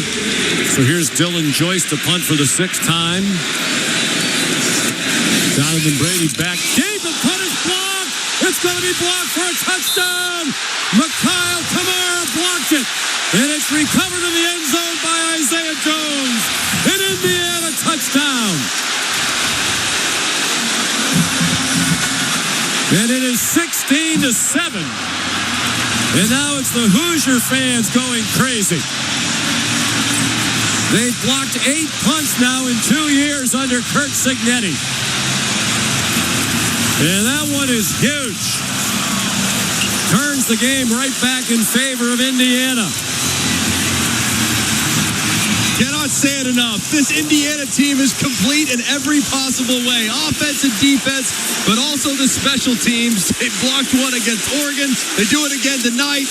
Incredible moment and play by the Hoosiers. Joyce had no chance to get it off. Kamara was right there in front of him. Here's Radicic for the extra point. What a turn of events. It's now 17-7. Mikhail Kamara, another one of those transfers who came over from James Madison, an outstanding defensive end, and now with a huge play on special teams. And he just ran right by the wedge. They had 3 blockers in the shield right under for Joyce, and Bauman, the tight end, just let him go. Kind of waved at him. Yeah, for whatever reason, Bauman never got width. He was concerned about staying in phase with the rest of the shield. And Kamara, with the punter sliding just ever so slightly rugby style to his right, shortened the distance that Kamara had to go. He just had to put one hand up, and it was an easy block for the touchdown. Really a poor play by Bauman. Here's Ian. It all goes back to Malachi Tony fielding that ball on the 4-yard line. Every special teams coordinator will tell you, you put your heels now on the 8, not the 10, and let it go. He fielded it. He felt after the kick. I'll finish this. Here's the kickoff. Comes down short near the 5-yard line. Chris Humphrey does not make the 20. Stopped at the 19 by Byron Baldwin Jr. Ian. So it used to be you put your heels on the 10-yard line, Sean. Now it's the 8. That was on the 4. That's where this whole thing started. And what did Coach Cignetti tell us before the game? Special teams will have a massive role in this game, and you just saw it right there. Block punt for a touchdown. And by the way, that extra point banked off the left upright. Come on, man. You can't make it up. 5 minutes to go, third quarter. From the 19-yard line, ball equidistant between the hash marks. They're in the pistol. Carson Beck takes the snap, fakes to Fletcher, slow developing plays, running out of time, dumps it to Fletcher in the left flat, and he fights his way for a quality gain on first down, about 8.5. He got taken down by Devin Boykin. They rule it a gain of 8. It'll be 2nd down and 2. Miami going with tempo now. Ball's on the left hash mark. Fletcher on the left side of Beck. 2 receivers to the right and the tight end there as well. Fletcher trying to bounce outside to the right again. Reminiscent of the touchdown play. He stays on his feet, breaks a tackle, and goes down along the near sideline at the 37-yard line. Jamari Sharp made the tackle. That's a 10-yard run. And Miami has quickly picked up 18 yards in 2 plays. And you're 100% right. They kind of worked it to the outside. It looked like Maui Noah might have gotten away with grabbing the jersey there for a little bit, but tremendous blocking. And by might, you mean he did. Correct. Might have offensive guy here, you know. We're going to give Aiden Fisher and a handful of them as Fletcher went by. Marty Brown's the running back. Quick pass by Beck. Down the far sideline, intended for Bauman, who got blasted as the ball arrived by D'Angelo Pons. Near the 40-yard line of Indiana. There's a quick throw down the far sideline. Bauman had some space, but as the ball arrived, so did Pons, who delivered a big hit. He's just 5'9", about 175 pounds. And they tried to go with a little play action, fake a pitch to the right, run Bauman on a little bit of a seam to the outside, and a big collision there by Pons, who elevates to make the play. The rough sequence for Bauman, whiffed on the punt block and then couldn't catch that one. Hit him in the hands. Running left, it's Brown on 2nd and 10. He scampers to the 40-yard line. Tackled there by Lewis Moore. It's a 4-yard gain and now a critical 3rd down. They still haven't converted one. They're 0 for 8. This is 3rd down and 6 with 3.5 to go in the 3rd quarter. And Indiana back up by 10. And what they've not been able to do, they haven't been able to create a lot of space. Indiana runs a zone defense for the most part. So you need to find one of those guys working the middle of the field. It's a dangerous throw, but that's where you're going to find space against this lineup. Marty Brown remains the running back. Fletcher not on the field. 3 wide receivers. Marion started in motion from the left. It's a blitz from the left. Beck forced to the right. He's still in trouble. Now stops, set, throws down the field. Caught inside the Indiana 40. And breaking a tackle, C.J. Daniels to get inside the 35. Beck scrambling for his life, but bought the time to give C.J. Daniels an opportunity to get free. And he did for a 24-yard gain. And a great job, too, by Miami's offensive front. There was a pressure off the left. It was held up for a long time. Beck bought time, rolling to his right, back to his left to allow just enough time on the scramble, and he threw a strike to Daniels for the conversion. They're at the 35-yard line of Indiana. 1st and 10, under 2.5 to go in the 3rd quarter. 17-7 Hoosiers. Marty Brown was the running back. He went in motion to the right. It's a quick throw to the left. Again, not very accurate, but caught. And running down the far sideline is Joshua Moore. He is down. Where are they going to spot the ball? It's at the very far end of the field from us. They're going to spot it inside the 30. And then they're going to bring it back to the 34-yard line for a gain of 1. Apparently he was down right after the catch. And more accurate throw would have been out the gate. There was nobody home on the left side. It was a perfect call by Shannon Dotson in the 4th throw. Accurate back on very short throws. 11 out of 19 for 93 yards. Brown, the running back. You wonder where Fletcher is here at crunch time. It's a fake to Brown. It's a quick throw to Tony. Down the left sideline. Inside the 15 and tackled near the 10. Lewis Moore made a touchdown-saving tackle. There was a swing pass to Tony out to the left. He caught it and took off like a blur for 22 yards. 26 after the catch. He got a good block along the far sideline from Keelan Marion. And they faked the run to the right-hand side. You saw a lot of red jerseys, crimson jerseys, working from left to right. Immediately outflanked to the outside. It's well blocked by the outside receiver. Tony turns into a big play. Taking down to a minute to go in the 3rd quarter. They're on the 13-yard line are the Canes. 8th play of the drive upcoming. Fletcher back on the field. The play clock is under 3. They're in the pistol. They snap it with 2. Fletcher running left, stutter steps and crosses the 10-yard line. Down to the 9 in the arms of D'Angelo Pons. So after the first half with not a lot of action and a 10-0 Indiana lead at the break, The action has quickened here in the third quarter. Miami scored on a long touchdown run by Mark Fletcher and a block punt for a score for Indiana. 2nd and 7. The play clock is at 17. The game clock is 20 seconds in the third quarter. So they have to snap it at least once more. Fletcher on the left side of Beck out of the gun. It is a handoff to Fletcher up the middle, powering inside the 5 and down just shy of the line to gain at the 2 on what's going to be the last play of a very entertaining third quarter. Each team scored 7 points. Indiana's going to take a 10-point lead into the fourth quarter, but when we come back, Miami will have it 3rd down and 1 at the Indiana 3. At the end of the third quarter, it's the Hoosiers 17 and the Hurricanes 7. This is the College Football Playoff National Championship presented by AT&T on ESPN Radio and the ESPN app.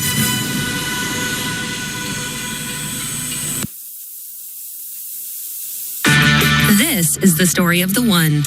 As an HVAC technician, he and his digital multimeter are in high demand. So when a noisy office HVAC turns out to be a failing blower motor, he doesn't break a sweat.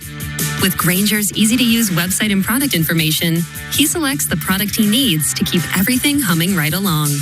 Call 1-800-GRAINGER, click Grainger.com, or just stop by. Grainger, for the ones who get it done. We know exactly what you're not thinking about right now. Wiper blades. But now that you are, take a moment to think about how Rain-X is the #1 brand of wiper blades in America. Why? Because Rain-X thinks about wiper blades all the time. We obsess, so you don't have to. Simply install our blades and then think about literally anything else. So choose Rain-X, America's #1 wiper blades, and then go back to not thinking about wiper blades. Rain-X, outsmart the elements. Score more with the college-branded Venmo debit card. Rep your team with every tap and earn up to 5% cash back through Venmo Stash, a new rewards program where the more you do, the more you get. Get your Venmo debit card today and start earning rewards with Venmo Stash. Learn more at venmo.com/collegecard. The Venmo MasterCard is issued by the Bancorp Bank N.A. Select schools available. Venmo Stash terms and exclusions apply. Max $100 cash back per month. See terms at venmo.me/stash terms. As a sports fan, you want the best way to watch your favorite teams at home. And now you can experience game day in all its glory with a Samsung Super Big TV. It's super big and super clear, giving you a closer view than the sidelines. And you can go big without the blur, thanks to the supersized picture enhancer, even on our biggest TVs. So get ready for your game day with the ultimate fan-worthy TV at Samsung.com. Supersized picture enhancer utilizes AI-based formulas, available on 85-inch and larger TVs on models QN70F and above.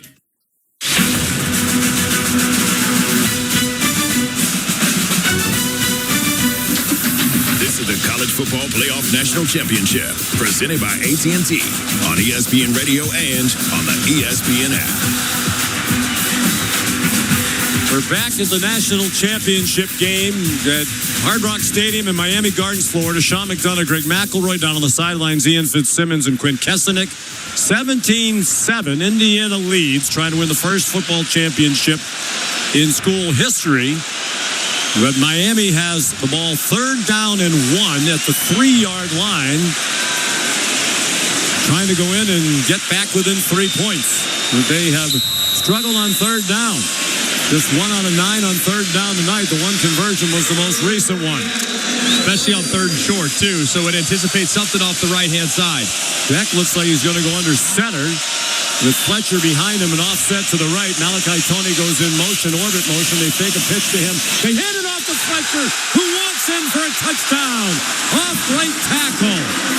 Beautiful play design and a great call by Shannon Dawson. They sent Tony in motion from the left to behind Carson Beck. They faked a toss to him, handed it off to Fletcher straight ahead, and he went in untouched. A 3-yard touchdown. And they're an extra point away from a 3-point game. And it was a beautiful job, too, by the right side of the offensive line and the tight end, just completely displacing the defensive lineman on that side to allow the untouched touchdown. Here's Carter Davis with a big extra point. And it is good right down the middle. So 3 seconds into the fourth quarter, Mark Fletcher has scored his second touchdown of the game. He has 16 carries, 109 yards. It's his 8th career 100-yard game. 6 of them this season in his junior year, and 3 of them in the 4 games in his college football playoff. He has come to the forefront when it matters most. He was ticketed out of high school for Ohio State, committed to them for about 8 months.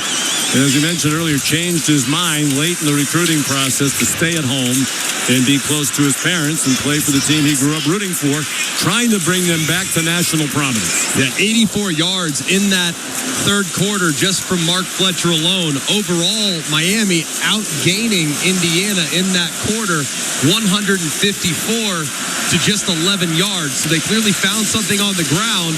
And of course, now the pressure back on Mendoza, who seemingly steps up every opportunity he can. The block punt huge for the IU touchdown. The missed field goal by Davis in the first half lingers as well, although it was a long one. Davis kicks off from right to left, high, end over end, and it'll be a touchback. Lands about 7 yards deep in the end zone.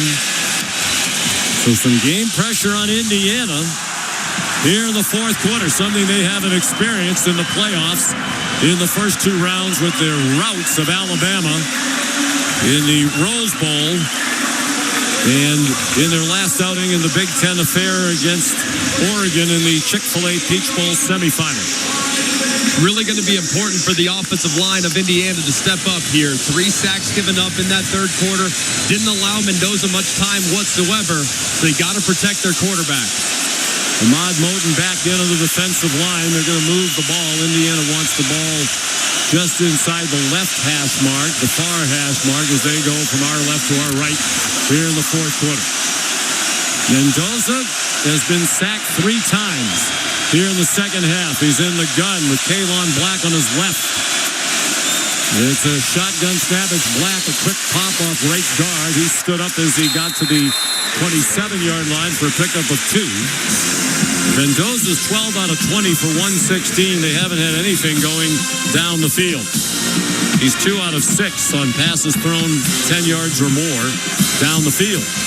And the coverage has really tightened up for Miami in the second half with the return of Xavier Lucas, who's now playing into the boundary, and we've seen him mostly playing press coverage. The number's almost identical for these 2 quarterbacks now. On 2nd and 8 out of the gun with Black, the running back, to the left of Mendoza to hand off to Black. Again, quick hitter up the middle. He breaks a couple of tackles and goes out to the 40-yard line for a first down. Chase Smith made the tackle. It is a gain of 13, and they're at the 40-yard line. To amplify the point about the quarterbacks, both Beck and Mendoza are 12 for 20. Beck's thrown for 115 yards, Mendoza for 116. Doesn't get much closer than that. Mendoza's been sacked 3 times, Beck taken down only once. Out of the shotgun, Mendoza. Black behind him to the right. It's a fake to him. It's a quick throw to the right side, and it's broken up, intended for Omar Cooper, and was batted away by Ethan O'Connor. Ethan O'Connor was on the receiving end of a lot of those hitch routes that were thrown underneath in the first half. Had a couple missed tackles as a result. That time he breaks on it quickly. And if I'm the offensive coordinator, Mike Shanahan, I'm thinking to myself, all right, 24 is ready for a double move. Maybe Yes, a hitch indeed. and go at some point. No question. A couple of these DBs for Miami are jumping on these quick throws. Here's 2nd down and 10, 13:40 to go. Fourth quarter, 17-14 Indiana. Mendoza claps, has the shotgun snap, throws it to Cook wide to the left, has blockers out in front. He's across midfield and down near the Miami 41-yard line on the far sideline. Tackled by Keontae Scott. Just a quick hitter out to the left. They had 3 receivers out there, and the other 2 did a great job. Surratt and Nowakowski blocking on that play for Cooper, who goes for 18.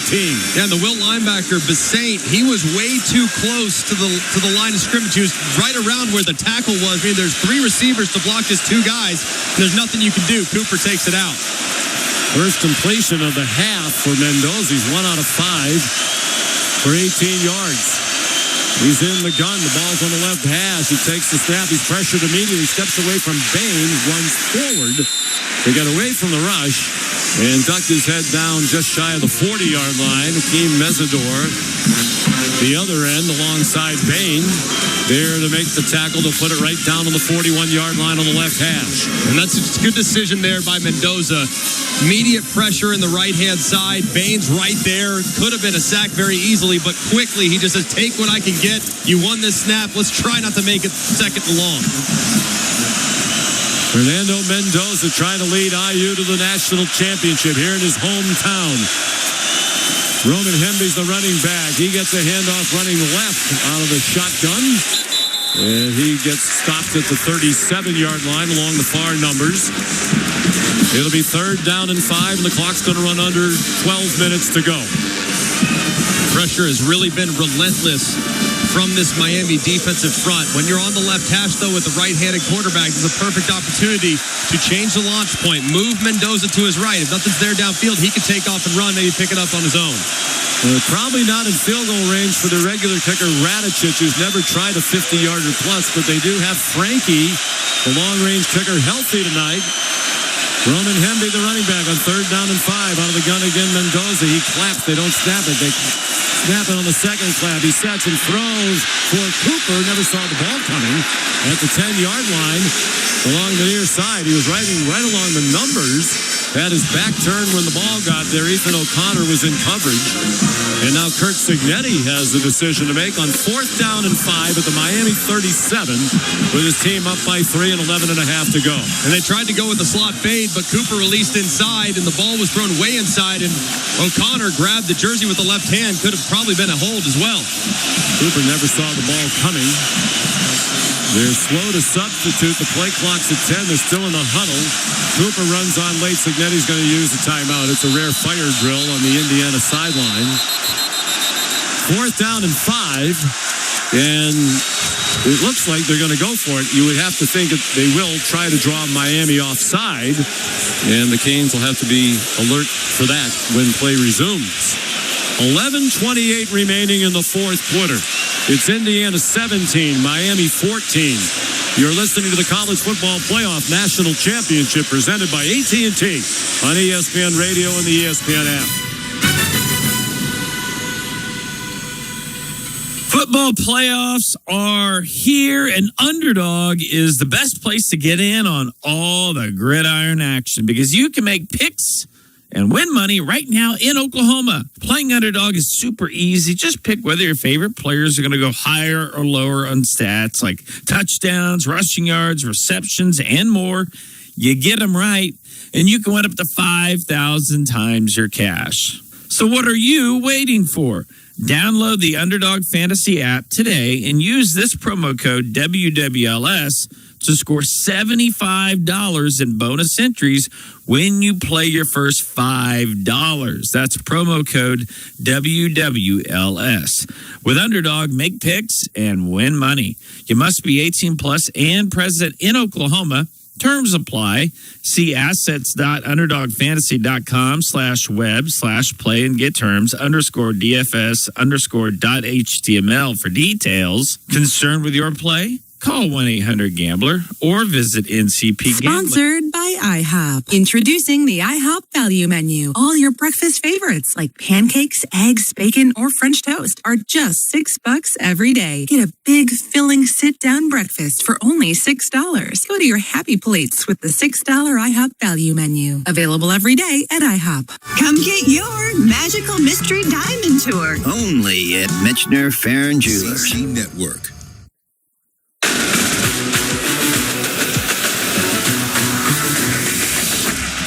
Listening to the College Football Playoff National Championship presented by AT&T on ESPN Radio and on the ESPN app. 11:28 to go. It's been a very exciting college football season. And this national championship game has the potential to be a classic. Indiana leads 17-14. And they're looking at 4th down and 5. And it looks like, Greg, they're going to go for it with the ball on the Miami 37-yard line. You have to wonder, too, they've utilized a delay snap on a couple different occasions, which would indicate maybe just hesitate a half second, get them to jump in the neutral zone, and then you snap it, so you might get a free play. But I'd anticipate some type of trickery with this snap count and the rhythm of it.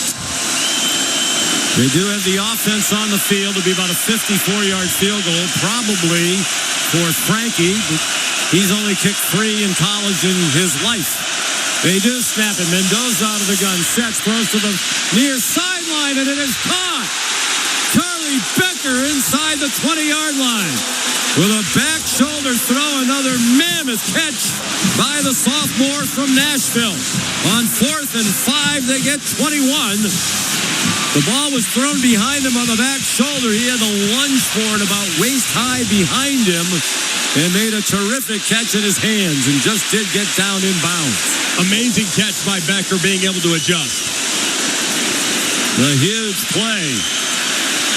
They're at the 18-yard line, 1st and 10, under 11 minutes to go. On first down, it's Kalon Black taking a handoff out of the shotgun from Mendoza. He takes it inside the 15 to the 14. Justin Scott and Jacoby Thomas made the tackle for Miami.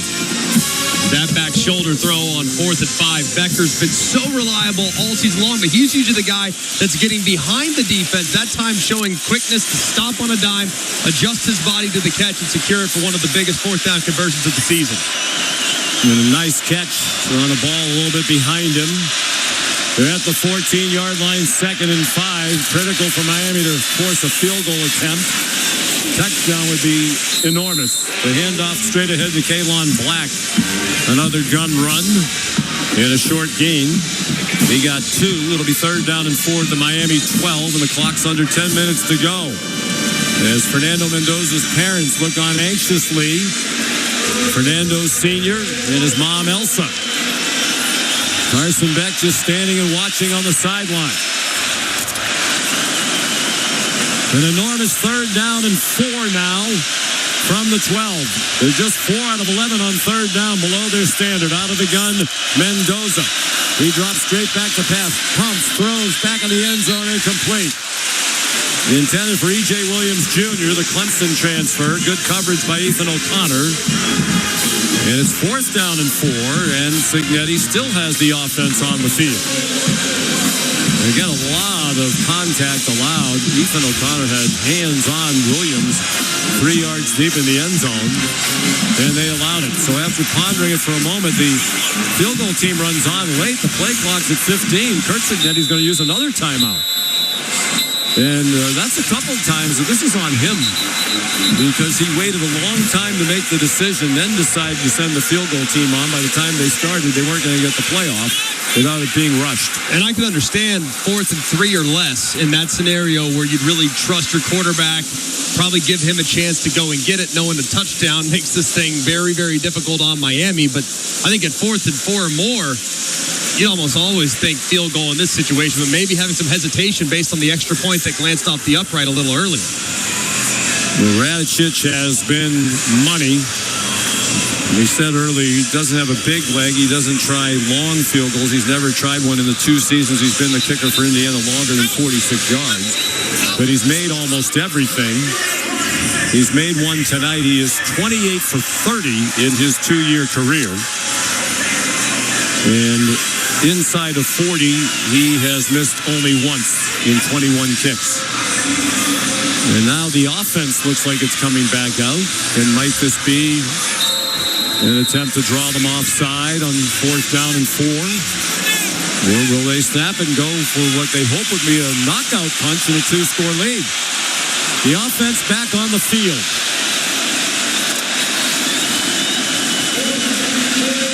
They're 1 for 1 on 4th down tonight. Mendoza's in the gun. The ball's on the 13-yard line. He's clapping as if they're going to snap it. They do snap it. He takes off running on a design quarterback draw. He has the 1st down. He spins into the end zone. What a play by Mendoza. And what a call. It was a design run. He bounced off a couple of hits. Looked like he was going to get the 1st down. He wasn't satisfied. It's another highlight reel play for Mendoza. and a 9-point lead. Incredibly well done right there, and a great call by Mike Shanahan. Just 5 guys in the box defensively for Miami, anticipating pass for sure in that scenario. Instead, they fool him with the draw, and he puts his body on the line to give them a 9-point lead. The signature play of this championship game, Mendoza, the extra point up and good by Radicic. Curt Cignetti put it in the hands of the greatest player in Indiana football history. He took off running up the middle. He got hit hard at the 5-yard line, but spun off it and then went airborne, launching himself from about the 2 and got it across the goal line for the touchdown, with his dad and his younger brother Max going crazy on either side of Mom Elsa, who is watching from a wheelchair. She is Fernando's inspiration. If you saw his Heisman Trophy acceptance speech, you know how close he is to his mother.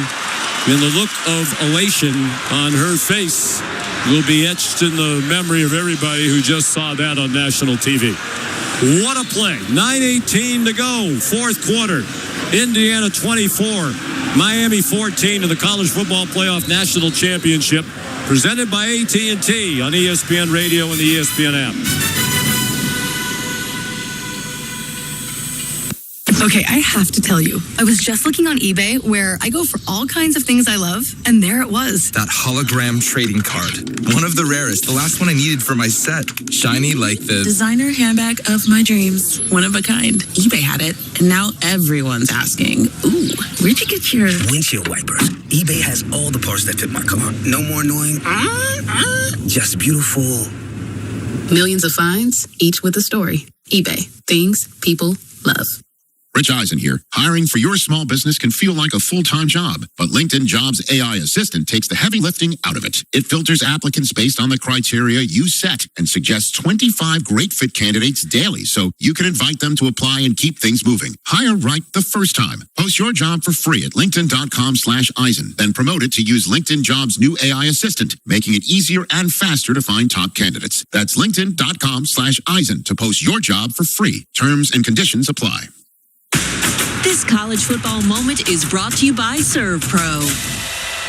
College football teams have moments they recovered from and made it like it never even happened. Like on September 3rd, 2017, when UCLA found themselves down 44-10 to Texas A&M with 4:08 left in the third quarter. Quarterback Josh Rosen led the Bruins to 5 straight touchdowns, retaking the lead with 43 seconds left to win 45-44. ServPro, like it never even happened.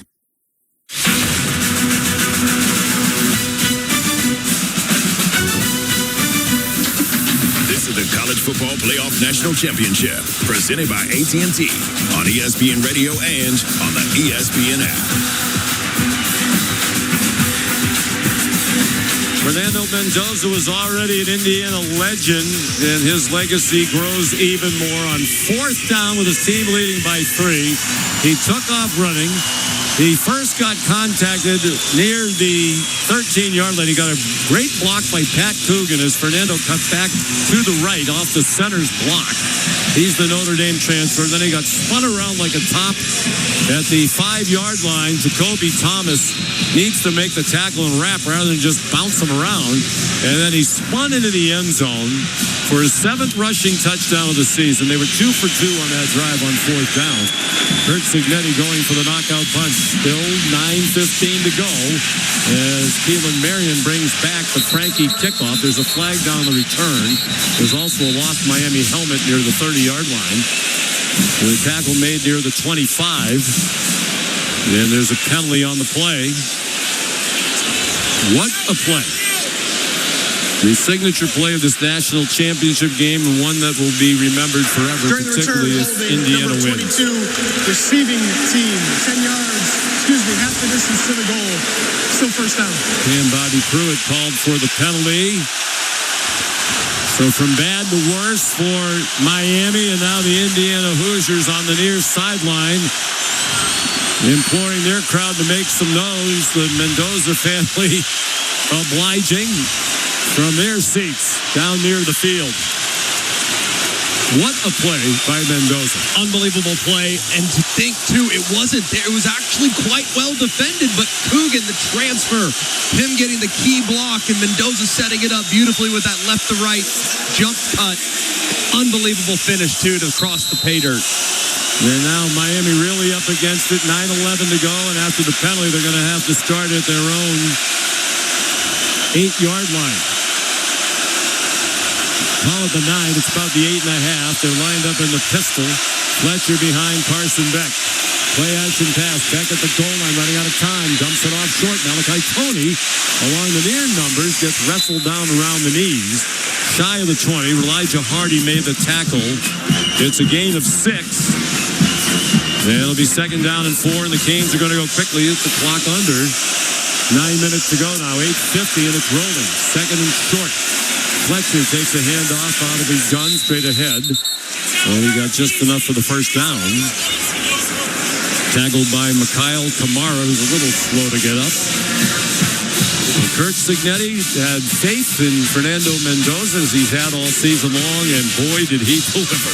Yeah, he did. Unbelievable, too. And now for Carson Beck and the Miami Hurricanes, throwing your way back into this game is incredibly difficult with the pass rush that Indiana has and the secondary that they have that can close holes so quickly. 1st and 10, 8:13 to go. 10-point lead for Indiana. Now the shotgun. Beck take the quick screen to Tony. Now looking downfield, it's very well covered. He throws it deep down the field. Incomplete. Over the head of Keelan Marion along the near sideline with D'Angelo Pons in coverage. The Hoosiers weren't fooled by that fake. They wanted them to bite on a quick screen to Tony, but they did not. They're just so disciplined. I mean, never even for a second. They tried to go with a fake screen like you described, but it was an out and up, a double move. Normally defenders would try to jump, and Jamari Sharp didn't even blink at it. He stayed over the top and kept the ball in front of him. 8:03 to go. Beck is 13 for 22 for 123. Defensive struggle. 255 yards for IU, 233 for the Ute. Beck back to pass. Launches a deep one high down the near sideline. And it is caught. No, it is not. It's ruled incomplete by the field judge. Looked like Keelan Marion had it at the 35-yard line of IU, but apparently he did not hang on with D'Angelo Pons in coverage. And D'Angelo Pons staying really, really deep and on top of it, and yes, correctly officiated there. Looks like immediately might have reeled it in, but as he's going to the ground, the ball pops out, actually off of D'Angelo Pons' foot, and it leads to the incompletion. And if you're a defensive back tonight, feel free to put your hands all over the receivers because they're letting it go on both sides. It's been consistent. Here's 3rd down and 10. They're 2 out of 10 on 3rd down, but converted the last 2. From their own 20, there's a flag before the snap. There was some movement for a false start against Miami. Be the 6th Hurricanes penalty. False start, number 63. Offense, 5-yard penalty, 3rd down. It feels like that electric touchdown run by Mendoza is taking some of the air out of the Miami Hurricanes and their fans. And it's breathed the life into all those wearing crimson and cream tonight. And this part of the field, the far right side of the field going right to left, the band is about 30 yards behind Carson Beck to make it tough to communicate. 3rd down and 15. They're on the left hash mark at their own 15-yard line. Beck out of the shotgun, sends Bauman the tight end wider to the right. Blitz from the left, doesn't get close. Bauman the catch down the seam on the far sideline for a first down. He went up the far hash mark and made a catch on a beautifully thrown seam pass for 22 yards on the completion to Alex Bauman. And a great job of the left tackle picking up the corner blitz. They go quickly without a huddle. They're at the 37-yard line. 5-man rush. Beck sets and throws on target to Tony. Across midfield. Down the middle of the field inside the 25. And all the way down to the 22-yard line. So a couple of big plays back to back. That one goes for 41 yards to Tony. 29 after the catch. They're going to spot the ball at the 22-yard line. And Indiana kind of going with a 3 safety, almost like a pre-bent look, led to a lot of room underneath for Tony, who catches the slant and takes it for nice yards after catch. Another response by Miami. That's been a recurring theme throughout this playoff, including their game-winning touchdown drive against Ole Miss, engineered by Beck. 1st and 10 at the IU 22. Beck, a quick set, running out of time. Dumps it off short. Off the hands of Fletcher and up dangerously into the air. Landed between a couple of Indiana Hoosiers, Hans and Fisher, near the 15-yard line along the near numbers. That was really well covered by Indiana. There was nothing there for Carson Beck. It tried to find Mark Fletcher on about a 3-yard out route, kind of a check down type of route. He threw it off target. Very lucky it wasn't intercepted. Indiana leading 24-14 with 6:44 to go in the national championship game. 2nd and 10 Miami. They're at the IU 22. Shotgun snap, and it's snapped to Tony. Caught him in jet motion. He's inside the 10. He's into the end zone for a touchdown. They snapped it as Tony went in motion from left to right. He caught the snap on the way by the center in jet motion, went around the right end, barely touched for a 22-yard touchdown. What a wild design there from Shannon Dawson. It looked like it was going to be a fake handoff. Instead, it's just a quick little jet sweep.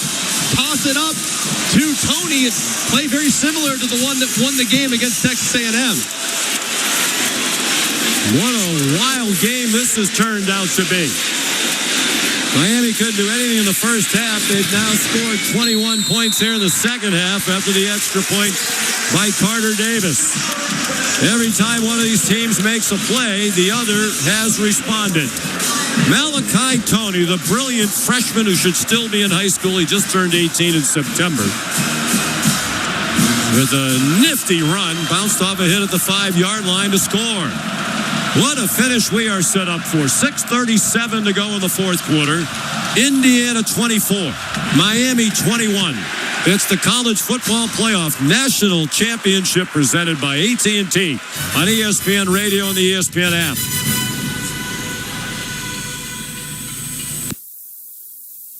All right, Mom and Dad, that's enough screen time for today. I literally just saved us more money by finding 2 subscriptions we forgot about with Navy Federal Credit Union's mobile app. Yeah, and I just protected our credit from cringe fraudsters with the security tech. Don't you want to spend some time on social media? Will social media help us manifest your college tuition? Get the best banking ever with one of America's top-rated digital banking experiences, Navy Federal Credit Union. Our members are the mission. Navy Federal is insured by NCAA. Message and data rates may apply. Visit NavyFederal.org for more information. What would you say was the biggest factor in getting that win tonight? I mean, you said it. I think that was it for me. Factor. I was feeling strong. Had plenty in the tank for overtime. Wait, Factor, like the meals? Yeah, Factor meals. I've been getting Factor high protein meals delivered all month. I get all the power I need. They taste great, and they're ready to eat in 2 minutes. Okay, I need to get on that. For real. Go to factormeals.com. It's the easiest way to eat like a pro. Do you know what to do if you're stuck on the railroad crossing? Get out of your vehicle. If a train is not approaching, find the blue and white emergency notification system sign on the traffic signs at the crossing. For help, call the number on the sign and give them the crossing number so they know your location and can alert train traffic. Remember, find the blue and white to save your life. For more information, visit oli.org.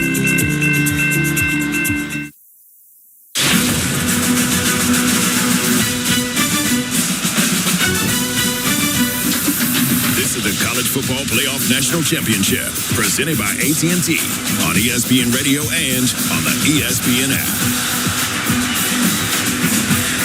6:37 to go in this national championship game. Back and forth they go here in the second half. Indiana still has not trailed in this playoff, but Miami keeps hanging with them. It's now 24-21.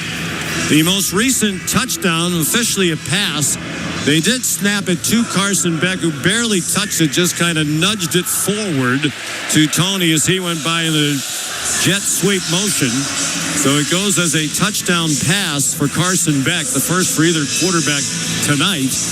And Tony had 63 yards on that drive. Of the 91 yards on that drive, 63 yards receiving for Tony, who now has another outstanding night. 9 catches for 115 and a touchdown catch.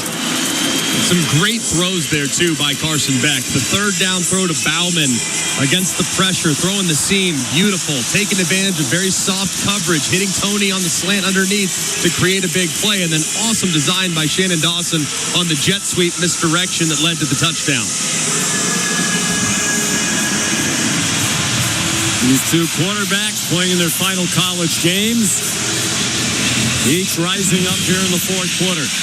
Carter Davis's kickoff will be another touchback. Lands in the middle of the end zone. No attempt to field it by Roman Hemby or Jonathan Brady. So here comes Mendoza. Some last words of advice from the quarterback coach, Chandler Whitmer, on the sideline.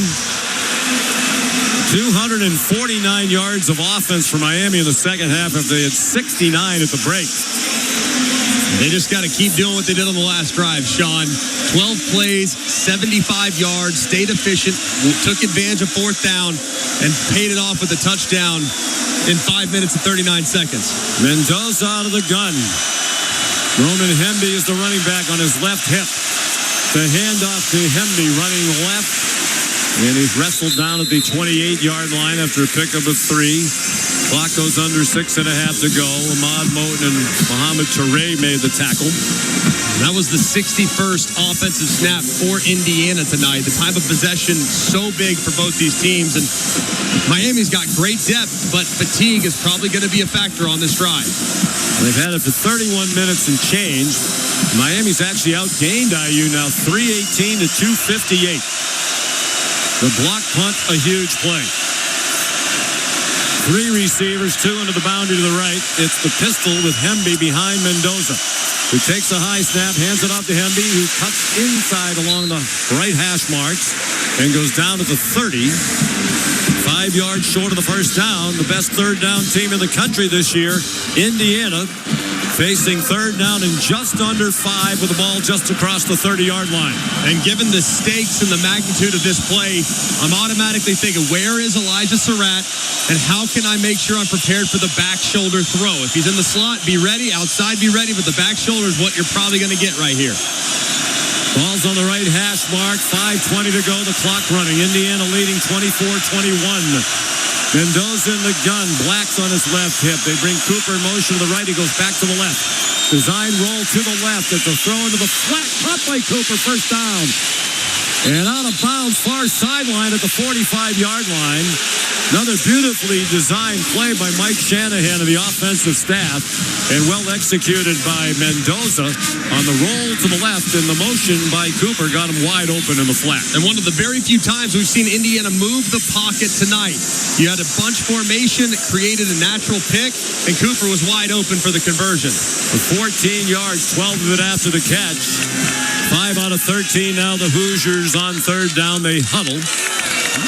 And they get quickly over the ball with 3 wide receivers to the right, the wide side of the field. Kalon Black's the running back. Cooper in motion to left. Gets a handoff to Black running left, and he gets stood up and dumped at the 50-yard line on a sturdy tackle by Wesley Basaint. And now the clock is at issue, running with 4:20 to go. Miami with all 3 timeouts. Indiana's had to use a couple here with some uncharacteristic substitution issues.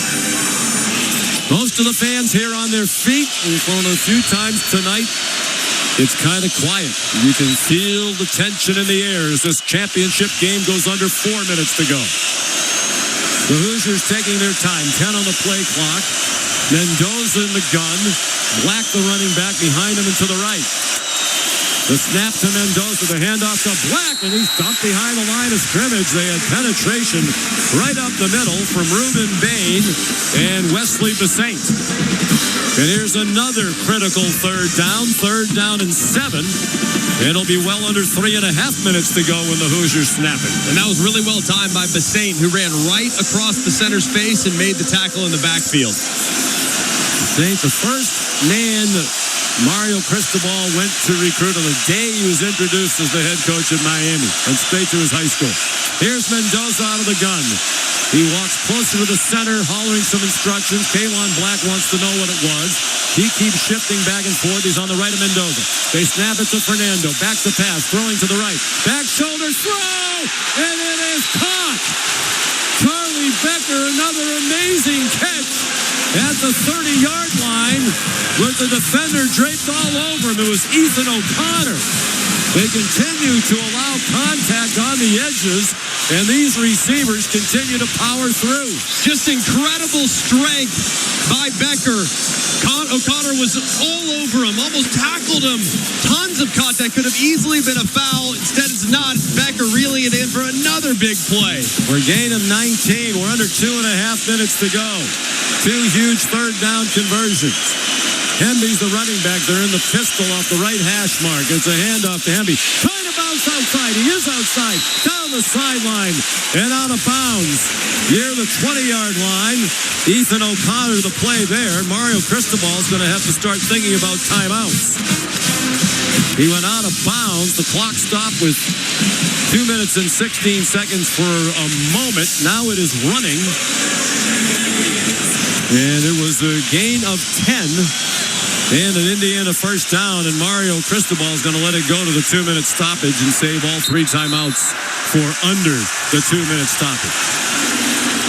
They're the best third down team in the country all year by a mile, and a couple of huge conversions on this drive. Let's pause 10 seconds for station identification. You're listening to the College Football Playoff National Championship, presented by AT&T on ESPN Radio and the ESPN app. Broadcasting sponsored by Parrish Devon, official personal injury lawyers of the Oklahoma City Thunder. Visit pepperwinds.com. WWLS-FM, The Village, Oklahoma City, the sports animal, a Cumulus station. Sean McDonough, Greg McElroy, Quint Kesnick and Ian Fitzsimmons are on the sidelines. 2 minutes to go. And these two teams continue to respond every time one of them seems like they've taken an upper hand in terms of momentum. The other responds. And that includes this drive by Indiana, which is about to snap its 8th play. Incredible. And just 2 massive throws and catches on this drive to extend. Charlie Becker on 3rd and medium, back shoulder throw, a guy that's traditionally the one that you go over the top. He did it against Ohio State in the Big Ten title game. He always steps up, and Mendoza, as accurate as he's been all night tonight on this final drive. For the game, he's 16 for 27 for 186. They had the highlight reel touchdown earlier in this quarter on the run. On a 4th down play when they decided to forego a field goal that would have given them a 6-point lead. 24-21, 2-minute stoppage, 1st down and 10 for Indiana at the Miami 23. The Canes do have all 3 timeouts, and absolutely essential that they get a stop here and force a field goal attempt if Kurt Cignetti elects to do that. Should they get the 4th down? Yeah, and I would think the next couple plays, anticipating runs behind the left side of this offensive line. That's your bell cow. Carter Smith, the left tackle, outstanding. Drew Evans as well. Pat Coogan at center. The left side of the offensive line has really been up to the task in the run game most of the night tonight. So to try to put the game on ice, I'd lean on that side of the ball. Indiana already with the school record 15 wins.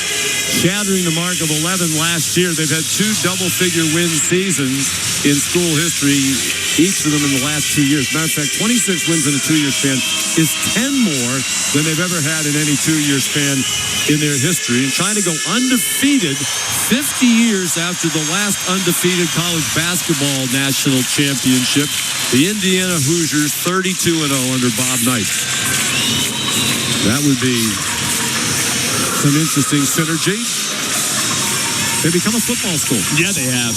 They are awesome, man. What a great team. And I mean, the response and the heart and the poise on this drive has been nothing short of remarkable. They haven't had many close games, but they've won 3 by single digits, and they had to make plays late in all of them. At Iowa, they won by 5. Penn State, the dramatic touchdown catch by Cooper in the back line of the end zone to win by 3. They beat Ohio State by 3 in the Big Ten championship game. The other 12 wins have all been by double figures. Miami's given them everything they can handle tonight. Out of the timeout, the ball's in the right hash mark. It's at the 23-yard line. 1st down and 10. The handoff to a big hole. Goes Henley to the right. He's very near another 1st down. They're going to mark him down about a yard short. And Miami will use the timeout. And it might be a break for Indiana that they didn't get the first down on that play because they could run another play and then pick it up and get a fresh set of downs. 1:54 to go. A 9-yard run for Hemby, who's now rushed for 59 yards. He and Black, that great duo, have combined to rush for 137 yards tonight. And Charlie Becker, the big catch. 4 receptions in the first 7 games. He didn't have any last year as a freshman. And now 26 catches over the last 8 games. Got the opportunity when Surratt was injured against Penn State and Wisconsin, and he literally has run with it. Yeah, to think that he was such an afterthought for so long, and the emergence against Penn State, and the way he's just built on it, performance after performance on the back shoulder catches, 2 massive back shoulder catches in this matchup. But he did it against Ohio State, put the game on ice on 3rd down behind the defense. He has been so clutch throughout this incredible run. Great size. He's 6'4", 210. Great hands. Terrific athlete. He was a state hurdle champion in Tennessee in high school. Averages more than 20 yards per catch. He's the fastest guy among the receiving corps. Carson Beck with his hands over his eyes on the sideline. Now his hands clasped almost as if he's in prayer on the sideline. 1:56 to go. 2nd and 1 Indiana. They're leading by 3 in the national championship game. They're at the 14-yard line. There's a flag before the snap. It was a handoff to Roman Hemby. And it looks like it's going to be the rare penalty against Indiana. Prior to the snap, false start. Number 65. Offense, 5-yard penalty, 2nd down. It's the 3rd Indiana penalty, and it's against Carter Smith, their outstanding left tackle, the Big Ten Offensive Lineman of the Year, and a second-team AP All-American. And that's just a backbreaker, too. I mean, 2nd and short. Now, obviously, much more difficult circumstances at 2nd and 6. Mendoza's in the shotgun where they risk a throw to stop the clock on an incompletion. He doesn't throw many of those. Becker comes in motion left to right. It's a handoff to Hemby straight ahead. He's across the line of scrimmage, and that's about it. Driven back after a 1-yard gain. Ahmad Moulton Sr.'s had a mammoth night in the middle of that Miami defensive line, made another tackle. So here's yet another big 3rd down on this drive. Kurt Signetti's team has converted on 3rd and 7 and 3rd and 5, and this will be another 3rd and 5. Yeah, and just goes back to the enormity of that false start, because that would have been a 1st and 10 had that false start not gone down. But here on a 3rd and 5, you just got burned 2nd to go with the quarterback draw. You know those guys are going to be thinking about that play. They got burned early in the first half on 2 handoffs right up the middle to convert on 3rd and medium situations like this, and they've also gotten burned on the back shoulder. So a lot to think about here, but I'm trusting Mendoza with his legs in a scenario like this. Have you ever seen a team that throws the back shoulder better than this one? I mean, Mendoza puts it in the right place all the time. When it's a little errant, these guys make highlight reel catches. Not in college. In NFL, Drew Brees might have something to say about it, but he's about the only one that had that kind of effectiveness. Fernando Mendoza runs back to the huddle after chatting with Kurt Signetti on the sideline. 3rd down and 5, 1:51 to go. Indiana leading 24-21. They're at the Miami 18. They're in the pistol. Black directly behind Mendoza. 2 receivers to the left. It's a handoff to Black, running left. Cuts it inside and gets stopped short of the 1st down. He got just to the line of scrimmage, and that's about all. A very quick timeout called by Mario Cristobal. So now what does Kurt Signetti do? Not long ago, with a 3-point lead, facing 4th down, they decide to bypass the short field goal, and Fernando Mendoza turned in the touchdown run. That's the play of the night. What do you think he'll do here? He has Radicic on the field already. I'd kick it. I mean, you're right in the middle. Make him score a touchdown. Exactly. I think you've got to kick it here. Pass rush has been somewhat quiet tonight. They haven't been able to get home, but the coverage has been pretty good when they've played aggressively. Last drive, they got a little too conservative. I think they'll play a little more aggressive in this upcoming offensive drive, but I like the field goal call here.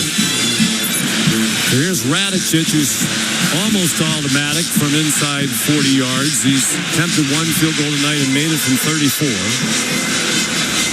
This to give them a 6-point lead. There's a minute 47 to go. This is a 35-yard try right in the middle of the field. Couldn't be more equidistant between the hash marks.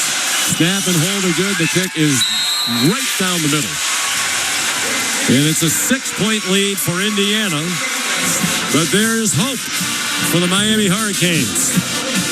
And you don't have to think very far back to the 15-play touchdown drive engineered by Carson Beck to bring them from behind to beat Ole Miss. And it was Beck who scored the game-winning touchdown with 18 seconds to go on a 3-yard run. Yeah, and this is where you really need your pass rushers to step up. Mikal Kamara, he needs to be big in this game. In a perfect situation, you would have Stephen Daly, but who, of course, has not been available. Kellen Wyatt's been out as well. So it's going to come down to Landino and Dukwe and Kamara to apply that pressure. They've only sacked Carson Beck once tonight. Can they get home and get Miami feeling the pressure?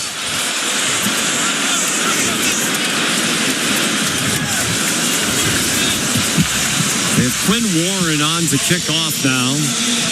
He took over as the kickoff man when Frankie was hurt. Frankie's kicks ordinarily touchbacks when he's healthy. He hasn't been bombing them in the end zone tonight, so it's Warren to kick off from left to right.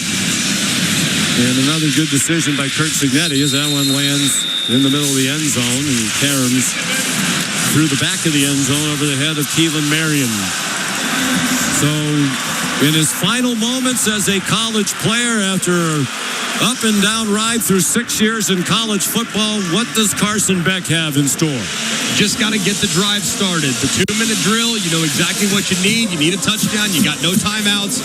Got to go the distance, boys. You got 4 downs to get it. Don't sweat it. Can't take a sack, and you must try to create positive yards on the first play of the drive. By far the most important play of the drive. All right between the hash marks, perhaps slightly closer to the left. Fletcher, the running back on the right hip of Carson Beck, is out of the gun. 3 receivers, 2 tight to the left. They send Marion in motion to the right. There's a flag down, thrown by the back judge. Did they take too much time? My goodness, they did. A delayed game penalty. Offense, 5-yard penalty. On the first play of the possession, Mario Cristobal upset. He just ripped his headset off, and he's letting the official right in front of him on the sideline have it. He was gesturing as if he thought they should have reset the play clock. He also might have damaged his headset as somebody on the sidelines doing some work to it. Not the way you want to start. A 5-yard penalty. It's 1st and 15 from the 20. 1:42 to go. Fourth quarter in this championship game. Indiana leads by 6. Beck takes a shotgun snap. He's under pressure. He flips it forward as it gets knocked to the ground. It's incomplete in the direction of Alex Bauman. They did not blow a whistle for an incomplete pass. Some wondering if it's a fumble. And now they say it's an incomplete pass.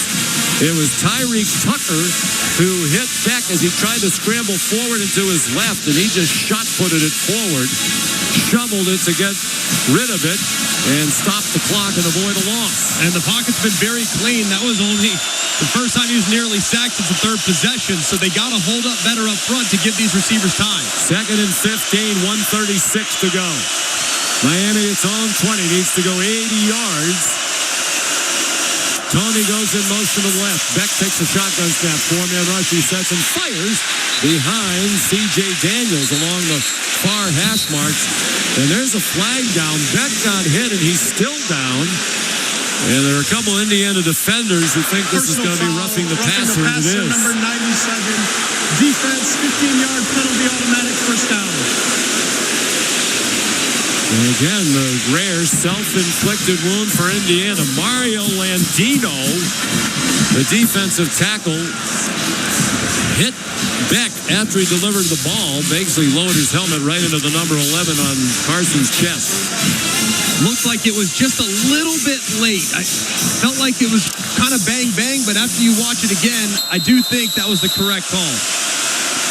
Matt Austin, our refereeing expert, did not think that should have been called.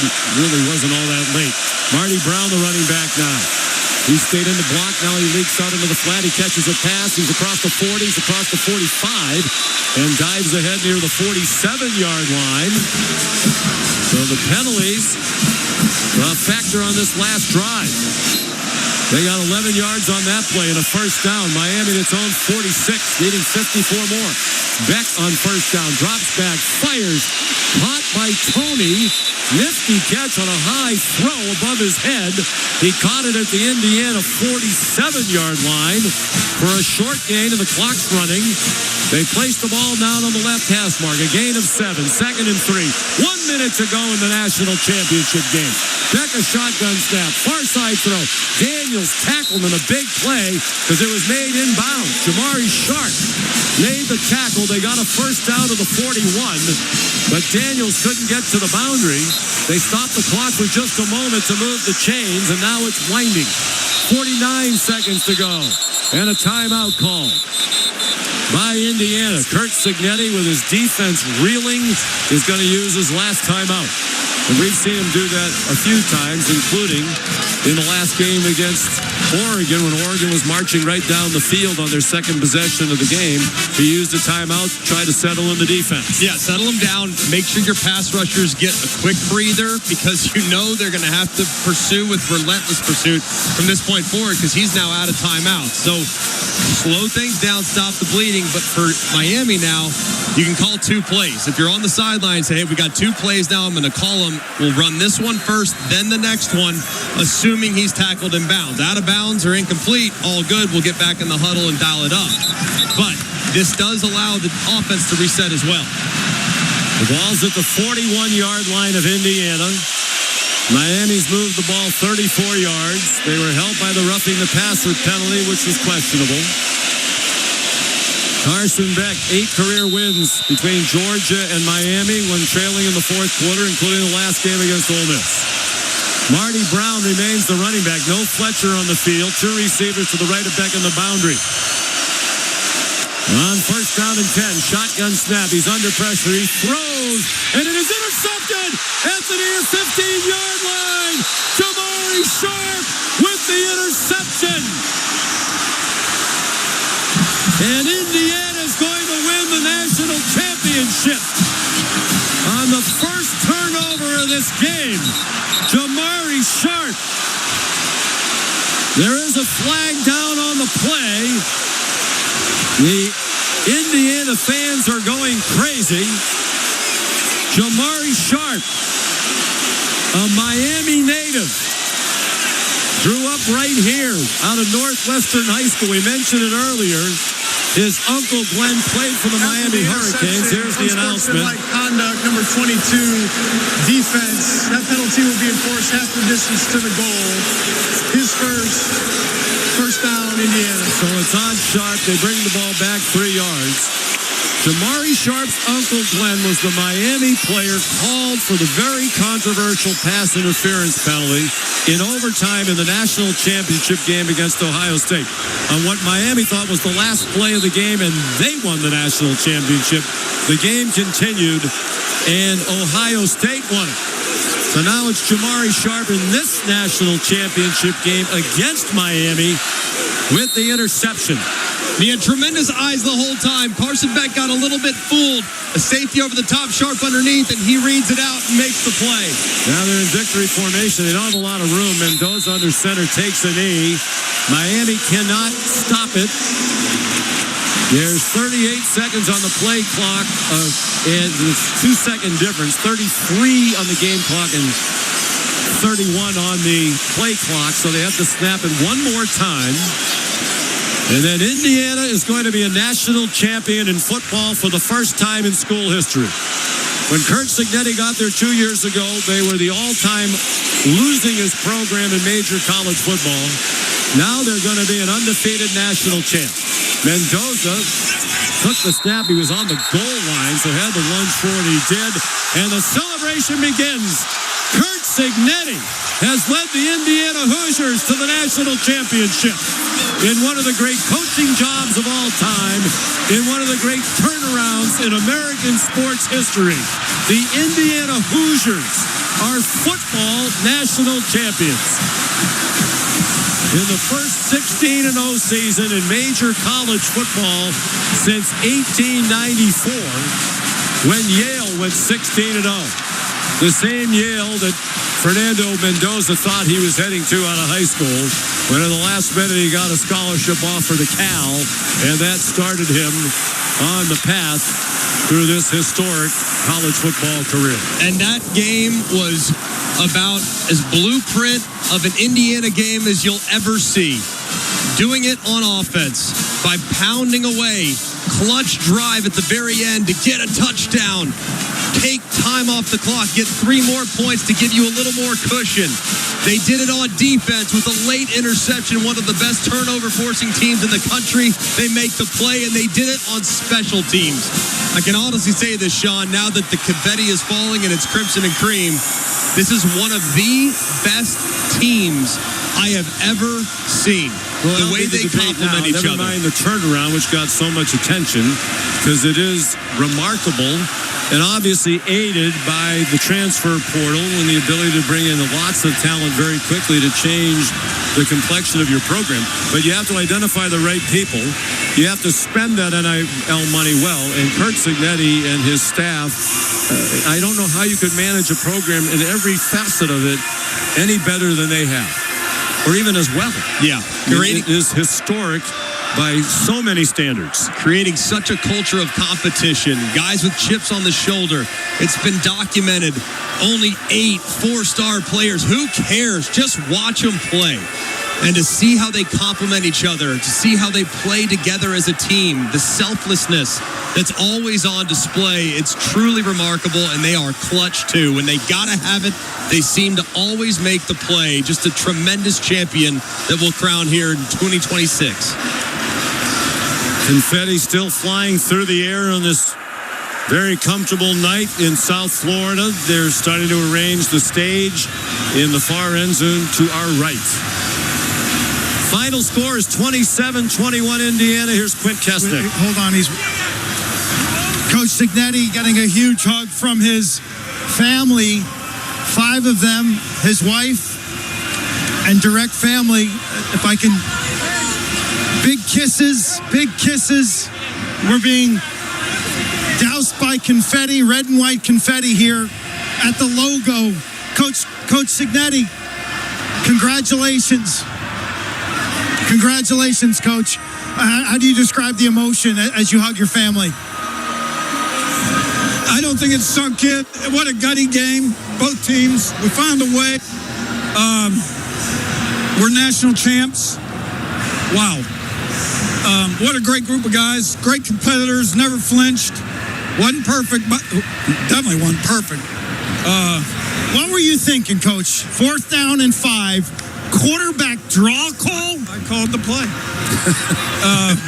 We needed something. They were in the coverage to play before. That play would have worked. And we put that play in for this game. We blocked it different than we normally do because of backer tilt. And they were in the coverage to play before. We rolled the dice. They were in it again. We blocked it well. We broke a tackle. And the other 4th downs, great throws, back shoulder to the field. And we finally could give the quarterback a chance to hit his, 5th step, take a hitch and throw the ball when we kept 7 men in and slid left because, we couldn't protect. 16-0. Yale back in the 1800s. You remember them? Perhaps. Yale Bulldogs. Carmen Koza. How do you, when you took the job, was this moment ever a potential? I never really thought this far ahead, just because of all the work that needed done when I stepped on campus.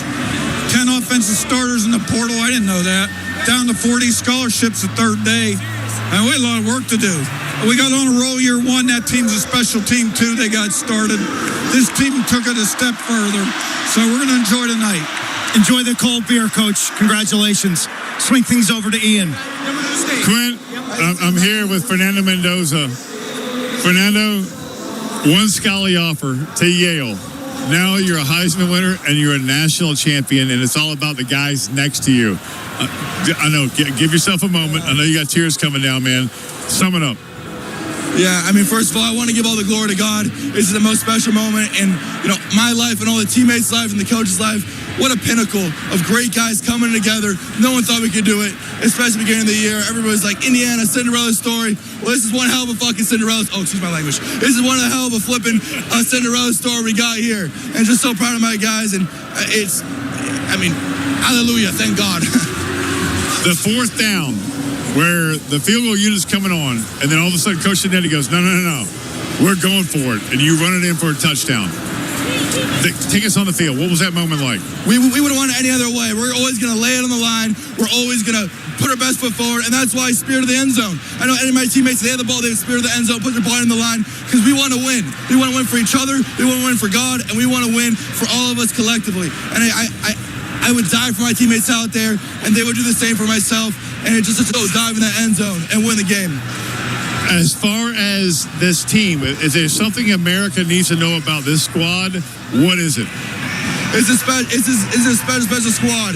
If you have optimism in yourself and positive belief, no matter if you're too small, too big, or too whatever, you can do it. You need to have self-belief in yourself, and then God will prosper. And if you have special ones around you like we do, it would all prosper and it'll work out in the end.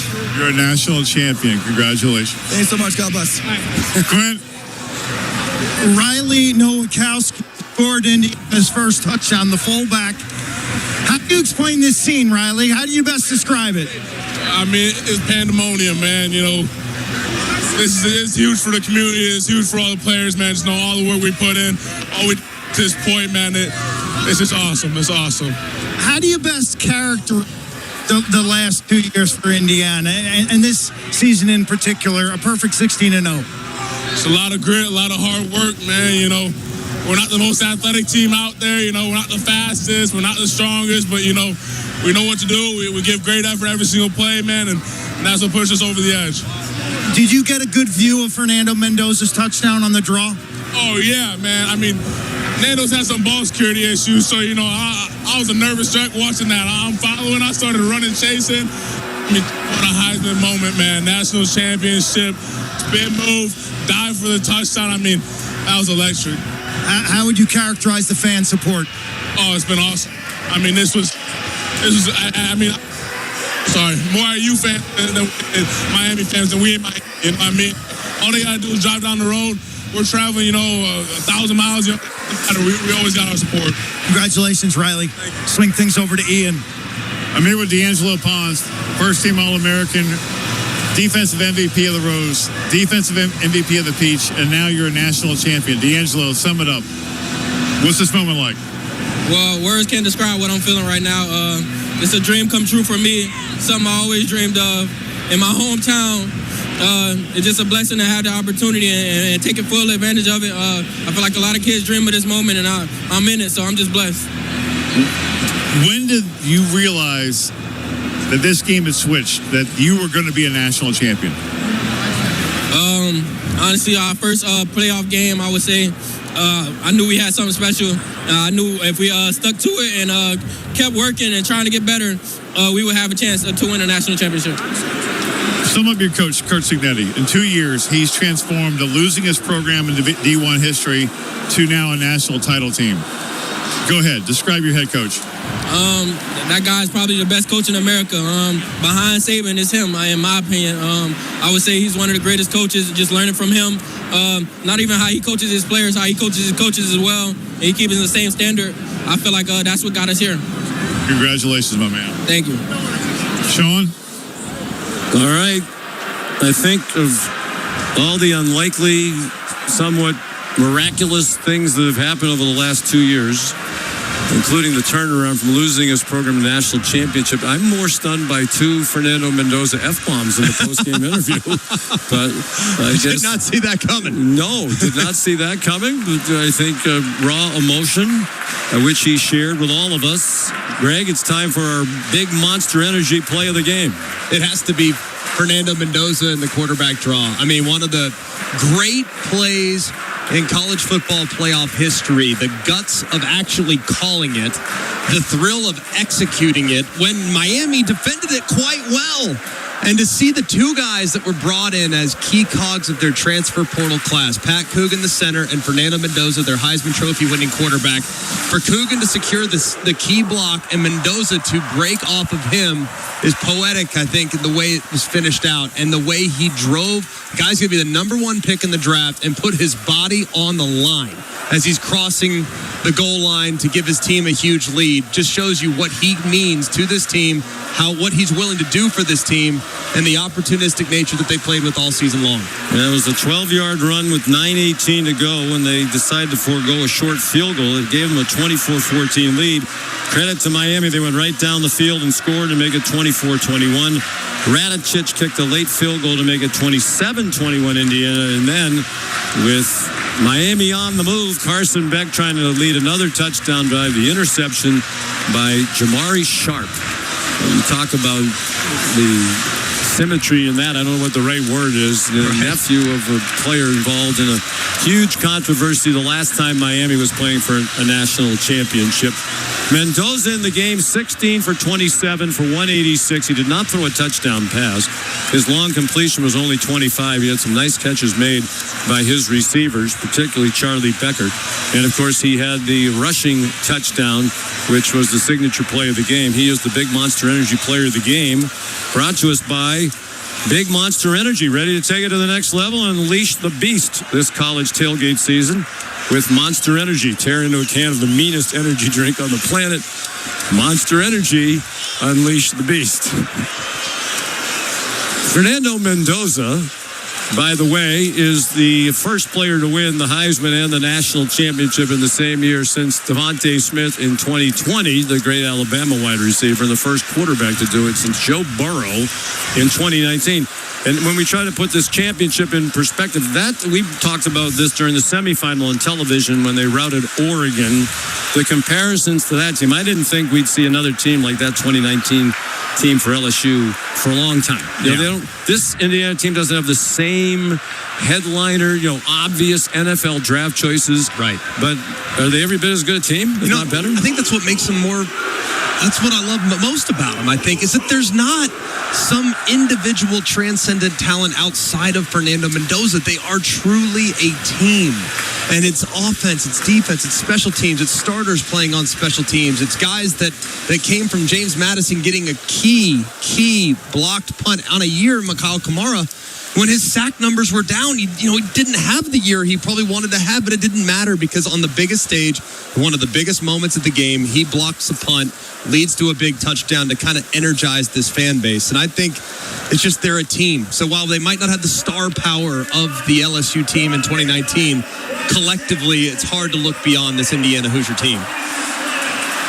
And Fernando Mendoza, we should add, is probably going to have, almost certainly going to have the trifecta: Heisman, national championship, and number one overall pick in the NFL draft. He will be the sixth person to do that. The great Reese Davis is on the podium. They're about to present the national championship trophy to Curt Cignetti. You don't have to Google him anymore. Everybody knows he wins.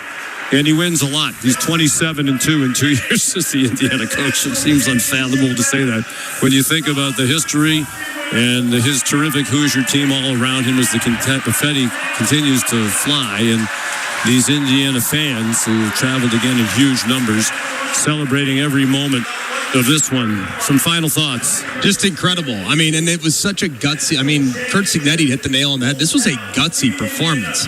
Fernando Mendoza did not have his best stuff. I mean, the team in general did not have their best stuff. They had some uncharacteristic mistakes, some uncharacteristic penalties, and yet they persevered. They made the plays when they had to make the plays. And both teams did, but it came down to one mistake. And who knows, Miami was still up against it on that last drive.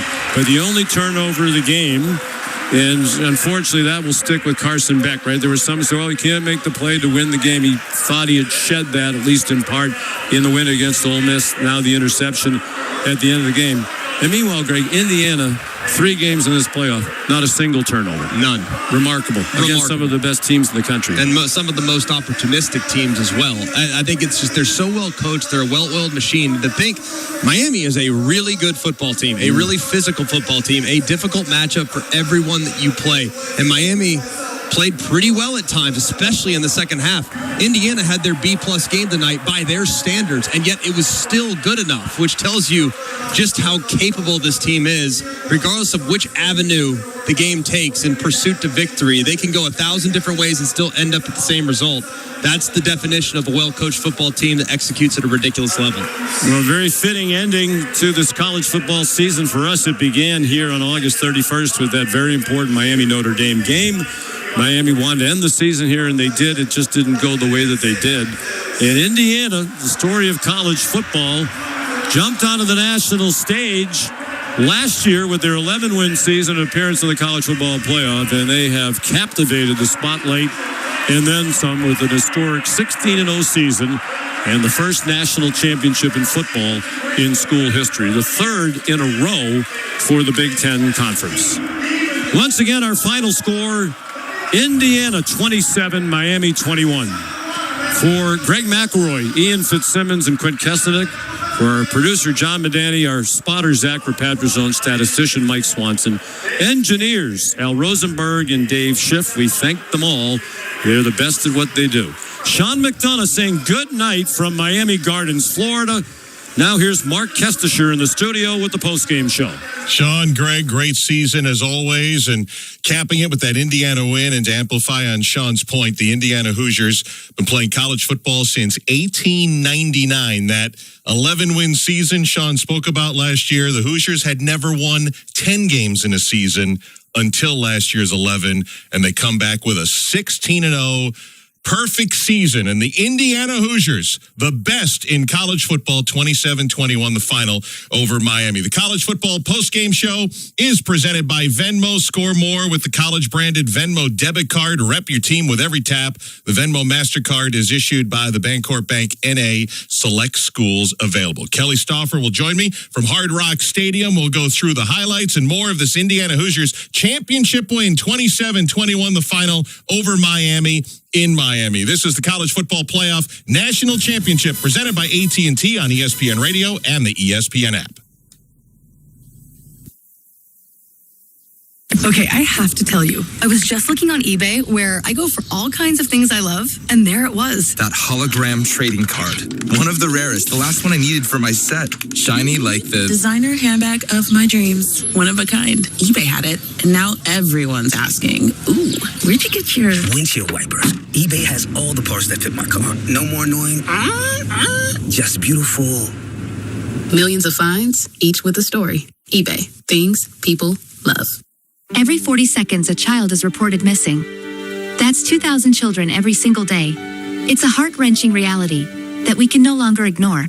Find the Children is a nonprofit organization dedicated to helping find missing kids. You can be a part of their mission by donating your unwanted vehicle, running or not. Call 1-800-294-0222. We guarantee that you will receive the maximum tax deduction. We provide fast, free pickup with 24-hour response. Call 1-800-294-0222. Find the Children provides crucial resources to help find missing children and educational materials to teach kids how to recognize and avoid predators. Our recovery programs have a proven track record of reuniting kids with their families. It's time to act. Donate your unwanted or unused car. Help us build a world where every child is safe. Pick up the phone and call 1-800-294-0222. Together, we can bring these kids home safely.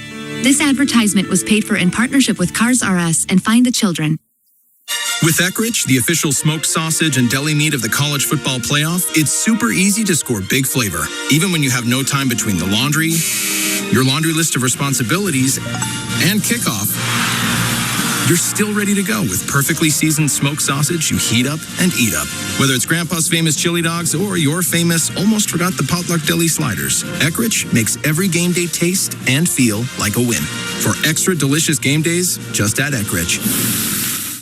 As a sports fan, you want the best way to watch your favorite teams at home. And now you can experience game day in all its glory with a Samsung Super Big TV. It's super big and super clear, giving you a closer view than the sidelines. And you can go big without the blur, thanks to the supersized picture enhancer, even on our biggest TVs. So get ready for your game day with the ultimate fan-worthy TV at Samsung.com. Supersized picture enhancer utilizes AI-based formulas, available on 85-inch and larger TVs on models QN70F and above. That's the ease at which you get information. You want it, you get it. Like that. Ask your phone. Group chat. Smartphone. You're always connected and informed in real time. No waiting. So if you're diabetic and still using finger sticks to read your blood sugar, what are you waiting for? Knowing your blood sugar levels instantly is important for managing diabetes. Call US Med at 888-665-0696. To learn more about continuous glucose monitors, a real-time instant method to track your blood glucose, US Med is an approved provider for Medicare and over 1,000 private insurers. And the best part? Call 888-665-0696 and we'll give you a free insurance benefits check today. So call 888-665-0696 today. That's 888-665-0696 and manage your diabetes as easy as... If you love to travel, Capital One has a rewards credit card that's perfect for you. With the Capital One Venture X card, you earn unlimited double miles on everything you buy. Plus, you get premium benefits at a collection of luxury hotels when you book on Capital One Travel. And with Venture X, you get access to over 1,000 airport lounges worldwide. Open up a world of travel possibilities with the Capital One Venture X card. What's in your wallet? Terms apply. Lounge access is subject to change. See CapitalOne.com for details.